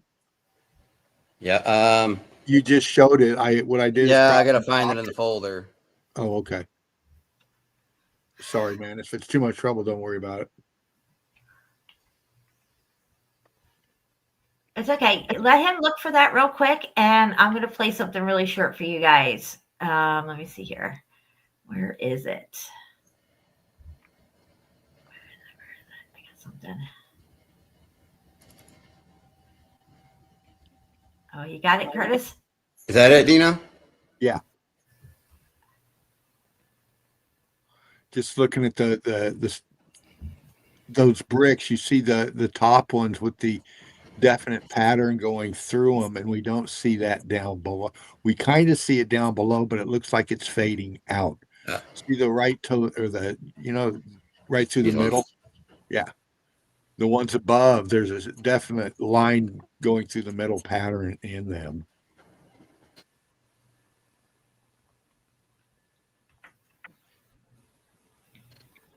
Yeah. Right on, brother. Thanks, man. Yep. We've seen that in one other location. It was very unusual to see that type of pattern and craziness.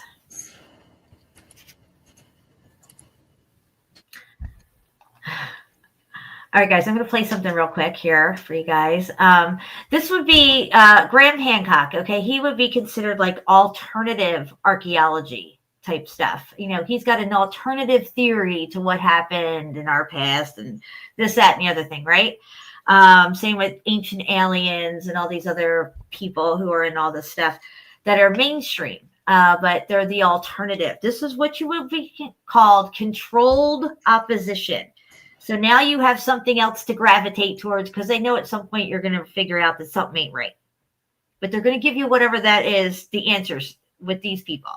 But you're not getting the answers. You're getting maybe at best a little bit of a half truth here and there. And here in this little clip is a half truth that they're going to give you. They're going to tell you, oh yeah, some extreme heat event happened to create these little glass spherules. And how hot was it? Well, let's listen. What we found is melted glass spherules. So this is our first clue that some high temperature event had happened.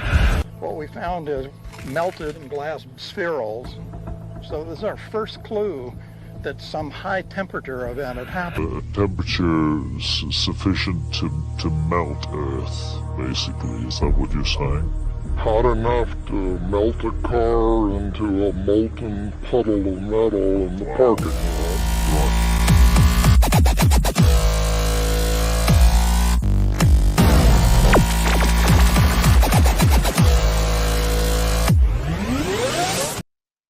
There you have it. Now, where's that heat coming from? There's only two alternatives that they can go with, okay? It's either spit out from a volcano or it would had to be a meteor, because what else would create that extreme heat? So they never give you an answer, but if they do, that's going to be one of those two, because they're not going to tell you. They're focusing on the spherules, which is obvious right there, but they got to look at the transition going off of those spherules as well. Yeah. The state of matter that's attached to all Yeah. of it. It's just the temperature differentials changing. They'll have you focus on these little glass spherules, but they won't have any focus in the conversation of what's all around it and beyond it and beyond it and beyond it, just like Sodom and Gomorrah. They'll say those two sites were cooked. They're ashed out cities. They're But when isolated. you start move away from Sodom and Gomorrah, the same shit keeps appearing over and over again. Look at the Grand Canyon and everything else around us. It all looks like Sodom and Gomorrah pretty much. In one form or fashion. So what was all that? No, but it has to be just Sodom and Gomorrah were cooked out cities. Right. It's interesting because they've been around forever. And they've done well for themselves forever. And now they're still baffled and we're not. Right. And when we refer to they, we are referring to the narrative creators, the people who gave us all the bullshit narratives that we have been indoctrinated into all our lives through all their media and entertainment that anchors this stuff into us, and we never question it. And they give it to us at a very young age. So we are not even old enough to ask those critical thinking questions that we would ask if we were adults. That's why they try to give all this stuff to us. I mean, you're learning about space in the solar system in like 3rd and 4th grade. 5th, 6th, 7th, 8th grade, you're doing projects on different planets and space and geology and all this other stuff. And once you get out of the grade schools, you're not really learning about that unless you're going to a specific trade. And let me tell you right now, metallurgists outnumber geologists, like 10-1, I'm sure. Just saying. Well, which means a lot of people are waking up. We all agree on the same stuff. It's all lies. You know, there's many thoughts on many things from many people. But when you get to meltology, like you said before, Jan, you know, it stops with that. They won't go to that. And there's a reason for that. And, you Yep. know, as you pointed out as well, you know, these gatekeepers, like you just showed, you know, they're respected academics in their group. You know, but now people are waking up. They don't need that high academic brow looking down approach to it. They're looking at it for themselves now, going, man, these motherfuckers are way behind. Yeah. Yeah. I have another little clip here. It's 18 seconds, but it's interesting what he says in this. Now, I do not agree with how he presents these things came about, or what we see now as a result. But basically, he's saying exactly what we're saying here in this little clip. So I'll play it. Just how many, quote, natural formations are really just extremely weathered, once extremely large stone-built structures? Maybe there are many stone granite hills, and even maybe mountains that dot our earth, which were, before millennia of rain, grand structures of a forgotten people. There you go. So I don't think they've been extremely weathered or anything like that. It's just from the event, this is what the result is. And they had to bring in some type of authority to explain what these things are and get a handle on it and be ahead of it and be in control of it. So when people start poking around and asking questions and finding stuff, they have it all worked out.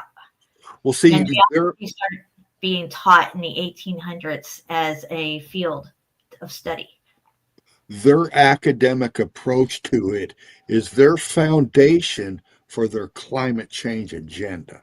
Mm-hmm. They can go back to their carbon dating. Oh yeah, they it's all can tell bullshit. you what happened 500 trillion years ago Yep. and what the weather was like. So they can graph their little charts and fucking stuff and paint their cartoons for you to feast on. Yeah, they can make up anything they want, just like they make up a movie with characters who have family and life and history behind each character and all the stuff. And you know, it's not, well, we look at it as the truth, though. This is how the past was and how we've come to where we are today in their linear line of progression that they have us in. They have us stuck like in like a two-dimensional time like perspective, and we're not really seeing the full picture of how things transcend and how things came about, because it didn't happen that long ago, this event. You know, when they have us stuck in this mindset of things are ancient and, oh, that must have been an ancient civilization. No, that place is just more melted than over here. So they're saying it's ancient. So now they got you thinking in this deep time kind of fashion of linear time and progression. And that's just got everybody all twisted. This is why it's so hard, I feel, for people to let go of these narratives, because time itself is literally wrapped up in this. And I wanted to know who came up with millions of years for geology. Like, where did they get this from? So I typed in who came up with millions of years for geology, and the guy's name came up. It was one guy, and he called it deep time, which is like, you know, millions and billions of years ago. That's deep time, because you're going way deep back in time. And then they come up with millions and billions of light years, and they call that deep space, because you're going deep, deep into space. It's all bullshit. You're going deep, deep into the bullshit. That's where you're going. So get your boots and shovel, because you're going to need it. Yeah. And I think they've told it. I think that, again, they go back to your predictive programming through music and cover art and stuff. You know, time is a momentary lapse of reason. You know, it's whatever your thought processes are on it. You can try to beat that clock. You know what I'm saying?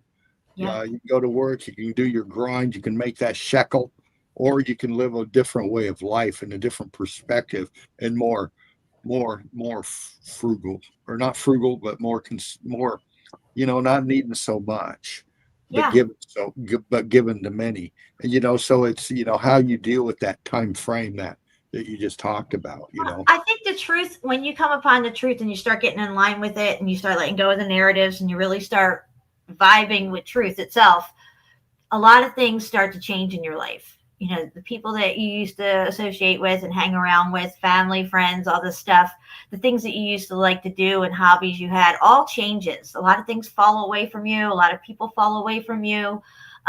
You start to really hone in on things that you want to research. And next thing you know, people are saying, oh, you're just researching all the time. You don't come out anywhere. All you want to do is talk about that and blah, blah, blah, you know, and all this stuff. You find that you feel yourself separating from the norm, from the normies themselves, and having even just general conversation with people, you find it difficult because, you know, you want to talk about these things. Nobody wants to hear it, or they just totally don't even understand what you're talking about.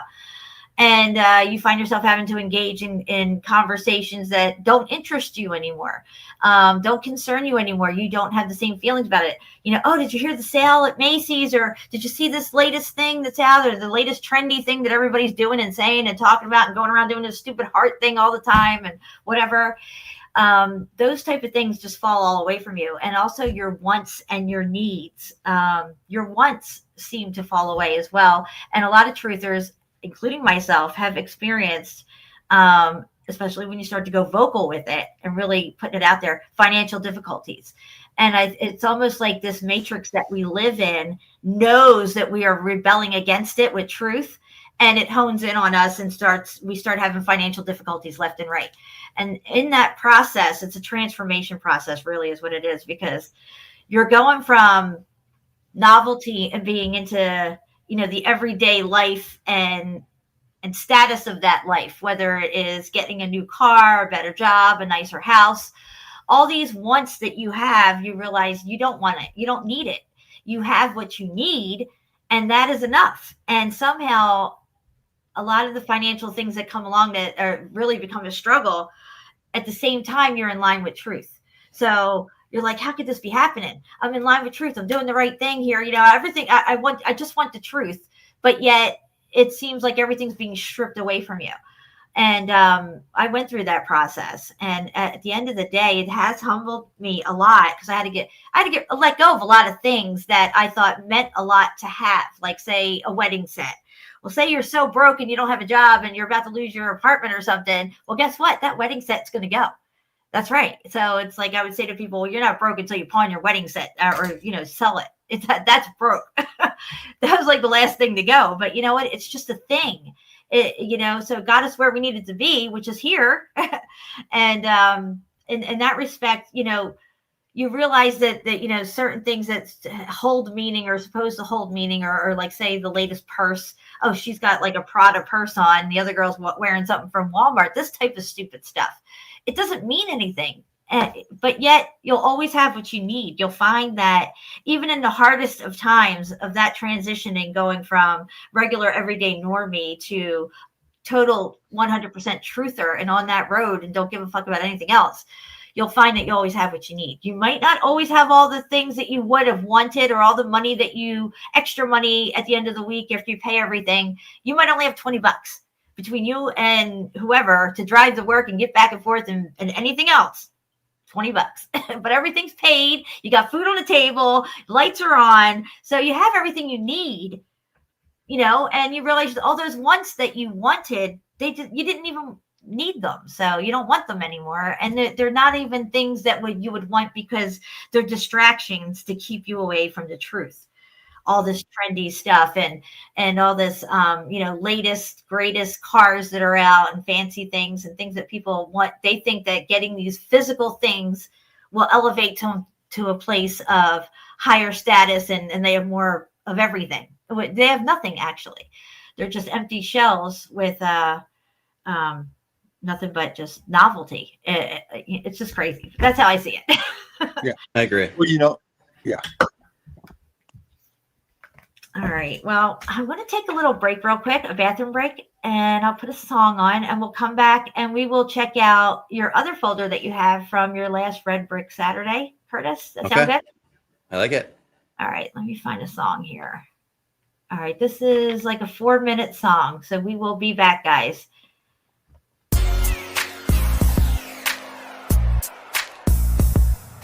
Meltology is the study and exploration of melted structures that were damaged during an extreme heat event that apparently took place in our not-so-distant past. We're talking temperatures well above 6,000 degrees.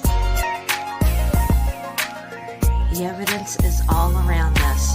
You just can't miss the melt. And once you see it, you cannot unsee it.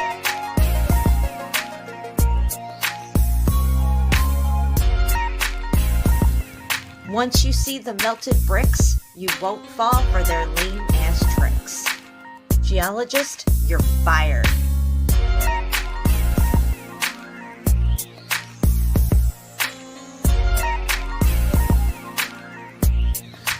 The word mountain has no standardized geological meaning, so there's that.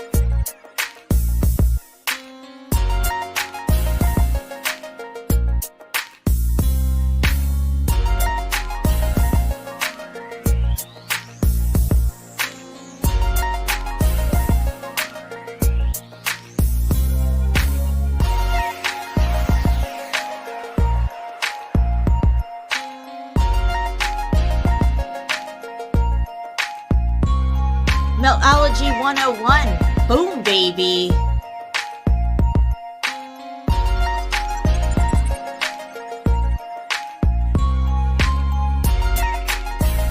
Tardy glue buffet right here.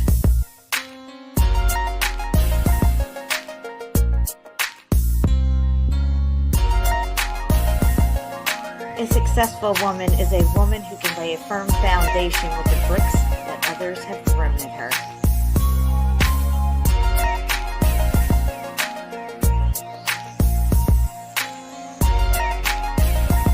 I don't have haters, I have fans in denial, baby.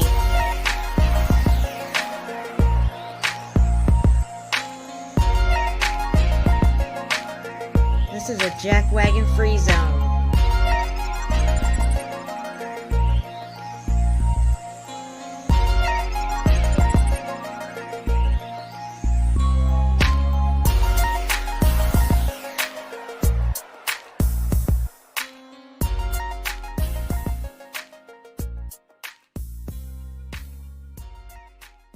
How many people were in the car when JFK was assassinated? Boom, baby.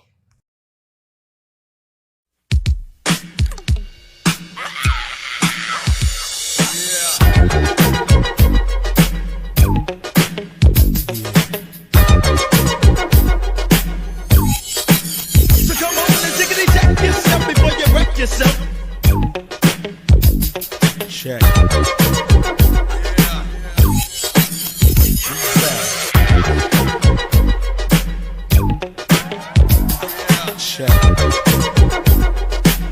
So you better run a so check. Come on and tickety check yourself before you wreck yourself. Tickety check yourself before you wreck yourself. Yeah. Come on, check yourself before you wreck yourself. Chicky check. Yeah. Chicky check. Tickety check yourself before you wreck yourself. Come on and check yourself before you wreck yourself. So tickety check yourself before you wreck yourself. Motherfucker.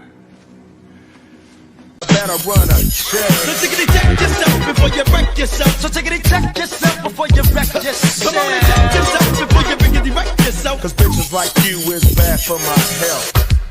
Yeah. Chicky check. Bump. Yeah. Chicky check. So tickety check yourself before you wreck yourself. So tickety check yourself before you wreck yourself. Come on and check yourself before you rickety wreck yourself. So tickety check yourself before you wreck yourself. So tickety check yourself before you wreck yourself. Come on and check yourself before you rickety wreck yourself. We mix old school tip. Yeah. It's like a jungle sometimes. It makes me wonder how I keep from going under.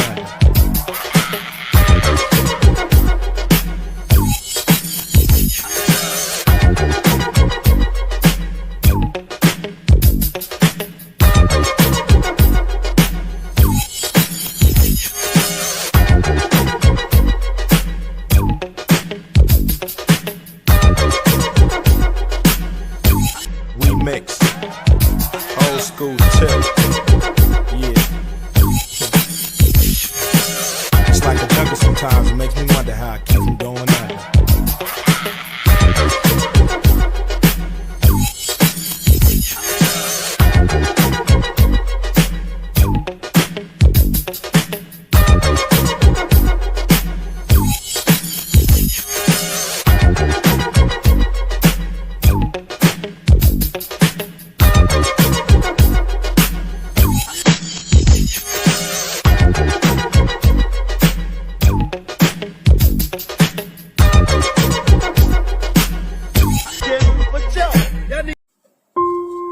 I want you to know my life's been ruined. Since your vids I started viewing. What once was a mountain or a hill is now a melted building that giants built. An ancient civilization from long ago. An X-Factor event with heat from below. Geologists should be fired, she would spout, before her taser would spark out loud. Then she would say with such glee, if it were up to me, I would keep my zone jackwagon free. All I know is it makes me sick, cause everywhere I look, I see muffed up red brick. I hope you know this was all in jest. Love you, Jen. You're the best. Are you not entertained? Are you not entertained? We are back, guys. We need a little bit longer break than what we anticipated. So here we are. For any new subscribers out there, I used to cover Mr. T, better known as Tranny Man, quite often on my old channels, and I've gotten taken down a lot for that topic. So, Mrs. T. Yeah, Mr. T, Mrs. T. That was one of my code names for them, and also Shims, which is a she and a him mixed together. They're called Shims. But yeah, like I can't really cover those topics anywhere. You know, and these are the ones in the shadows, in the dark, that are running everything. You know, yeah, idolized, glorified. You know. Yep, deception and confusion. I don't know how any man out there thinks women have handlebars, V-cut, Adonis belts like they do, but clearly men think that now. Anyway, so we were talking about getting into Curtis's folder of his last Red Brick Saturday up there in, well, you were in Lowell for this one, but it's your last one from when you moved to here, to Alabama. So, and he always goes out on Red Brick Saturdays with at least Shawnee, if not the whole crew, which is Watchful Warrior, David Wayne, Chris. I don't want to say the first word that goes with his name, but Lake Speed. Lake Speed. Lake Speed, that's it. Lake Speed. And Patty G, of course, would all go out together and go bootsing on the ground. So, yeah, Curtis is here now with us in Alabama. So, this is last Red Brick one. Saturday lives on. That's right. All right. Back into the comment section. I'm going to start off with a couple of pictures from a place I worked at in New Hampshire. That's as much as I want to say on that to start, and then we'll get into LOL. All right, sounds good.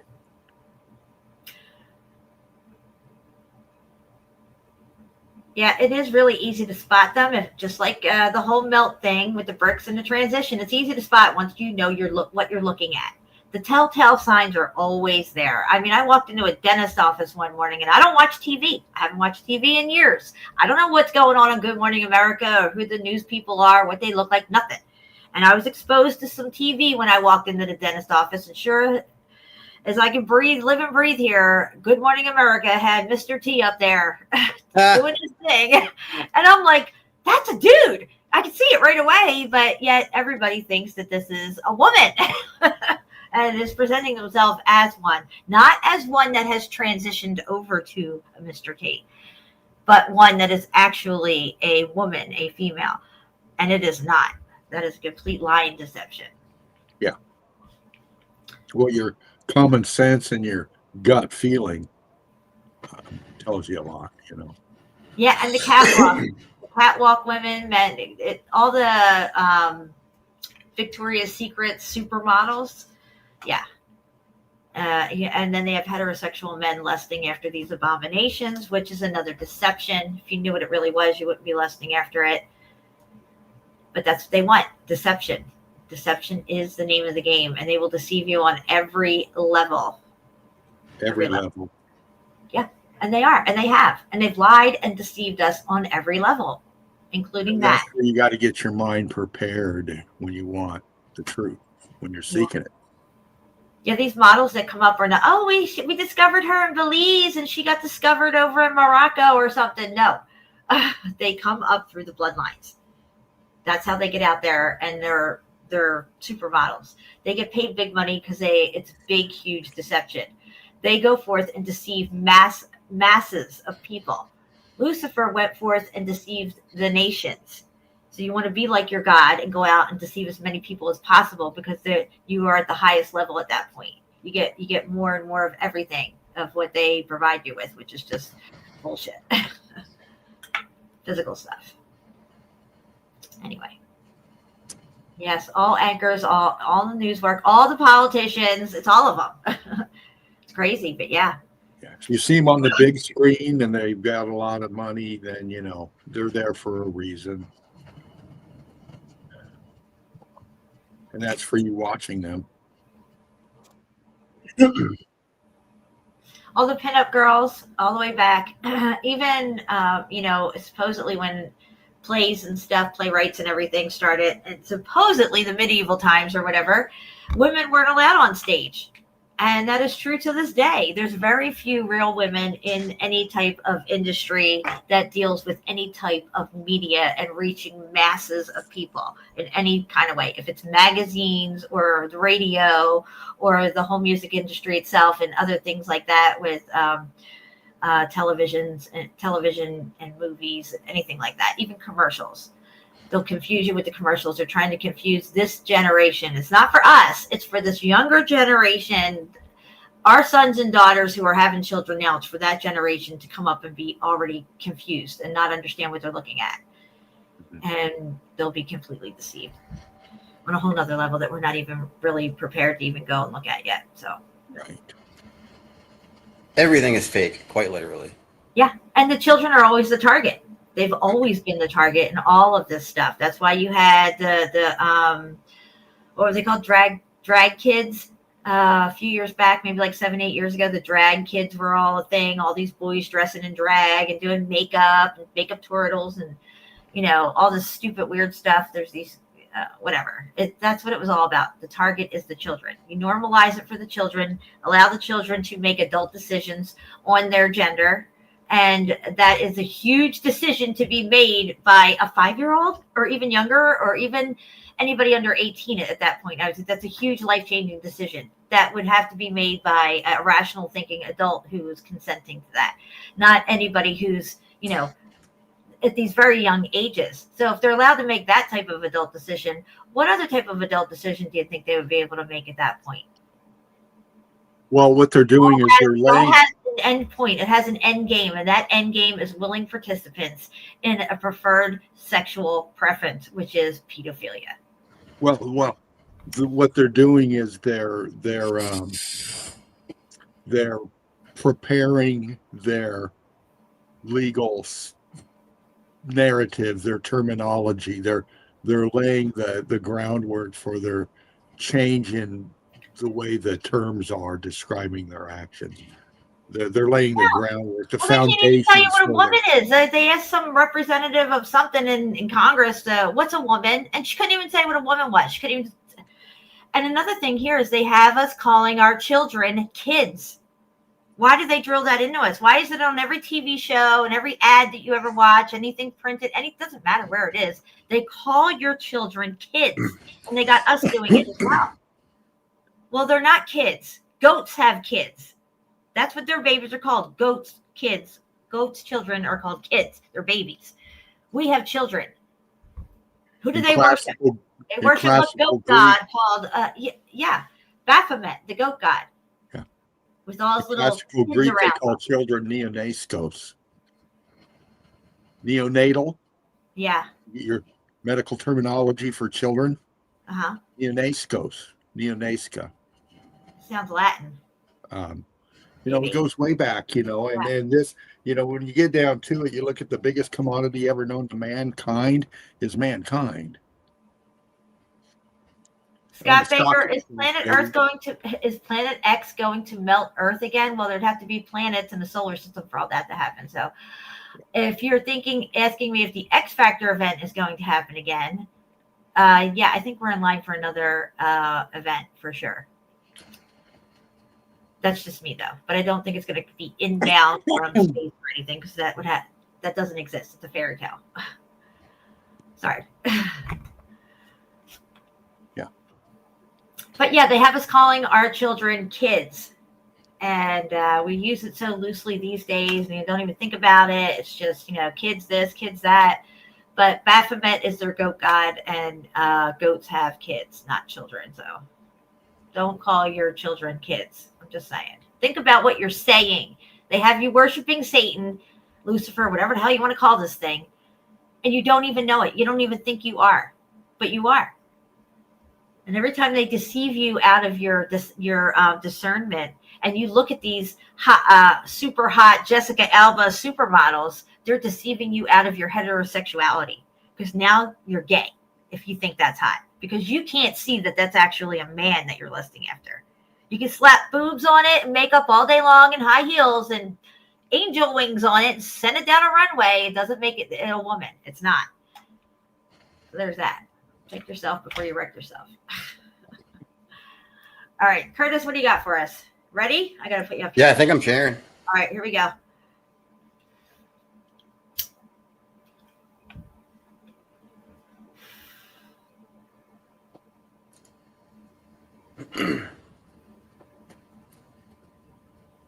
Is it up? Yes, you're good. Okay, before I even get into Lowell Red Brick Saturday, these are some pictures from a church that I worked at in New Hampshire for about 8 months. A very old church. And I was able to I have a couple thousand pictures from this location and about 50 videos. And there's a very extensive folder coming at some point. I just want to let you know real quick, Curtis, give me 1 sec.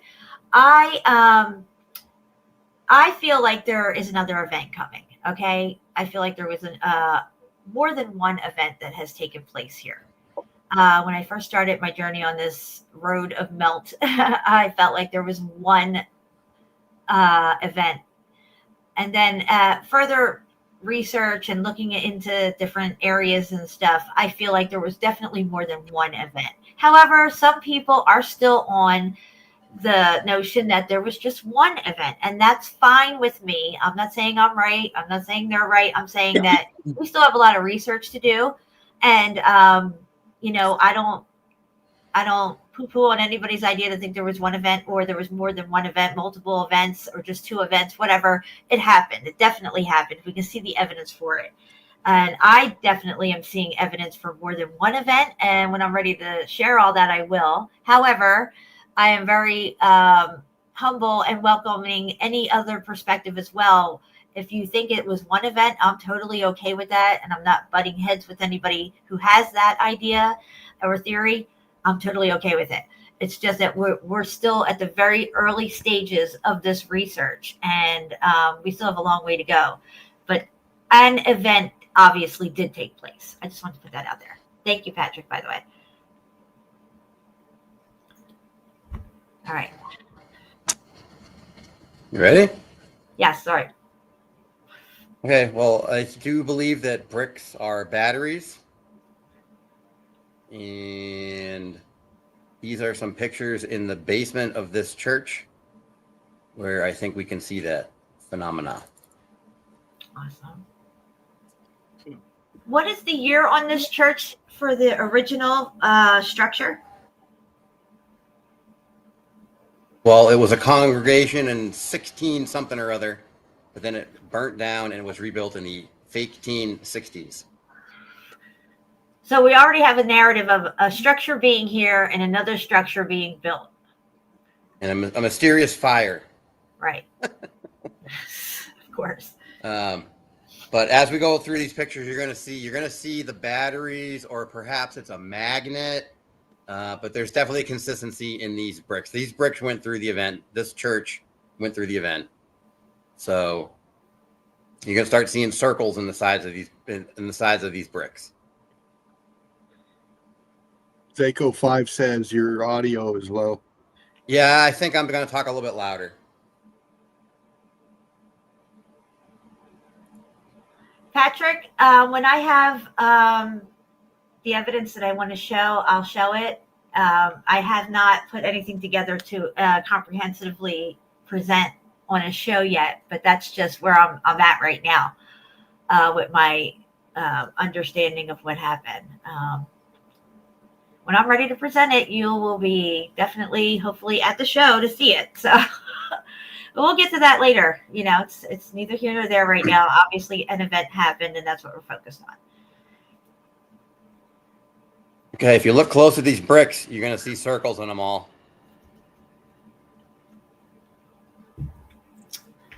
Can you see them? I see them, Curtis. Yes, I do. All of them.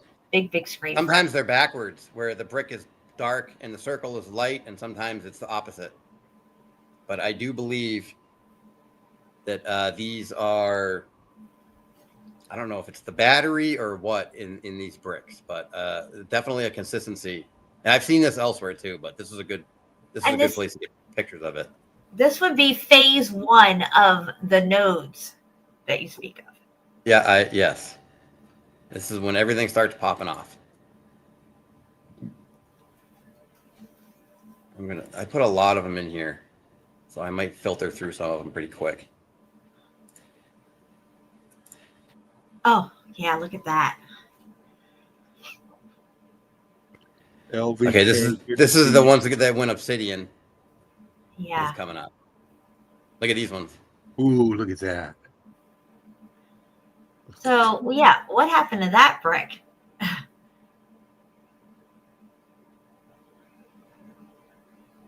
Yeah, and you can see it affected the mortar too. So Yes. it wasn't put in as a clinker. You can see it in the mortar. That is correct, and it's got that shiny viscousness glaze on it. Yeah.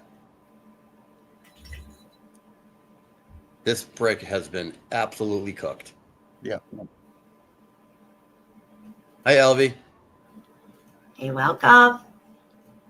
You are tardy. Nice. Look at this. There's another one. This is a different one.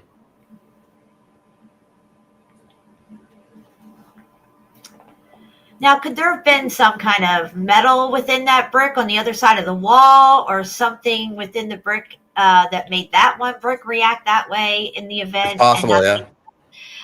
Yeah, those types of things. We've seen metal bars and different things coming out of bricks in different locations. And also what it looks like when like metal or a pipe melts down over and around brick. But you can see the circles in them. Oh yeah, that one right there, really good. A lot of them are easier to see than other ones. When you stand back, like I always say, when you stand back, like if I were to be able to take pictures further away, I don't know what I got in this folder, but you can see it better when you're further away.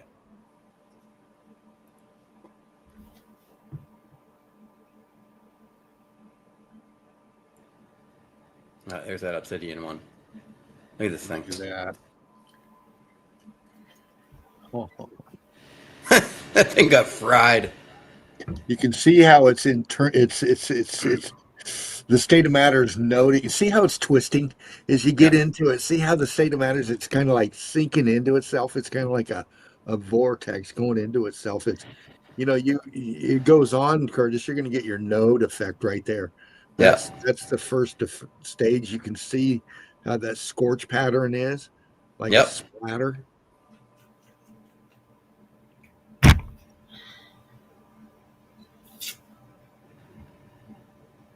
Look at that.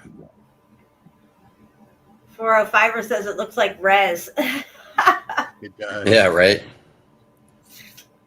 All right, they don't come through as clear as when they're big.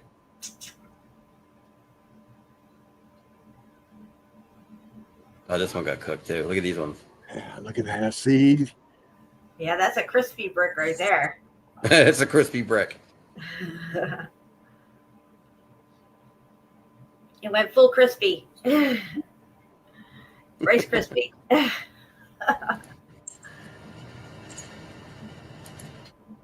Okay, you can see some of the white circles here in this one. Oh yeah, I see them. That's a good one. And okay, this is in the basement. And there's your janky granite block foundation that they supposedly used to build it. It's all transition red brick. Oh my goodness.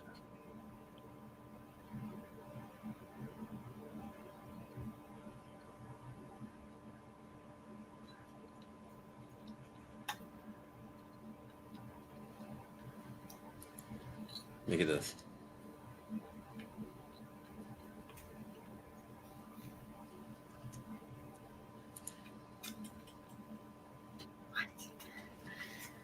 It's harder to see them up close like this. There's a lot of burnt ones on this.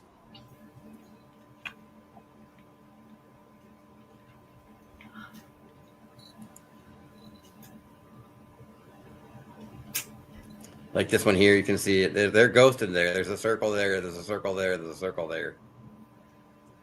This brick has 3 of them.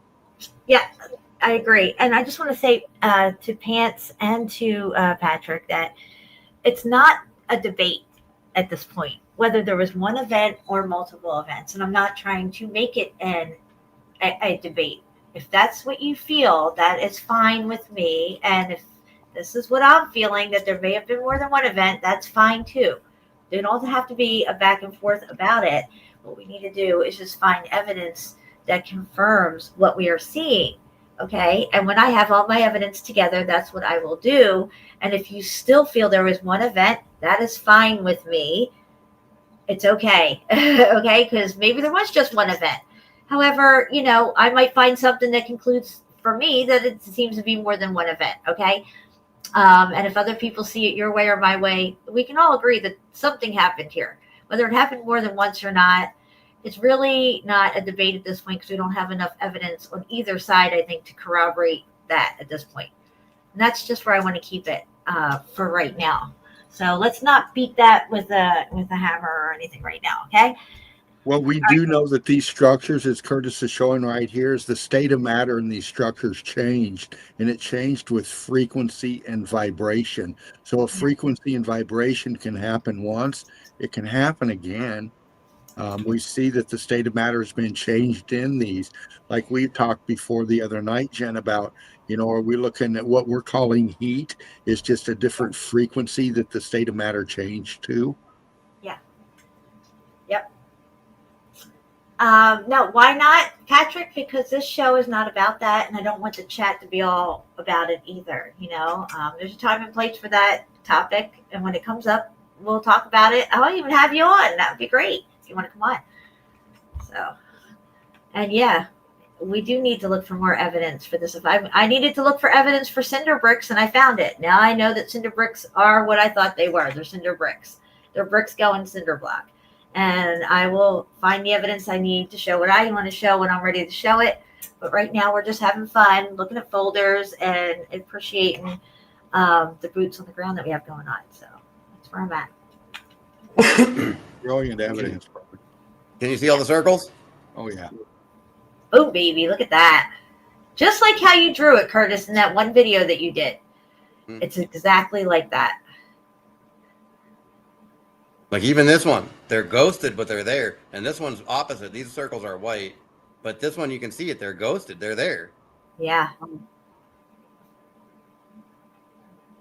And this one too, they're ghosted, but they're there. LVK says nodes galore. Yeah. Early stage I agree. nodes.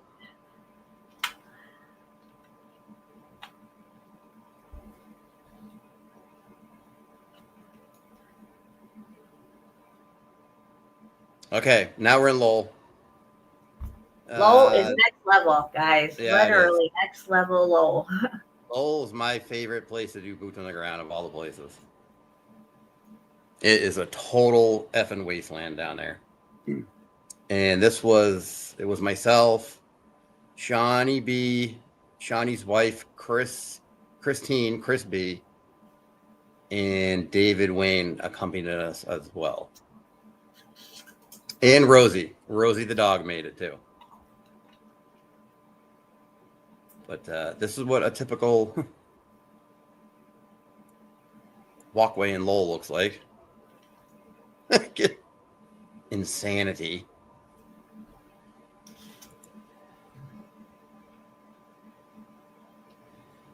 These tunnels go under almost every building and every mill all through the whole city. Everywhere you go, there's canals and tunnels under every building.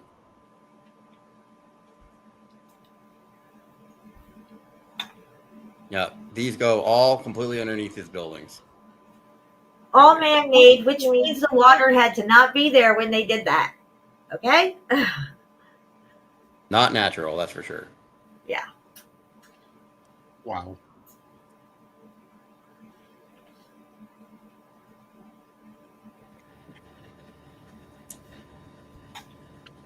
What does this do? Yeah. There's your framing out, Patrick. Framing out right here on the edges. That is an X Factor signature. I just changed the format on the StreamYard, so hopefully that helped our situation here. I just figured that out. Definitely part of a canal, LV. The whole friggin' city is like one giant canal. Johnny. Good night, Johnny. Hey, Johnny. Sorry, StreamYard has had some updates. It's been a while since I've been doing a live stream, and I have not gotten myself acclimated to the new updates on StreamYard. So I've been kind of trying to figure some of this format stuff out that they got going on with it now.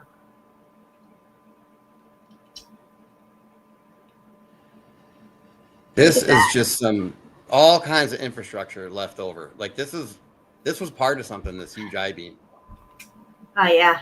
And it's just left over. It's just left over here. The streetlight's original too. That's crazy.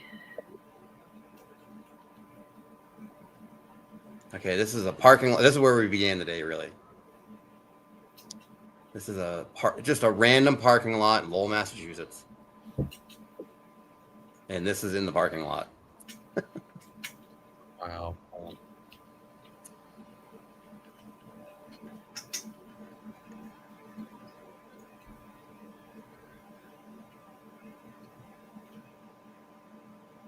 In the parking lot. Wow.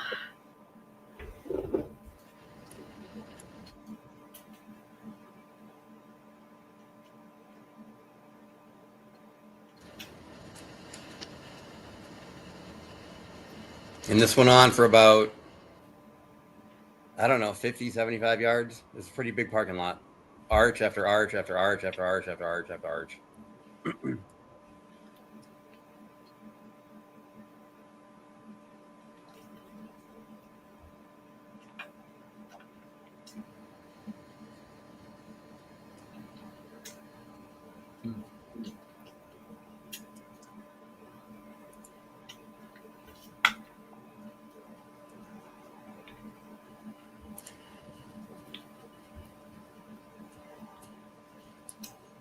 Fucking wasted. Wow, man. Look at that.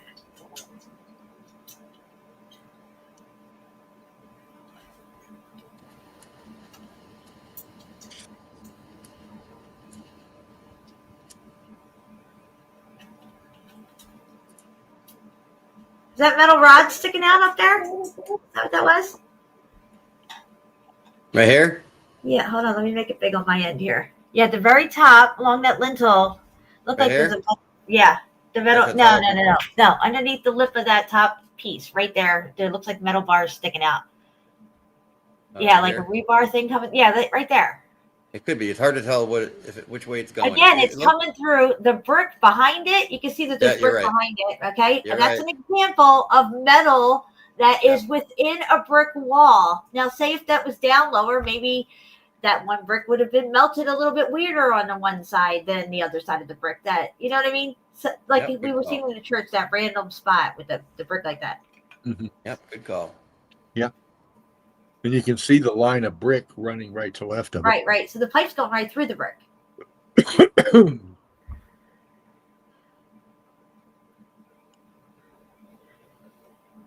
Just though, I mean, it's like very apocalyptic, like Oh, yeah. post-apocalyptic. This is in the same parking lot. You can see all the travelers here. Now, see, this looks like something like the cemeteries. You would see walls like this and grass, and they put a few headstones there. Say it's a cemetery.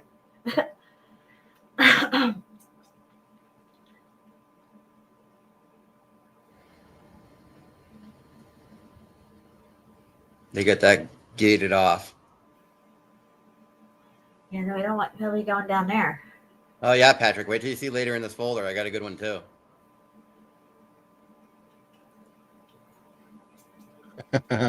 What up, Set Egg? Hey, Set Neg. What's up, Set Neg? Wait, well, you've been watching for 45 minutes, so that means you're still tardy anyway. Oh, look at that. Is that what's down there? Yeah. Oh, God, go back. Look at that, guys. Look at it. Yeah, that's that, and then you go up to it, and this is what's underneath. That's the kind of shit you're going to see under cemeteries, too. That Yep. kind of stuff right there. Yeah. That's what we were looking at underneath that headstone slab, Jen, in that one cemetery. Yep. Yeah. That's David Wayne right there. The man, the myth, the legend. Yeah, he came to the meetup. He flew in. Good to meet David. He drove Oh, he drove down. He drove down. That's right. He flew in. Listen to me. A couple of people flew in now. Yep. Yep.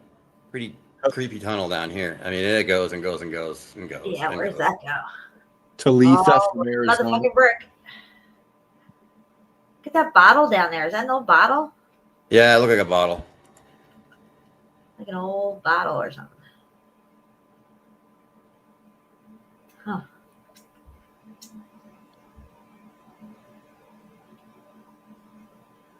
There's Shawnee walking around the devastation. And they just make a parking lot out of it. Yep, literally. You know what's under that parking lot? More brick. Yep. So why are these things bricked up? Why are these tunnels bricked up? Did they come in and do it afterwards? They just bricked it up? No. It's part of the event. And if these are components on the grid system that are water-cooled components, you would have components that you're able to extend off of or block off if you don't need. And you would have things like this, like you might have a spot where you can add a stereo in, but there's no stereo there, but the outline's there for it. Okay, that's a pop out. That's what this stuff reminds me of. Yeah, I agree with you. And that would be considered in electronics like a logic gate. Yep, I think they're strictly component. It's not a door or a window. It's part of Right. a component. And this is why we're seeing them bricked up. Halfway up a wall of a factory, you'll see what looks like a door that's bricked up or something, but there's nothing that goes to it, you know? Yep. These are like add-ons, extensions. It goes right into the woods. Yep. So if they did want to open that up and utilize that gate, if you will, they would just unbrick it, and then the energy or whatever they need, the water to flow through, will flow through. Crazy. Crazy wasted. It was overwhelming. It always is. That's interesting. That thing on the wall there reminds me of what we saw with Mark on his wall. Remember that big metal thing that looked like it was holding up the shelf? Yep. Yeah, it does. We see a lot of metal in our travels. Yeah.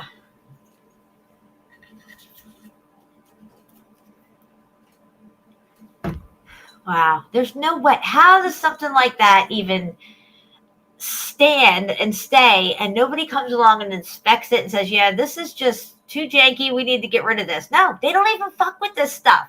They just leave it. They'll put roads over it, whole highways. Yep. Another piece of steel. Wow, look at it coming Wasted- right through the Wasted brick. steel.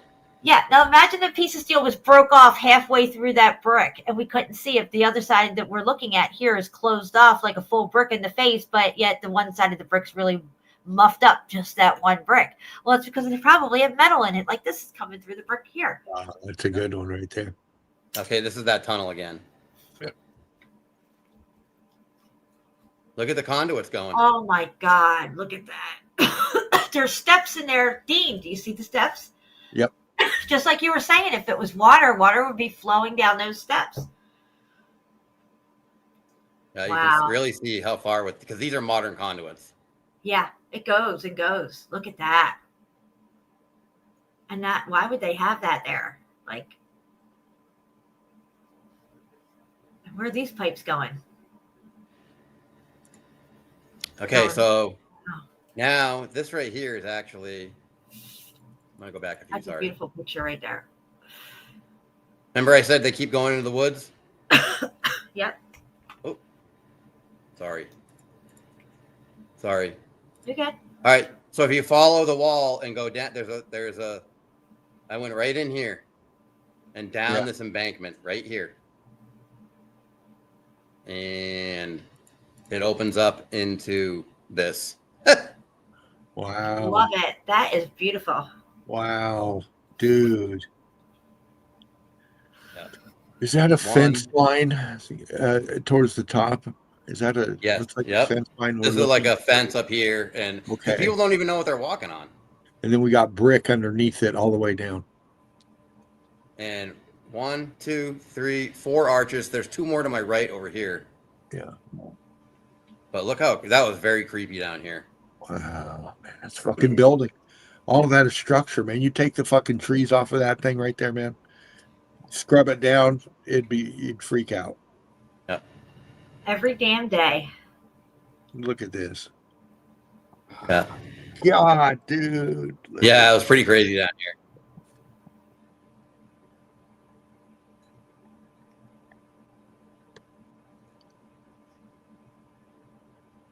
Wow. And it had these metal things sticking down right here. A bunch of them. See it? Yeah. Yeah. Like ladder step Oh, thing. yeah. Were you able to go in those tunnels? A little bit. I go in them. Not these ones. I couldn't get to these ones because of the water. But I could get to the one to the right of me, and I'll have pictures of it. This is the roof of one of them. That's the roof. There it is. You love to see it. Red motherfucking brick. That's Every looking day of the up. week. Yep, that's looking up. Yeah. Nice. So that's thick with brick. Yep. So this is the one tunnel I was able to get into a few feet. Wow.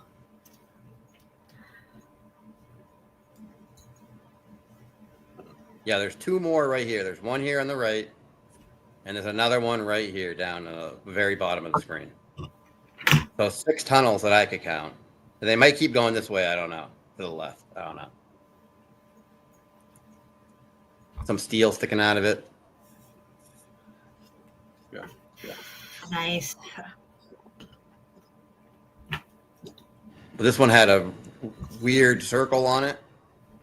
And I put my feet in there just for... That's so interesting. For an It idea of looks like size. it looks like it might have had one of those geological things sitting there on it before. And maybe it came off. I don't know. Could be from the melt too, obviously.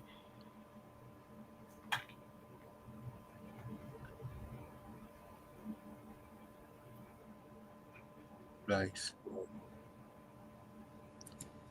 There's me in front of the tunnels. I love it. And he's sporting his KURTIS47 YouTube shirt. Yep, I got my KURTIS47 shirt on. Yeah, yeah. Looks good. Okay, now we're back up street level, and there's just this nonsense everywhere. This is just more, this is 100 feet away back up on street level, more tunnels. More tunnels with the granite post in the middle column. There's your feather and wedge. Well, see there at the base, it has that, you know, more thicker base to it. Like they would say another civilization came and put the brick on top of that. Right, But right. it's part of it, like we've been saying. There's your little sliver bricks. Yeah, look at that. Wow.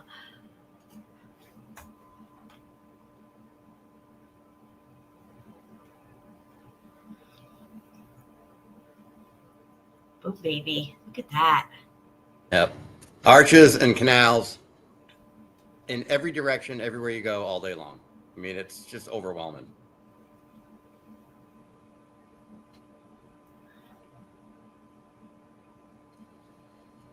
And mills for miles. Yeah, literally. Yeah, look at that. You would not build your foundation wall or any type of wall on this janky base. Yeah, I mean, unless you're having a janky competition. You're having a real janky kind of day there is what I'd say. Somebody's getting fired. The janky Olympics. But yet, there it is, and the wall still stands. Make it make sense. Ah, meltology. That's how we can make it make sense.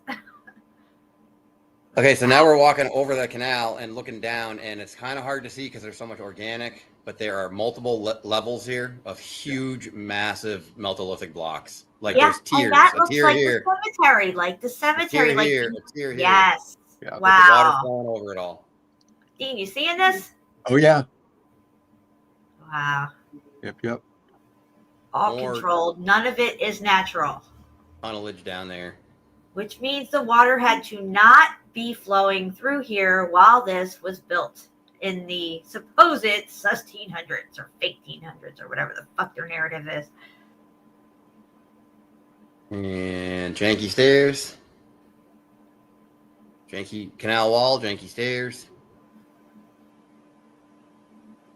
Look at this mess. Yeah, and they still, you know, it's still safe for people to walk on. Somebody said, yeah, it's good. You know, it's fused together. That's why it's still there. Right. Like Pant says, a lot of people say that meatballs, it's potatoes. Yeah, you can't build with meatballs and potatoes, and that is beyond meatballs and potatoes. Yeah, build with that. Period. Especially, there's no mortar. This is dry stack somehow. Right, exactly. We had the super duper janky Jenga company come out here and put this sucker together. And that little wall company button right there in the center is holding it all together. Yeah, 100%. Yeah, there's several buttons. Yeah, I see it. I can't. Your patterns everywhere through this wall. Yeah, I know. Here it is going underneath this walkway.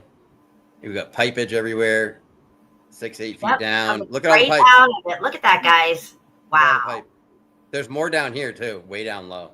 But look at all these pipes. So that's implying that they're going under the ground through here, the ground. And so this is all laid 6 feet down before they built any of these canal walls. Look at all the pipes. And there's more down low too. Yeah.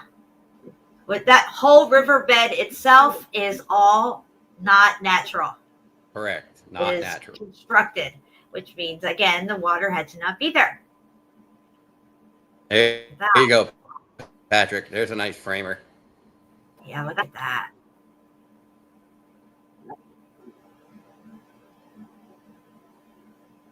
Yeah, that's framing.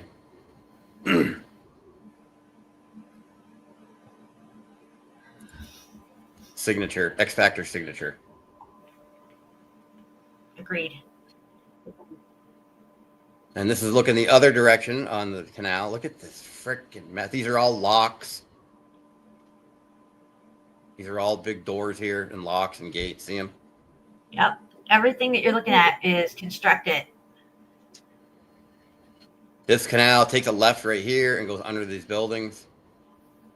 It actually takes a right over here and goes under the buildings over here. And then it goes straight through here. It's all controlled with all these gates.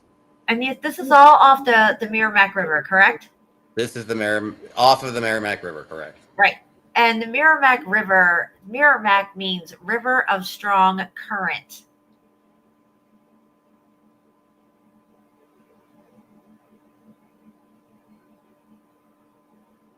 So there's where it goes underneath this building right here. It goes clear through under the building. We go over there. All janky. This is a big rounded radius wall right here. So not only are you building a janky wall, you're building it supposedly with all this water in your way, really. Yeah. It is definitely impossible construction, Patrick. 100%.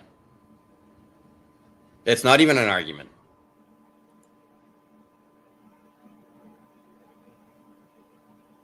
So they you can see, I don't know, you can't really see in this picture. They added these chains. There's new chains here. So this gate is still operational. They added there's modern chain here, right here and right here. Right. So they're still lifting this gate up and down. The gate itself, in my opinion, is old world, but the chain is obviously new. So it's still functioning. Right. They have got to know what all of these lock systems and water controlled waterways and stuff like that, what it was doing in its full glory operation, and where it all is and was, because a lot of these rivers and streams that we see today that we think, or at least I used to think, were natural, are not. They're not. Yep.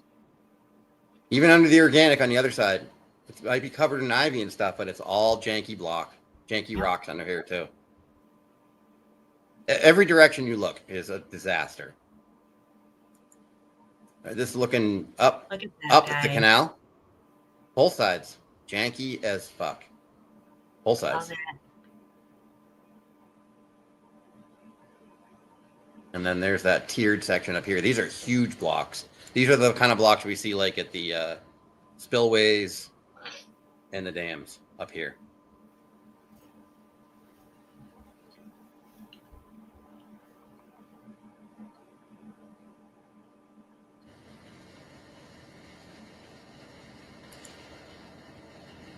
Okay, now I think we're heading over to this direction here, to this, where the canal goes under this building.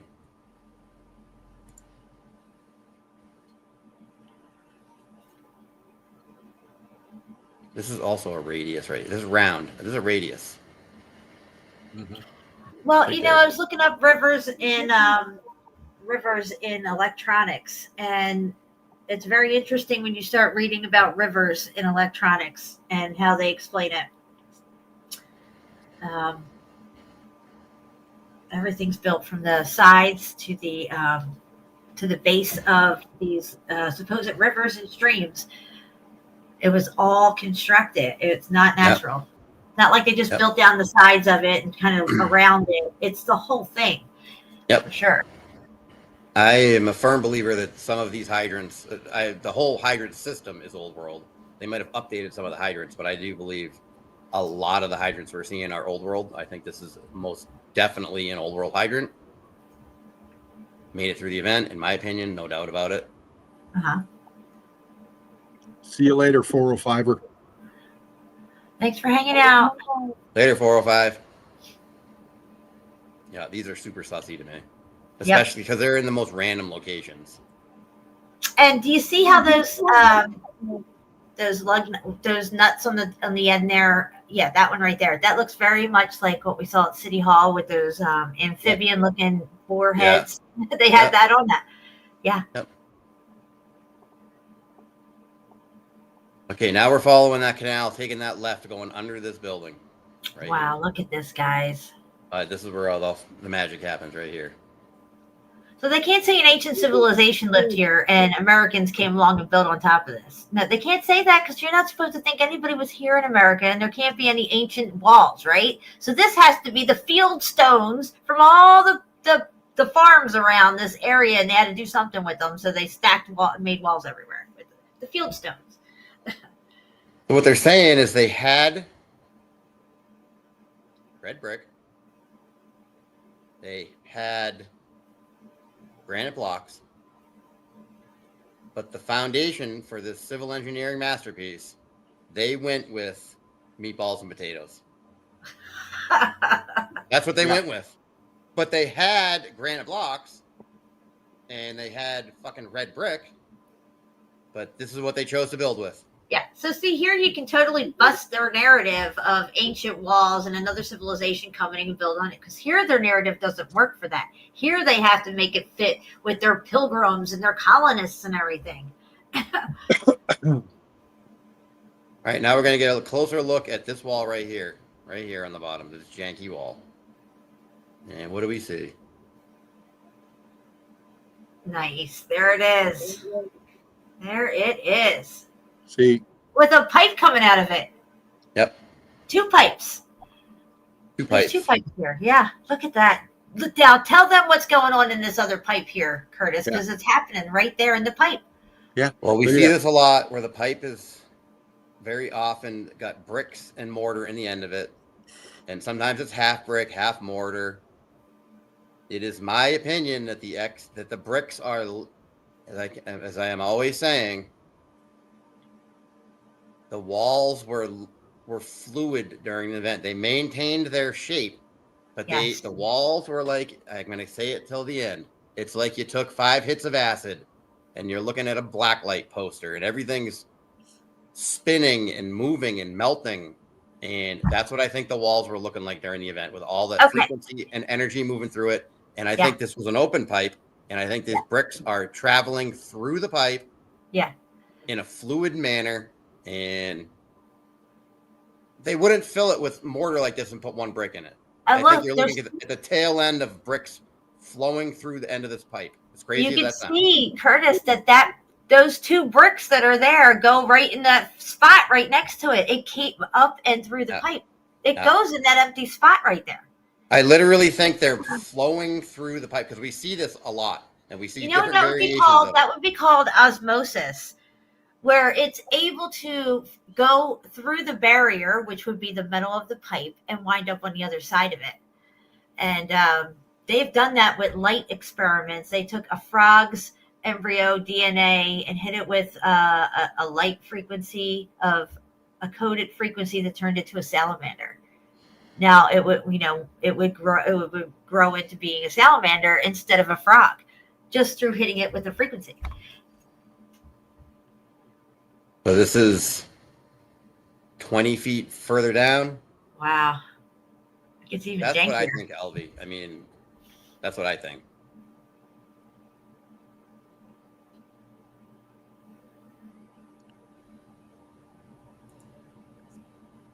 And you have more quote unquote patchwork here. It's the metal pipe. Yep, exactly.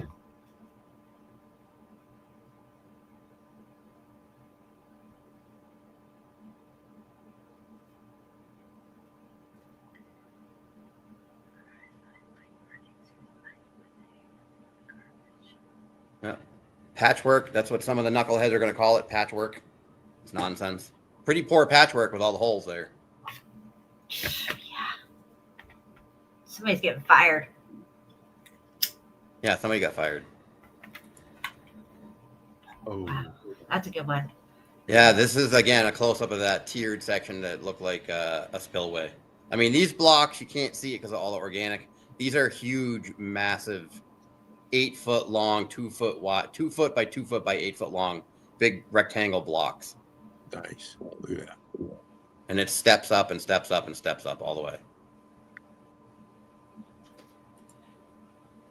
And then janky stairs. I think these were blocked off.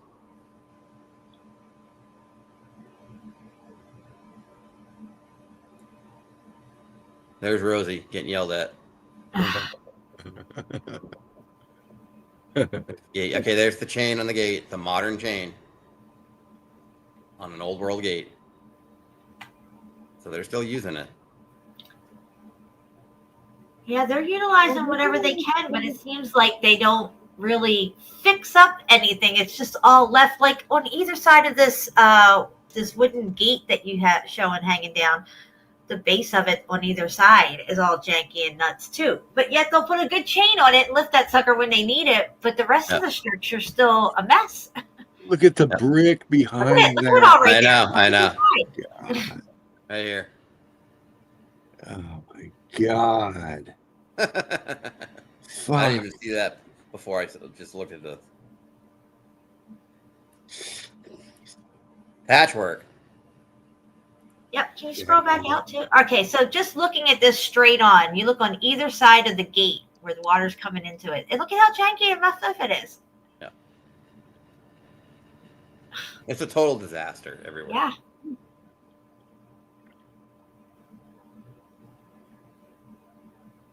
Oh, look at this. Look at that. Make it make sense, guys. Yeah.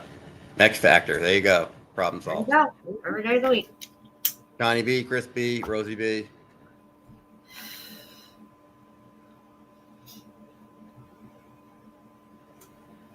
There This it is is. on the walkway. Always there. It's always there.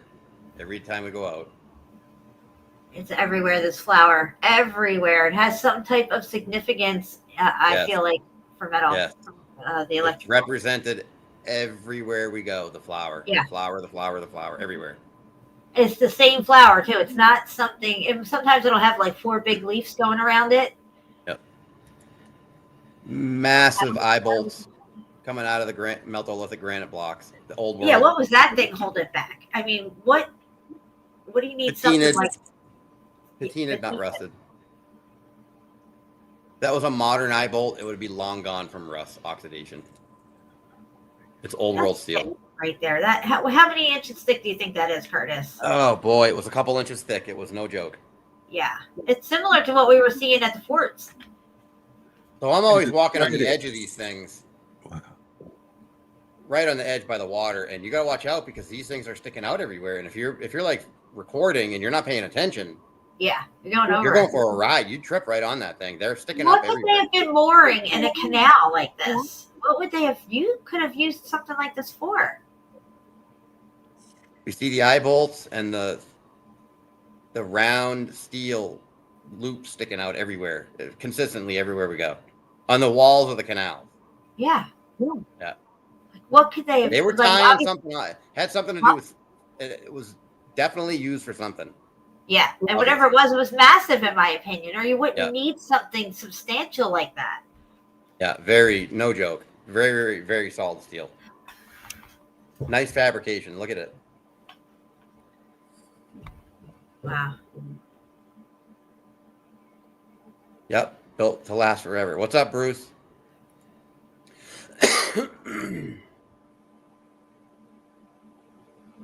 Yeah, you can see the other brick about to get sucked into it too. The one that's right up against it at the bottom, right there. You're just almost over it. Yeah, see how it's part of the curve right there, that brick?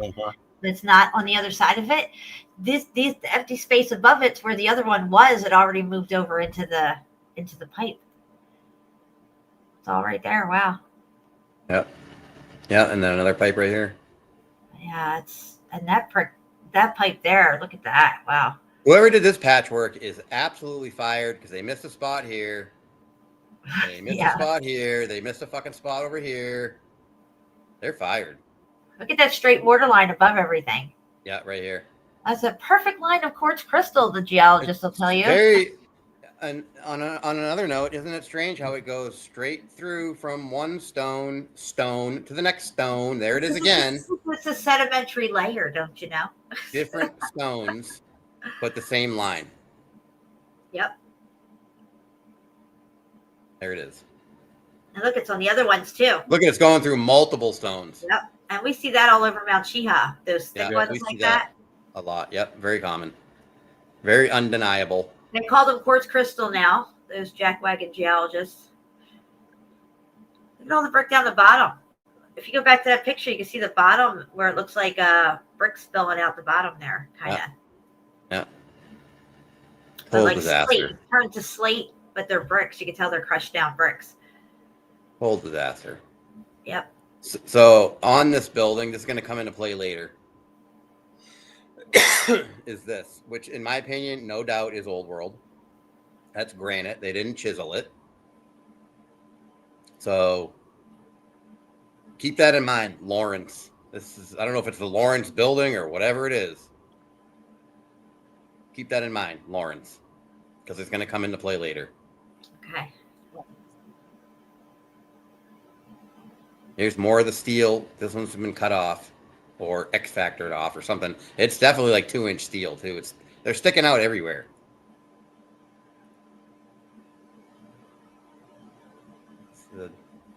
The gates again.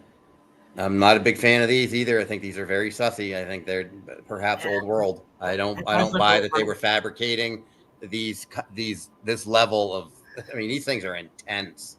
I mean, this is like inch steel, these things. I think these are old world. I agree. I don't think they were fabricating this in the 1800s or early 1900s or any of it. It's too intense.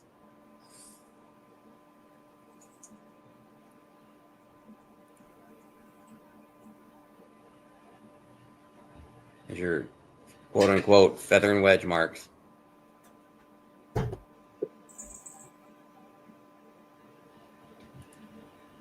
There's another drain, a different one. I just don't like these. I think they're very sussy. Oh yeah. In fact, I don't even, it's a no-brainer to me. These are old world.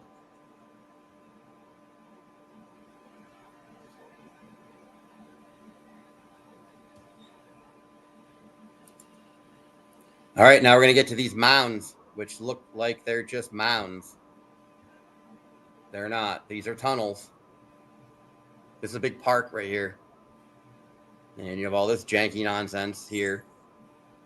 And that's exactly what it is, janky nonsense. But these look like they're just mounds, like in a park, but they are not, and you'll see. This is looking across the canal wall. Wow, dude, nice pick.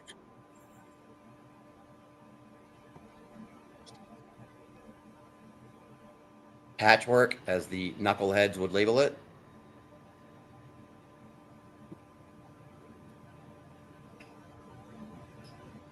This is all brickcrete. This is all brickcrete. This is all turn into crete. This stuff here.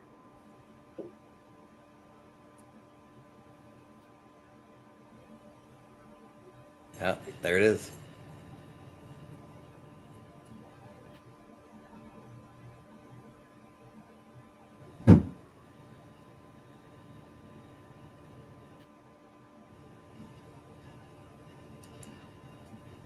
This is a melted stamper that Shawnee found. Look at this. You can kind of, sort of make it out. What happened to this brick? What does this to a brick? Acid rain? Look at that. What does that? It's fucking melted. Wow. No doubt. WSS? I don't even know.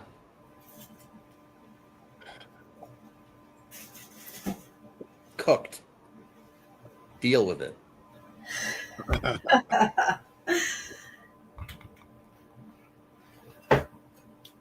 Better picture of it.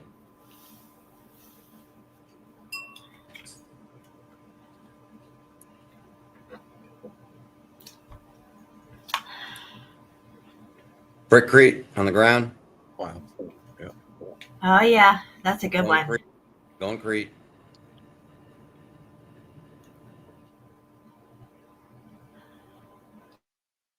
There you go. Another one. Another section. Brilliant. Brilliant.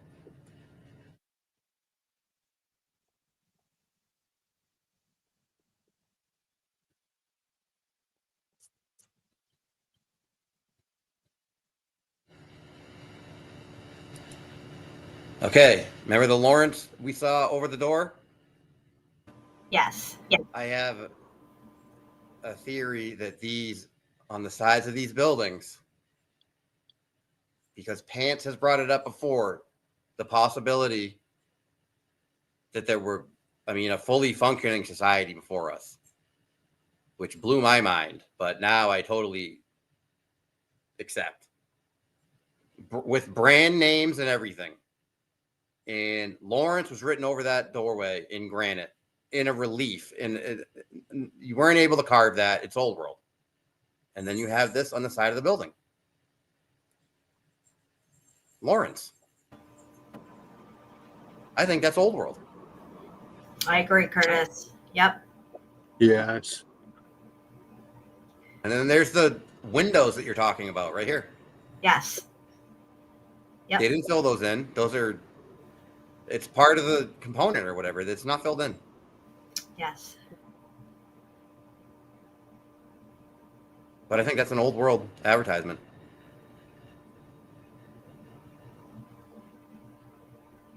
I agree. I think that there's a definite break in the timeline, and then the timeline picks up again and maybe even overlaps itself to try to compensate for narratives. Can you bump back in? Kind of tight on that. I just want to see all the lettering up. Kind of like, okay, Lawrence Manufacturing Company, division of Ames Textile Corp. Knit Fabrics since 1828. Yeah. Yeah. So we got 1828 on that. Is it in the melt? It's in the transition, isn't it? Looks like In my opinion, it's old world, no doubt. there's In my something right opinion, above the 8 sticking out. it is my opinion that the timeline already took place. Like 1828 already happened. Not our 1828, another 1828. Right. The event happened, and then they stole the timeline. That's what I think happened. Yes. I believe the 1828 did take place. It just wasn't the 1828 that we're told about. I think an event happened, and then it was stolen. That's where I'm at with everything. Because I see too many dates everywhere that made it through the event. Dates and bridges that made it through the event. Everywhere. Yeah. Hundreds and hundreds of them everywhere. Now, how long of a break are we talking about between their 1828 and where we would perceive 1828 to have taken place in the timeline? There could have been 100 years that passed. It could have been 500 years. It could have been 500 years that passed. And then they pick it up again and start it over, but they started off at a certain point with an overlap maybe of where theirs ended and the new one's beginning and trying to pick up the line of progression. And then you have like this swath of time that's kind of like missing. They call it the Dark Ages. Nothing happened for 1,000 years. It did nothing. Correct. Or this kind of thing. Or you could be following the path of the Obergruppenführer. Really, yeah. I mean, you think about it, that when you look at The Man in the High Castle and those films that they were all looking at of things that happened, that people were there, but it was a different timeline. It was a different,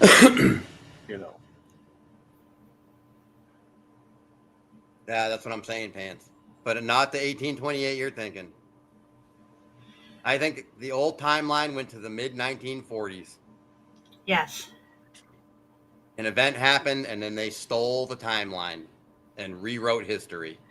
And the evidence I see goes to the mid-1940s. Yeah. That's what I see. Everywhere I go. Look at the tops of these stacks. This is about 200 feet in the air. Yeah, wow. Look at that. Why would they do that? Why would go extra up there like that? And again, I put granite sills and granite on the top. and again, here's your quote unquote windows that are blocked in, but they're not windows. It's just a design. Part of a component, or I don't know.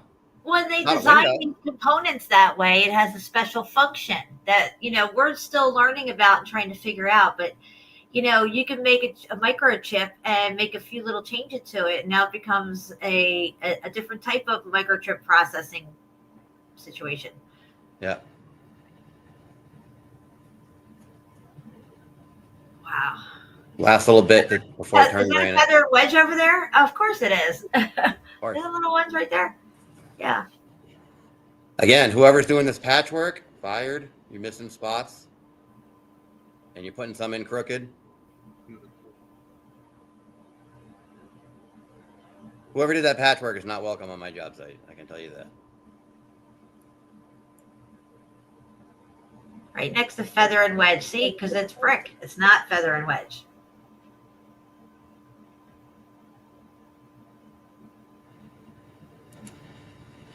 It's just sticking out where we're walking.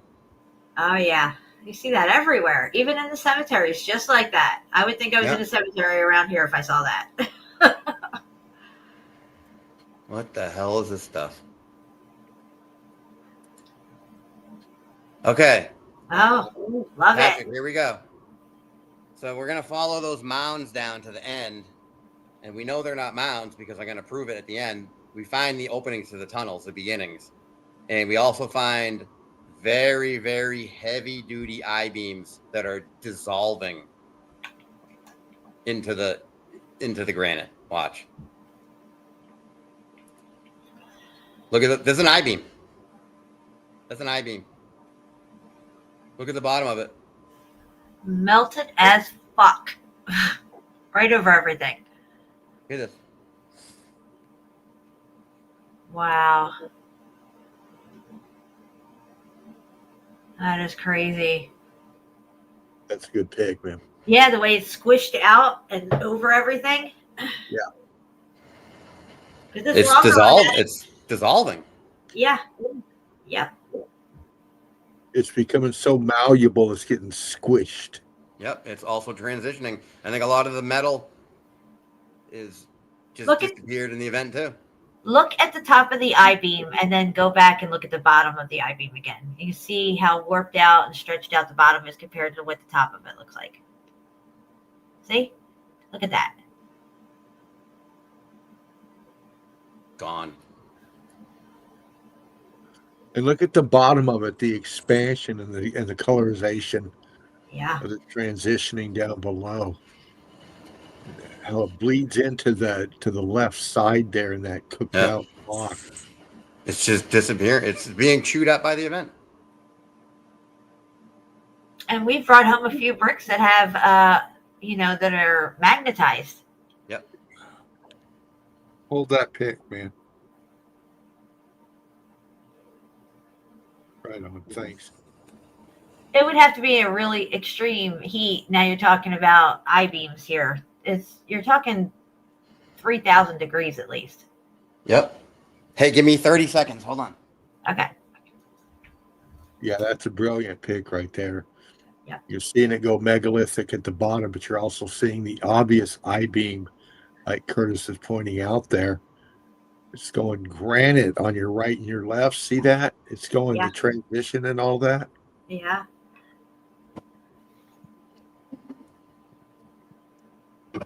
I've never seen anything like this with a huge I-beam. Now, this I-beam is just the surface is what we're looking at. It goes how far back into this wall and how far out did it come and what was it connecting to? Why is it even here? You know the heat we're talking about right here?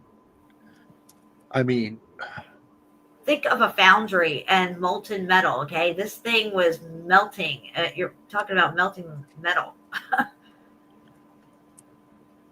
Yeah, it's a rare find, Bruce. I haven't really seen it before. Not this bad. I was pretty effing excited. I was like doing jumping jacks when I saw this.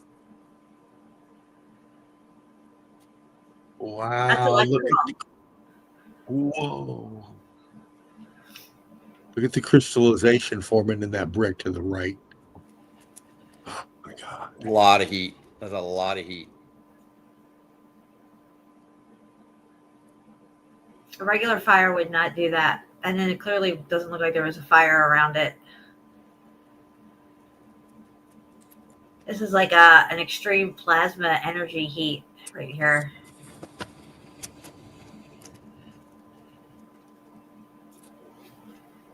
This is another one. This is a different one. Wow, look at that, This guys. is a different I-beam. It's a massive I-beam. When you really think about this, this is a massive, wide I-beam, more than you see normally. Yep. It was like 1.5 inch thick steel. Wow. Probably the biggest I-beam I ever really seen. How many feet is it? Is it like a foot wide, 2 feet wide? I mean, That was that's at massive. least How a did they foot get this wide. thing here on their horse and carts? Massive, massive, massive steel. How far in does it go? That's a good question. There's the other one right here. Nice. It would have to go in Another a one. ways for it to even be brought out here, I would think. And like we usually see, we see the brick survival around the steel. Yep. We see it here. We see it here. Very, very common. Wow, dude. Nice. Yeah, that's metal. There's the I-beam right here in the top. This is the bottom section of that I-beam. Like, what the hell? Wow. Wow.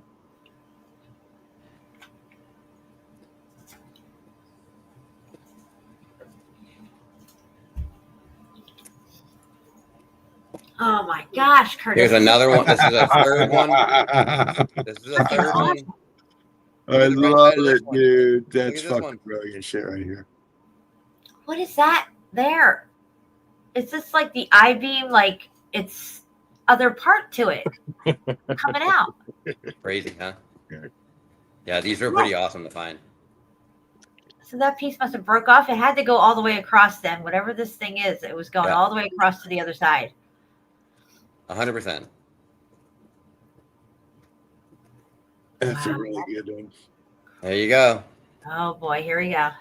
Another brick pipe. Look at this, guys. Come on. Wow. Oh, the heck.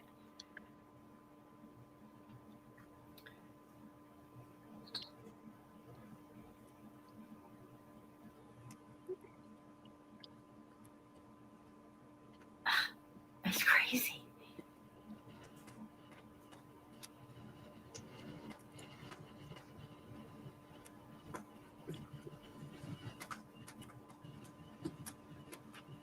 That's really something right there. Yeah.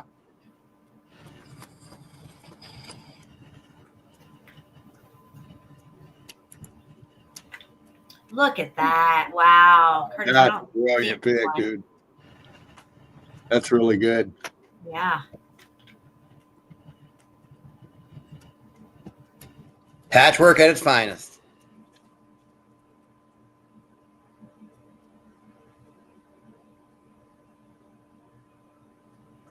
The shadow from the ferns makes it look pretty trippy.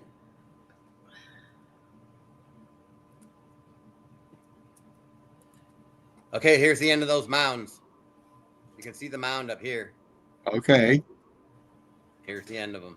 And it's all brick. Look at this. Here's the I-beams. Oh, yeah, I-beam look. Oh, my here. gosh. Gotta make it big again. All Fucking- right, go back in on the I-beam. I had to make big on my end. I'm sorry. It's right here. Wow. There's two Right I-beams there? right here. Oh, There's wow. One here, there's one here, and there's one here. Here's the wasted one. And these are, this is the, okay. This Yeah, is the wow. end of those mounds that we were looking at a few pictures back. Look, So you, I'm gonna go you back. think I'm gonna go water back. flowed through this? I'm It gonna was go a back. tunnel system with water flowing through it? See the mounds? Yes. Yes. This is the beginning of the mounds. They're not mounds, they're tunnels. Yeah. So when you start digging away at this dirt here, you come upon brick. And there's a Correct. whole tunnel system that had water flowing through it. Yeah, those are the mounds. Nice. And this is the beginning of the mound. Look at all the janky nonsense going on here. Yeah. Look at all this shit. So they block it off and put a bench there. Yeah. And there's like 3 or 4 of them here. And the base of where you're standing is all brick as well, this massive Yes. open area. There's brick circles down here. It's all janky granite, but there's big brick circles here. So, Look at this shit. wow. Wow, dude. That's really good. That's crazy. Survival. So there's a steel casing here It's thin. It's hard to see it. Yep. And around steel, what do we see? Survival. So the bricks are surviving where they're touching the steel. All the way around, all the way around, all the way around the whole thing. The bricks survive because there's a steel. This is steel right here. So the bricks survived around where they're touching the steel. Yeah. Like they always do. So that on top of this mound going into the woods here behind it, is it still steel under all this dirt, or is there brick there as well? I don't know. I wonder.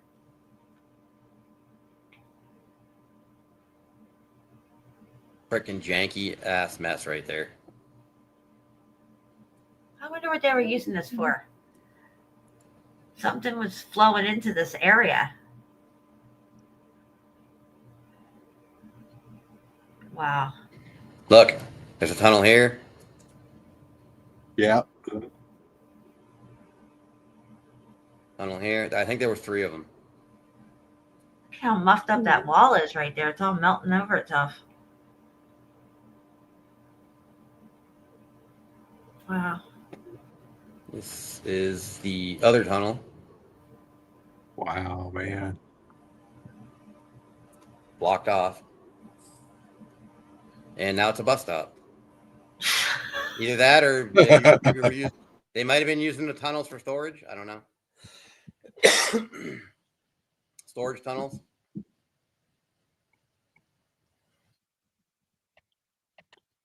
Yeah, mound. That's the mound. It's really a tunnel. I'm going with storage. Going with storage? Yeah, U-Haul storage right there. You can rent it monthly. There were storage units. But I would love to get in one of these things. Bring a chainsaw, get right through this wood. I want to get in those tunnels. Right. And this is on the ground, right in front of. Here's a tunnel on a bench. Right here. Here's the bench. And these are on the ground.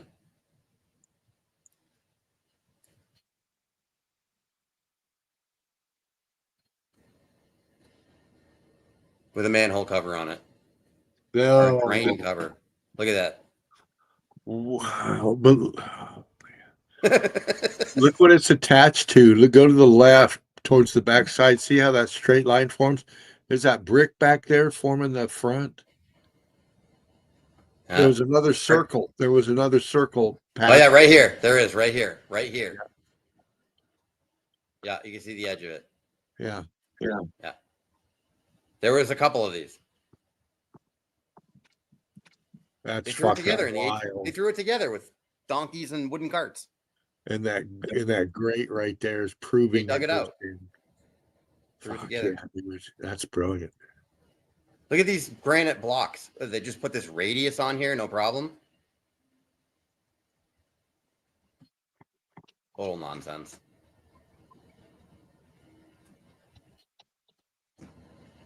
Yeah, there's the last I-beam from a distance. So there's a little chunk of this one still sticking out.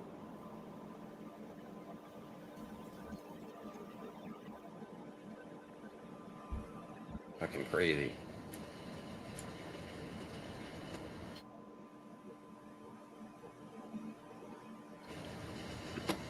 Wow, this is good stuff.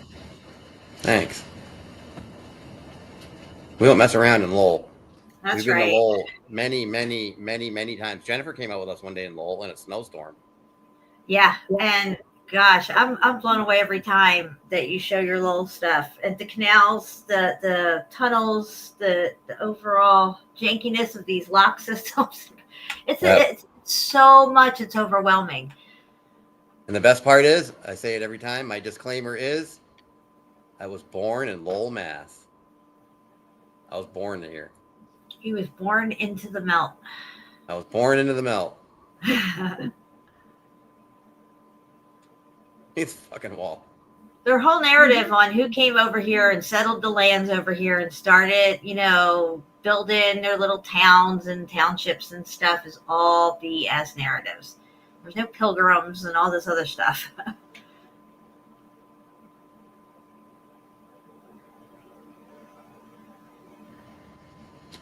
This is just looking in a different direction. More janky brick nonsense.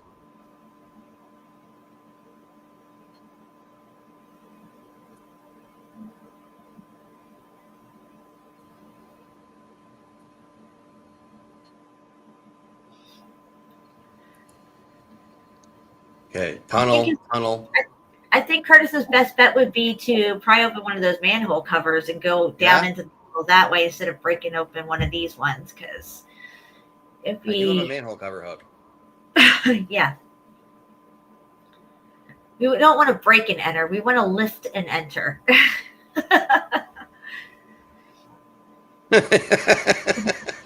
Right? That's very true. Yeah. Yeah, there's That's there's not yeah, jail. there's another circle.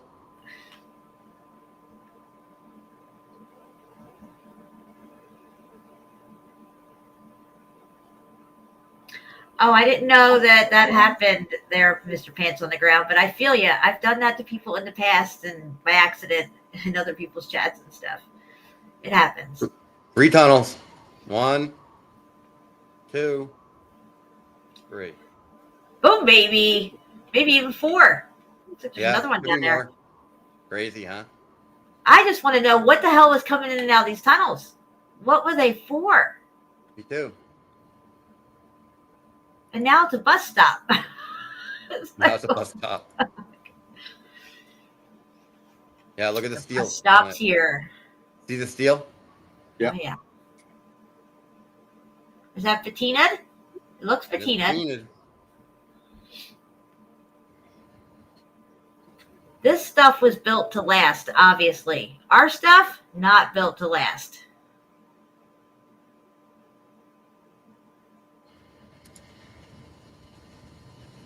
Wow, look at that. Look at what hell happened to this metal. Look at it. Yeah, look at all wavy. It's like the sine waves going through it, kind of.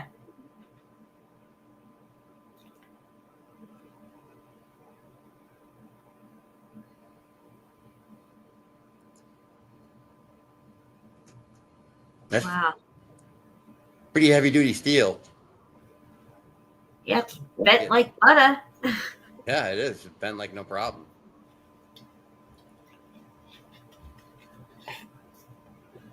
That's nuts. Those I-beams had to come out and hold something or had something went for somewhere besides right there. They wouldn't just leave those exposed like that unless there's some kind of battery terminals. There's that 3rd tunnel, or the 1st tunnel, whatever you want to call it. And this is right next to it.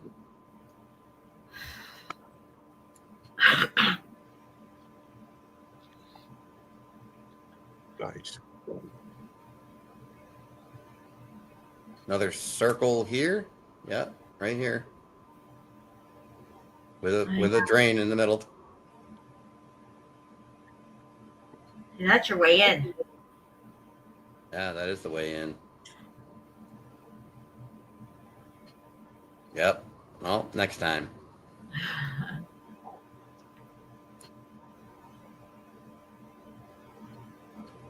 What was on this thing? This thing looks like a footing for something. Yeah, we were showing the end of this earlier. It's like maybe a bridge or something. A little walkway thing that went over it. Everything's so destroyed and gone. It's hard to tell what anything is. There's no plaque on it? Where's the plaque? So many things that are out there that don't have any plaques, no narratives. Nobody around asks, what the hell is this thing? What's it doing here? They're just there. You don't have to explain it.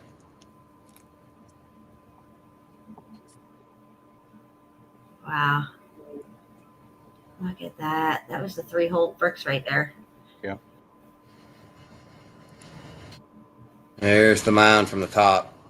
See the mound? Wow, there, looks like the one we found in Philly. Yep, pretty crazy. Remember the one we found in Philadelphia? Mm-hmm. Yeah, it looks like that. Remember, kind of.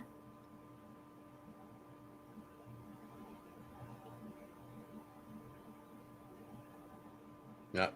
And the tunnels are down here at the bottom.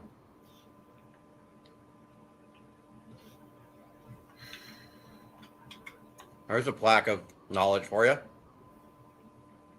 Nice. Now look at this here. This little signage says it looks like it's really low. Where's all the water at? You know, and you really see the underbelly sort of the buildings here with the river so low. Yeah. as if they turned off the water. Look at that. You can see the whole foundation thing right there. I mean, wow. This was all built out, guys. Yep. This is incredible. I can't even believe they're showing this picture. Look at that. Look at the edge of the river. See where it's flat and smooth, right where it starts the river? Yeah. That. Here's your guys in hats. Oh, they're putting the big pipes in. Look at that. Yep, with their bowler hats on, vests and ties. This is how you go to work. Yeah. Yeah, those are probably hard hat top hats there. Nobody's working. Everybody's just kind of standing around. Not really. Oh, there was a typhoid epidemic. Damn it. Oh, how did they ever finish the project? Damn it. This photograph from 1891 shows men laying these pipes. Yeah. I don't see anybody laying pipes. They're standing around doing nothing.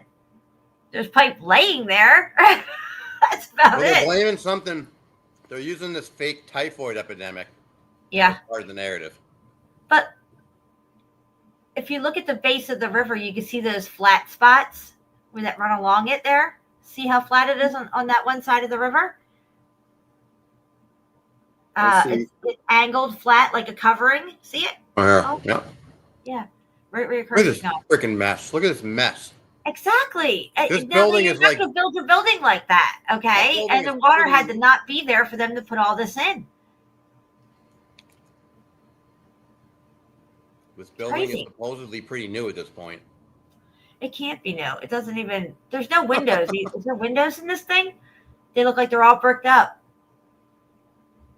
I know there's windows. I don't know. They're definitely strange looking. And what about there, over on the roof? Go up again and into the center of it when you zoom in. It looks like there's all kinds of missing brick there. All right. Oh, these? The first row of windows at the base. The first row of windows going into the middle of the building. So that row of windows, follow it over to that structure that comes up right there against the windows. See right there? It looks like bricks are missing. Right there where your arrow is. See those bricks? This isn't new. Nothing's new. There's a window out up there. It looks like there's a missing window or something. This is not a new construction, in my opinion. They probably found it just like this. This is what it looked like when they found it. Yeah, 100%. Even If under it's the- Go ahead. if it's real, this is how they found it. Yeah, look how long it goes, how far down it goes. It just goes for like a mile, this fucking mill. This is my thumbnail. What's up, Wiley? Hey, Wiley, you are super duper tardy. I use this for the thumbnail in my video Yeah. because it's so obnoxious. I would love to find more pictures like this with really low water in these canals because, boy, this is a really good one. Well, I bet if you look up the typhoid epidemic of 1890, Yeah, you might find some pictures. I'm going to have to do that. What's in the lower right-hand corner of this plaque of knowledge? Not knowledge.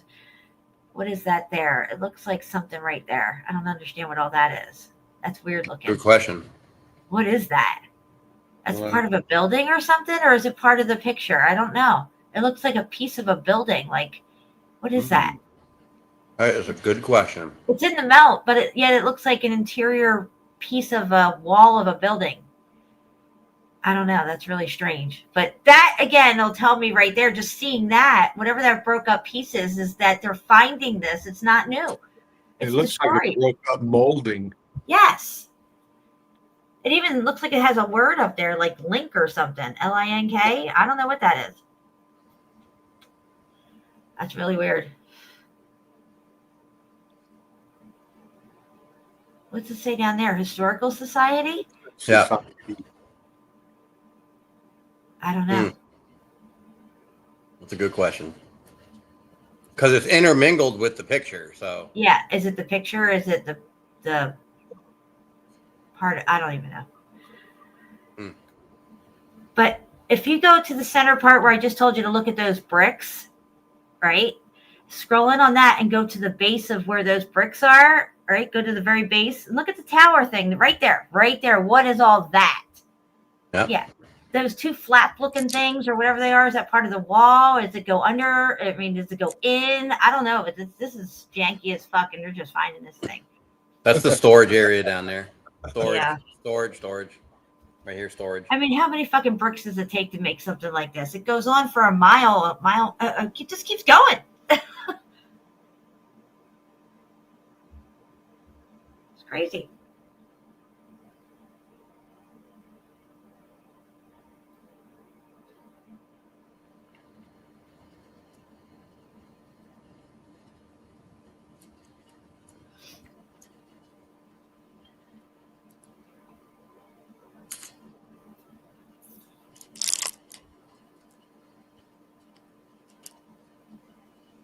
Wow.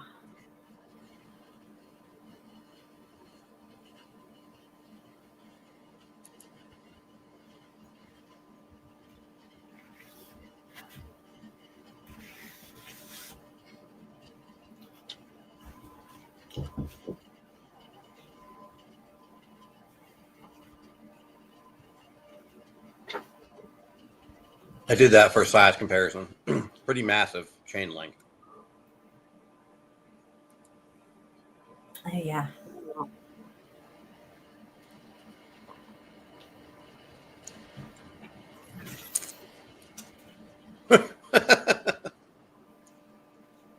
Wow. Ay, ay, ay. A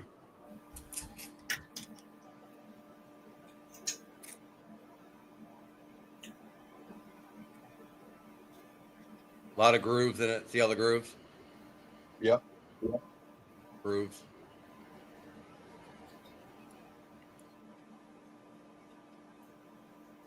Grooves.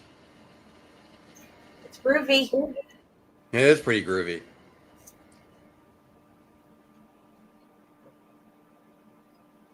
There's me waiting for them. I'm way behind. They got way ahead of me. Stamper.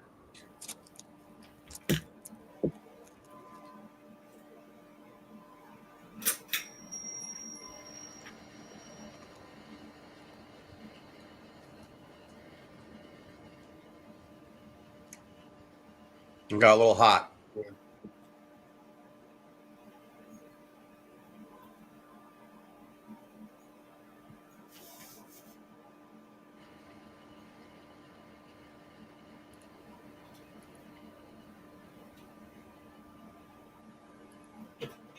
Oh yeah, then this thing.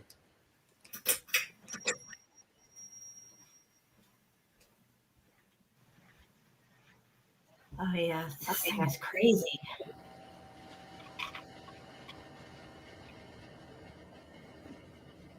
Wow. Oh, this is a good one.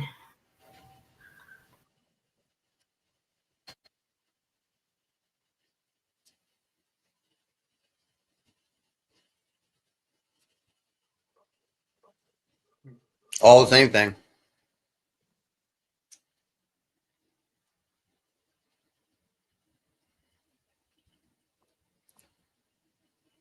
They look like stampers. They do.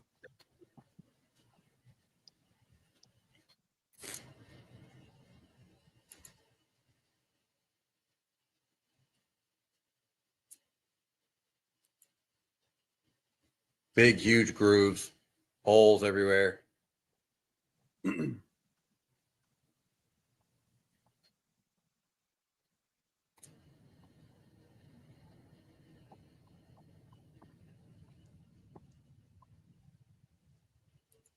Is that a Perfect. giant feather and wedge? Yeah, right. Perfect holes. Like, this is granite. This is quote unquote granite. I use that term loosely.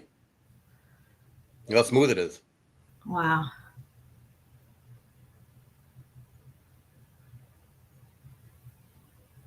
Perfect.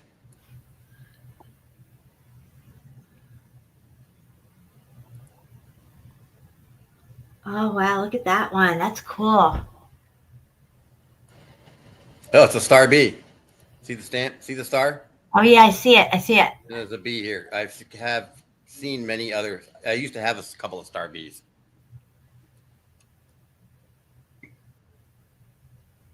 You can barely see the B right here, capital B. Yeah, I see it.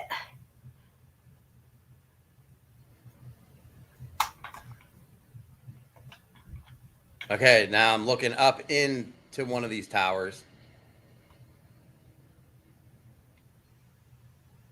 Wow. And I'm looking out from the tower. That's where that one piece is right there. And the holes. Yeah, total destruction. That's the Merrimack right there. It's all built out over there too. Yeah. Yep. Because it's a river of strong current. Somehow they managed to build it all out.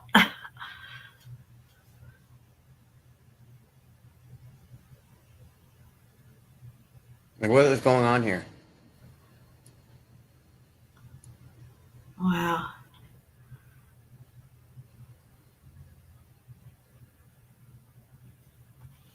Let's go in Brickcrete. Yeah, I agree, Bruce. It was some kind of pipe. It's no longer there. Yeah. Dampers. Sort of. Look at this one. Wow. Nice. It looks like it's like pumice, like porous, like a pumice kind of. Was it light? I don't remember. There's 2 nodes. Yep.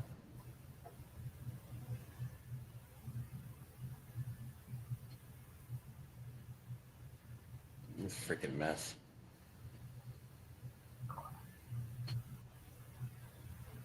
Okay, that's what I was looking up in this thing. Now, see, that looks like something from like Machu Picchu or some Aztec stuff.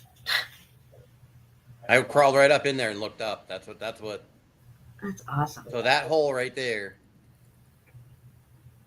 is this. Wow. Up in it. That's crazy.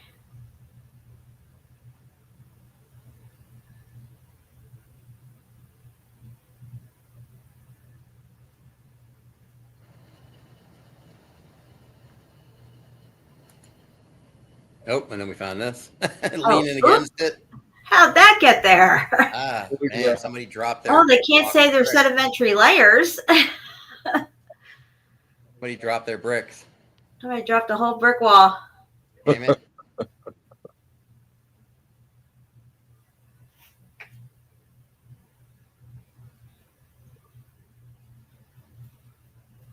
There's your LPs.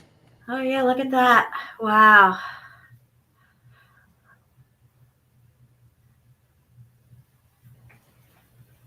All right, I think we're pretty close here. This is rebar sticking up out of the ground. Wow, look at that. Okay, there's a star B, a better one. You can see it. The star is kind of gone, but the B is there.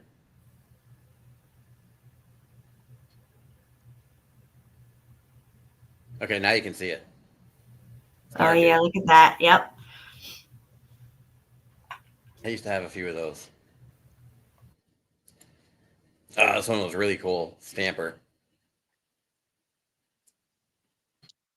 This little symbol here. That is really weird. Yeah, we were looking at that before, I remember. And that one letter there is melted out. H Corp Boston. I think Shawnee has that one. This is looking across the river. I could see this thing. Look like a garage door.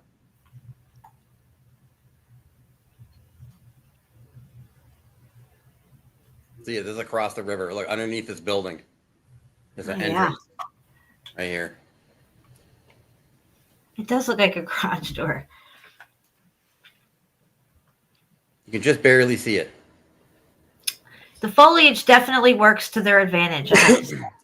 Yes, 100%.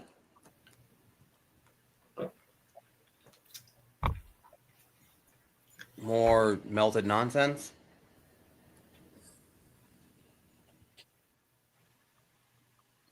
You still with us, Dean? Oh yeah, I'm right here. Okay. We're right at the end. We're right at the end because I'm down by the river now. We're right at the end. I'm just focused in on this evidence. I get it. I'm literally on the edge of the river now.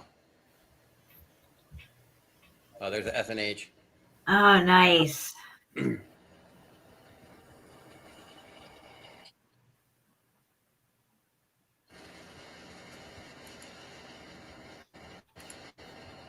Okay, so this is the walkway we're on, but we found a ladder. This is the walkway. It was just like Nakalula Falls walkway, but we found our way down. And there was really no way down, but we found this crazy ladder that probably a homeless person put there, and we climbed down it. Wow. And the river is right behind me. I mean, even the wall itself. Look at this thing. Yeah. Crazy.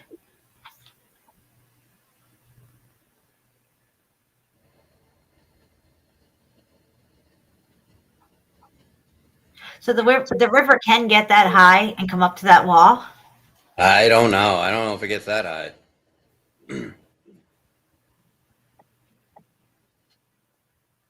Wow.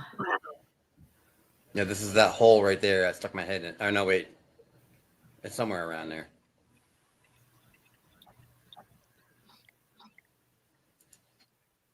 There's a ladder we found. That was sitting there. How convenient. Yeah, I was pretty excited.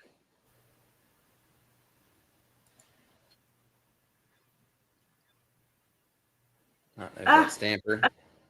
Right. Yeah, Shawnee took that, I think. Yeah, I never seen that little round thing on it like that. Yeah, what is that?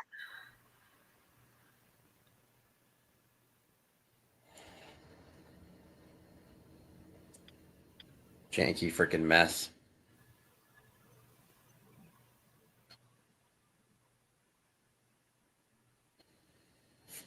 Smoked.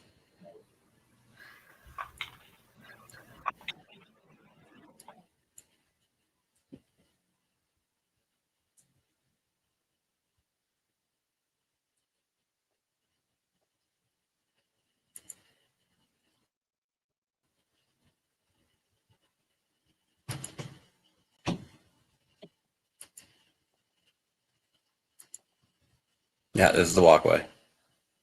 And the river's over here on the right. And we got it down to here with that ladder. Okay. It's all maltholistic blocks over here, too. All the way.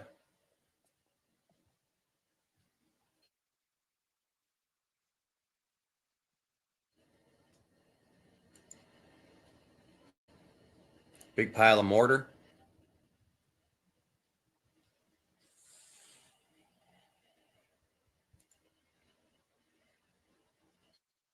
Lots of mortar. This is mortar. Yeah. Yeah. This is mortar. This is mortar.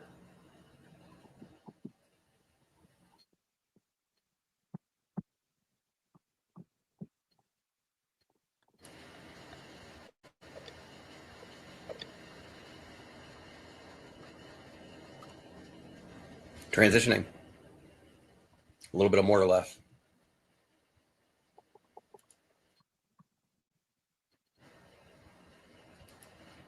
I don't know where you put your drain covers, but I like to put them right in the middle of the lawn.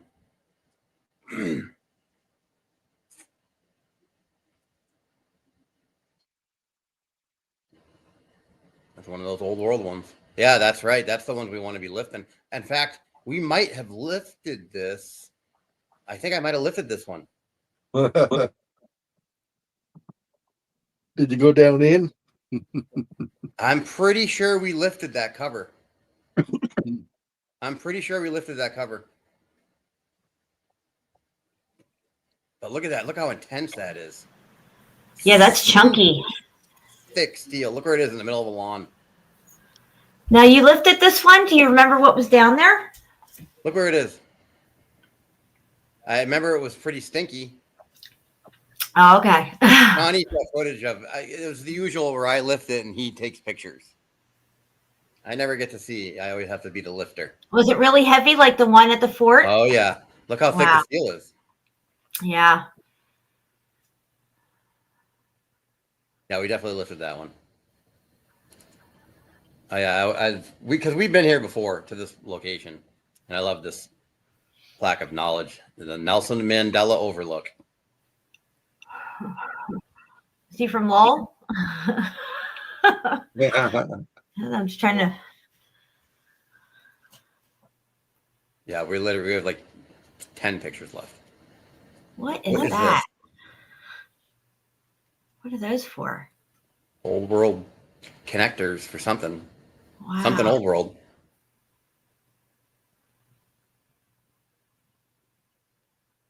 These things.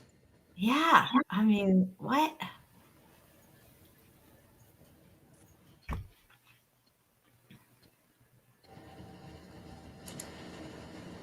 Yeah, we're right at the end. Another. We're looking down, more canals. All built out. Yeah. Canals, and then you have brick walls up here.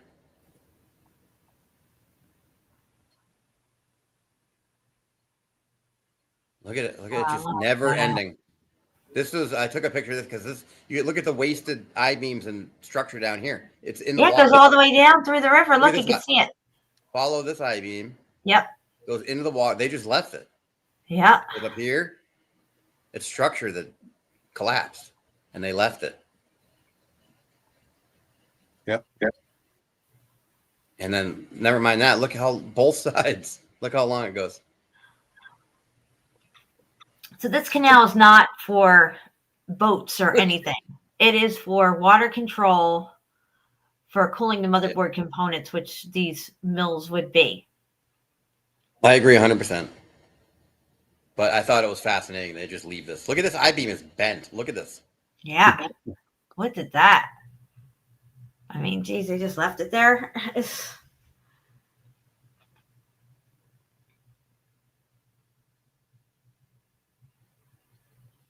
There's more of it over here. Wow.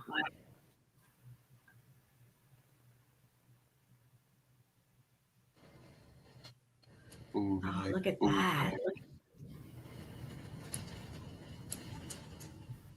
Every inch of this canal is created. Yeah. I don't know if you want to say man-made or what, but even the base of these canals, none of this is natural. There's no natural free flowing water through here. This is all controlled.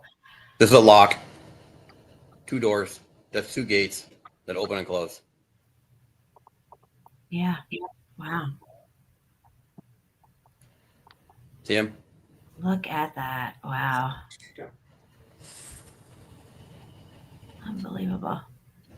Do these things ever open, you think? Look at still working. Look at the level of the water up here. Look at the level but of it the looks water down stagnant almost up there. Do they open it? here. I don't know. Still working. I mean, it's holding the water up. It is holding the water back, yeah. How much pressure is up here? It's still holding it. Yeah.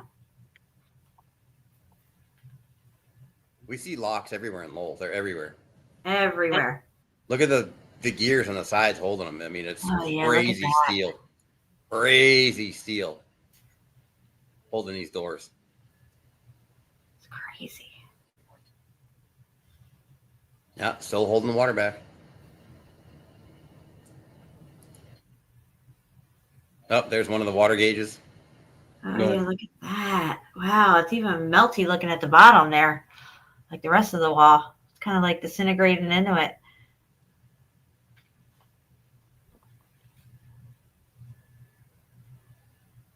Yeah, we see a lot of these water gauges everywhere. They're old world.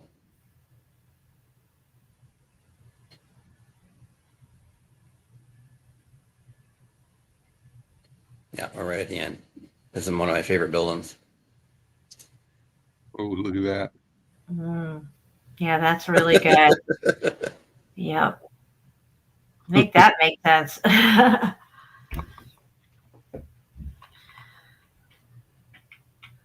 So they decided to go with the really tiny janky rocks instead of the big boulder rock. with this Yeah, build. that is It's even red harder. brick right there. Oh my god. Look at the staggered nonsense over here too. Oh yeah, Sort it's of, and then it kind of transitioning staggered. just disappears on the top. The stagger's kind of gone. Yeah, it's transitioning. They got tired. On the other end, it's just starting. On that end, it's disintegrating, transitioning away. Yeah. See there, it's starting to stagger. That's really interesting. Yeah, it is.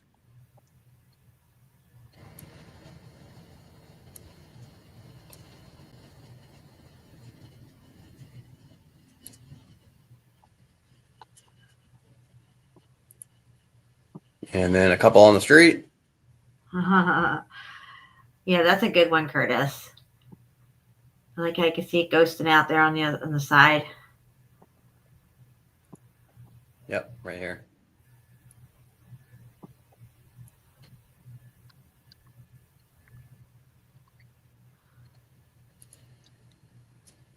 Oh yeah, there you go, Jennifer.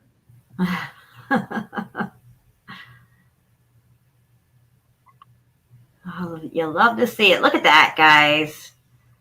Look at that. Going block. It's staggering in the middle. It's going block. Yes, it is. Look at it right here.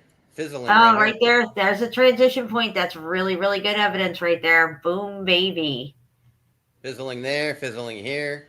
Yep. I don't know if I have a closer one or not. Yep.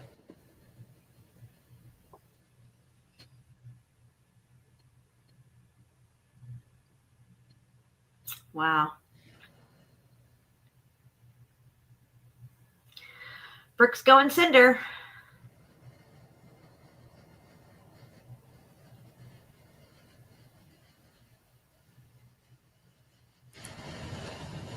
Up here too. Oh yeah, look at that. Wow. They would not have built it like that, guys. Come on.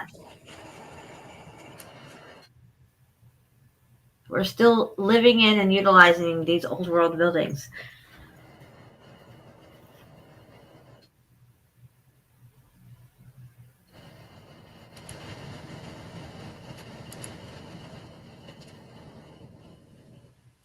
Wow. Okay. And then here's your, as we're walking around in 2025 with all these civil engineering masterpieces around us, here's what they're throwing up nowadays. Plywood and 2x4s.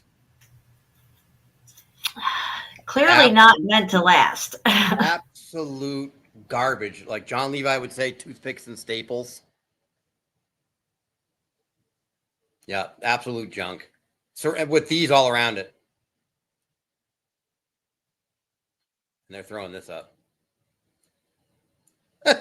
Comical. And then, yeah, we're about done. Like, so they're repainting this dome.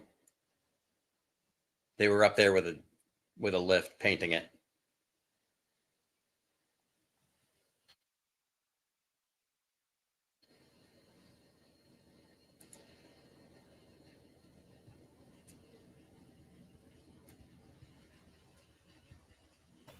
Looks like brick under that dome. Johnny B. Rosie. And me. Me and Johnny B. That's a good pick. A good one. Got lucky too, you know, the last boots on the ground Saturday with everybody, and it was a beautiful day. Yeah, we got really lucky. Good and stuff. Then we have this cloudy picture of the three of us.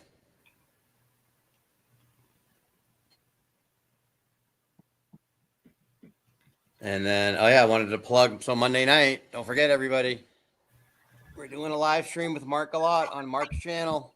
We're going to talk about this meetup we had on November 15th in Alabama. Yeah. It was a lot of fun. It was really good meeting everybody. We had a great time. Beautiful day. Couldn't ask for better weather. Yeah. So we'll be doing that on Monday in 3 days with Mark. on Mark's channel. And if anybody can grab that link and drop it in the chat, Mark's channel, Our Melted Reality. Mark, if you're still with us, I think you're wrenched. You could drop it in there too. And so Curtis and Dean and I are going to be on with Mark. I'm not sure if he's going to have anybody else pop on or not, but it's going to be a really good time. We'll get to, show all our stuff and video and pictures and find out more of the historical narrative on that place and the other place that we went to, because Mark had done a video on the first location a while back when he first got his drone. And there's not a lot of information on 2 pictures. I think that's all I could find on whatever the original construction of this place supposedly was, which doesn't add up, of course. But 2 pictures, I mean, really? That's all they're going to give you. But yeah, it should be a lot of fun.